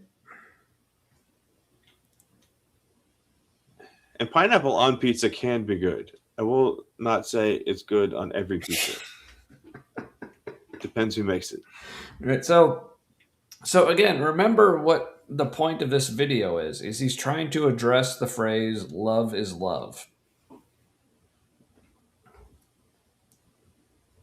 And came to how do we know what is pure? That's not the same. We were watching it happen. And like I didn't catch where he completely changed his argument and what he was arguing for. Again, there was no talk of purity. Any up until just it just happened. It just happened. The question was never about what is pure. You were trying to refute trying to say that love is not always love. Sometimes it's not. Sometimes it's bad because it's impure, and therefore it's not love, even though it is. Yeah, because again, so when we say love is love in the context of the conversation about homosexuality, any kind of like queer relationship, it's like because he took it in this whole like dimension of, well, are these relationships really loving? Like, what all do they involve? Like, no, we're just saying, like, if it's a loving relationship, it's a loving relationship. It doesn't matter. Fair question. Like, I'm not sure he actually did. I think he nearly made several. He flirted with a few points, enough for people to on his side to think he made them. There's so I noticed it watching Apologia recently. Going over John Lennox's interview with Diary of a CEO, and it was really obvious in that format. Like a lot of like what Lennox says is just it's like Deepity's platitudes that just like steer people to stare at the void and just marvel at the non-answers. Mm-hmm. Like they mistake uncertainty for God. Yeah, pretty much. They're like somebody gives a nothing answer, and they turn and they're like, "Ooh, look, that's what he said was so confusing." It's like no, because it was bad. It was a bad point. Like the confusion is like a holy moment. It's like the right kind of like warm fuzzy confusion. The confusion is a holy moment. That describes so much of Christianity. It's kind of ridiculous. And it's the right kind of it's the almost engaging the prefrontal cortex kind of moment. Mm-hmm. Where it wakes it up and it lets it think it started to do a thing. It didn't. Yep. All right. So, but yeah, basically smuggled in objective morality, and the Bible can give us objective morality. Yeah. Fox accurate. Yeah, get 1 out of 10. No coherency, no supporting evidence, lots of fallacy. Even misspelled it. Yeah.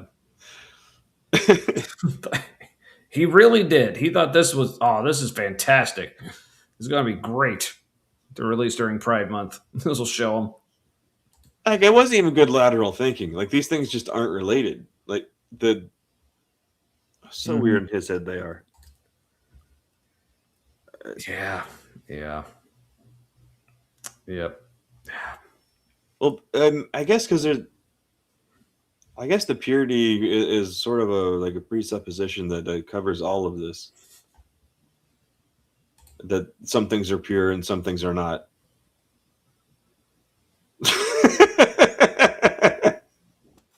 Well, look, learning is learning. We've all been there, right? Right? How can you be great at something if you haven't done that particular thing a certain way? Like, is people who are freaks of nature, I think. I don't understand. No, or you're like, ooh, you have a natural talent. I didn't know that. Yeah.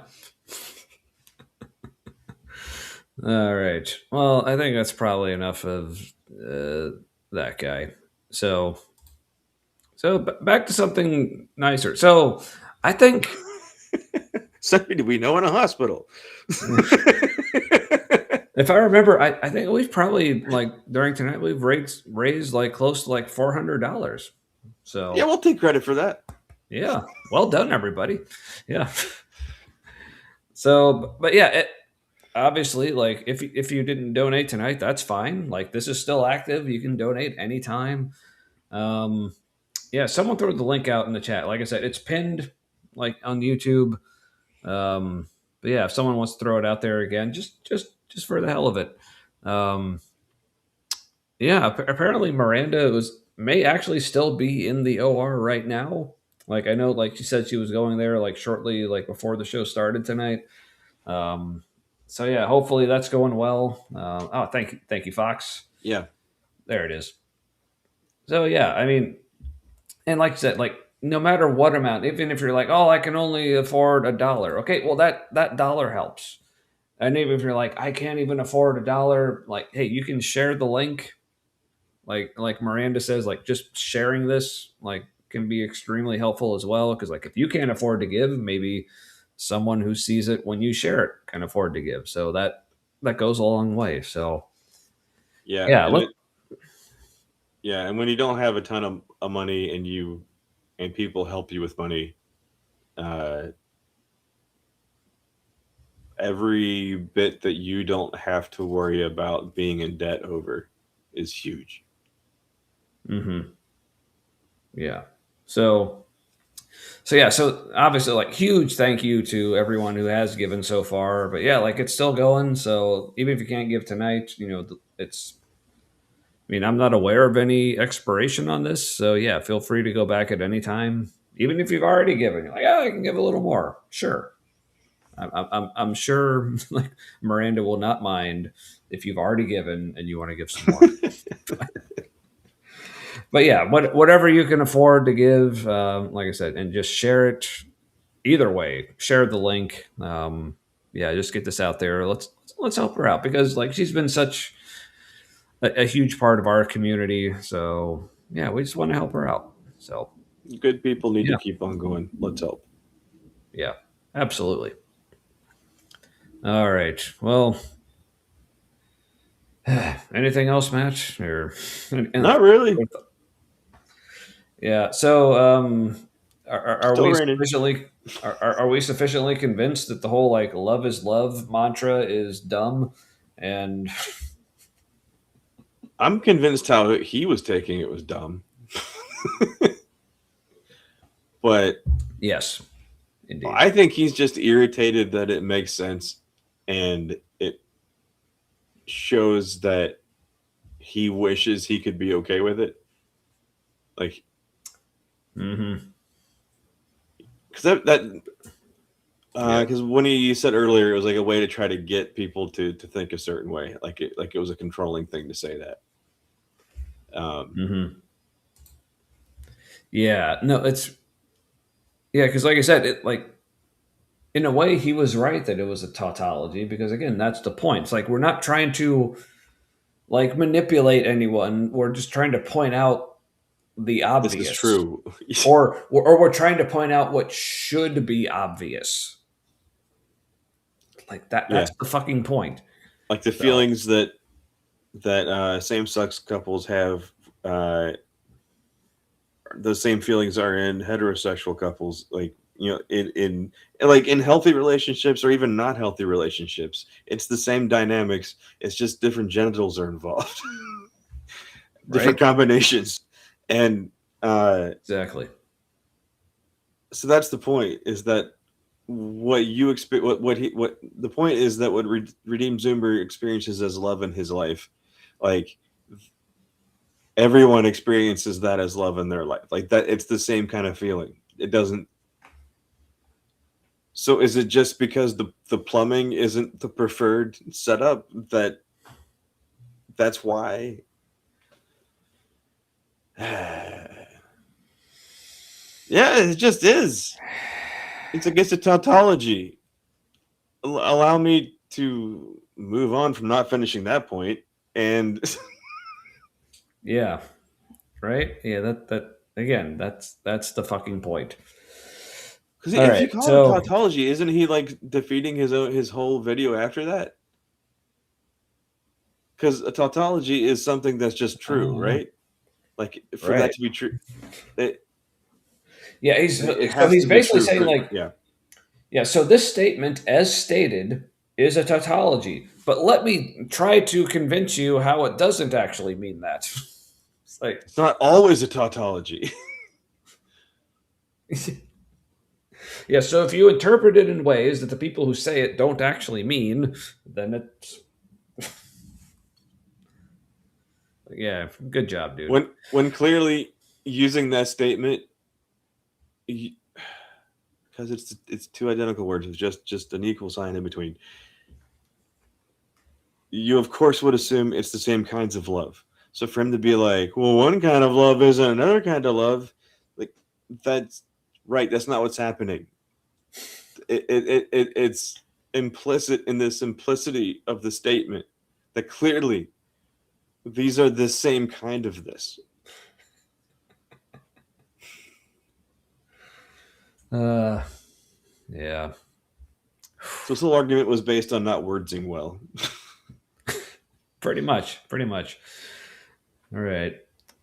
But yes, so he claimed that it's a tautology and then proceeds to demonstrate how it's also not a tautology. Which is not what a tautology is. Tautology is just always true.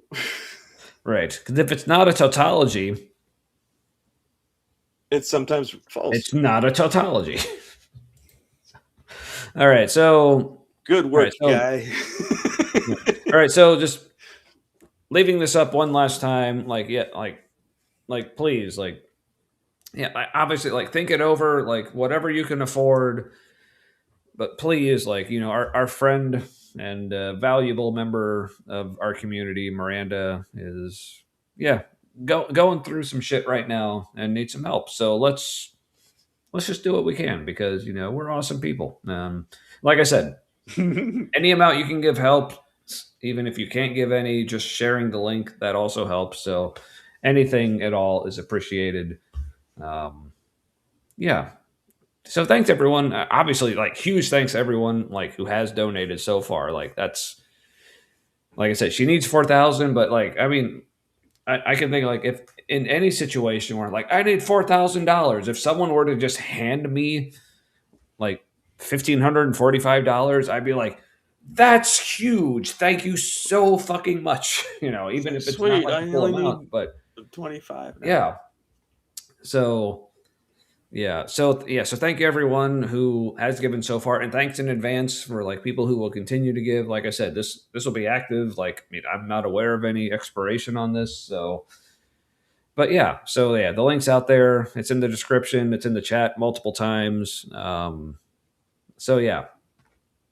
Whatever you figure out that you can give, or if you just want to share the link, anything helps. So thank you so much. And also Miranda, if you're watching this later, just hope you know that we all love you. We're rooting for you. We're here for you. Thanks just for being you and for being awesome. And we hope we can help any way we can. So look forward to seeing you recovering and hanging out and chat again when you can. And missed you tonight, obviously. Hope you're doing well. Hope the operation went well and that your awesome medical staff is taking good care of you and getting you fixed up how you need to be. So getting that good hospital Sprite. Yeah. I swear there's more sugar in that than normal. Mm-hmm. Yep. All right. Well, cool. Well, any other closing thoughts on anything tonight, Matt? Or I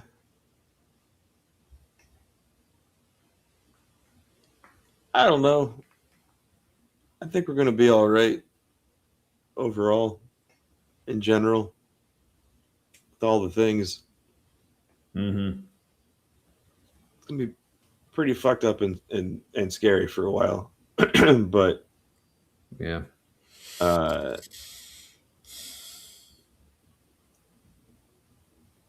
great sign is with all the chaos that's happening in general, not a lot has changed as far as actual experiences for that many people.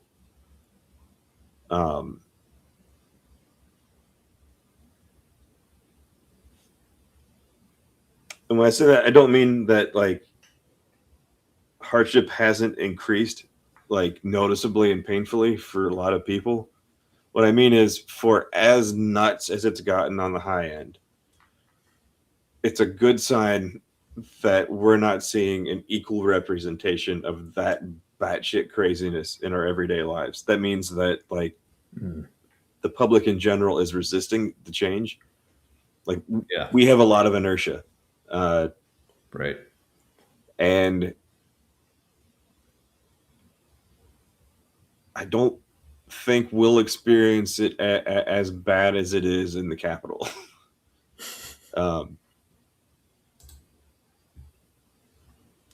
Yeah. Yep. That's how I feel in my better moments. All right. Well, I like it. I'll take it. But yeah, just leave, like, with a couple parting comments. Yeah, get well soon, Miranda. Mm-hmm. Yeah, thank you, Aunt Jur. And Real Melly says, hope everything goes well for you, Miranda. Yeah. Like I said, yeah, we're all here. I was talking about Starry. I forgot the name of it. Yes. Starry is also good. But yeah, Miranda, like, hope you just know, like, yeah, we're all here for you. We love you, and like, with whatever ways, yeah, we can help. Yeah, we're glad to be here. So, and also looking forward to having you back in the chat. But yeah, obviously, like, yeah, take care of yourself first. Yeah, do what you need to do to do what you need to do to recover. Yeah, just hope that all goes really well for you, and they fix you up good. So, all right, right, nice. Yep, just fix you up a treat or whatever. Things. Anyway, so yeah, I think that's all I got for tonight. Matt? Well, may your things and stuff be forever with your people. Indeed.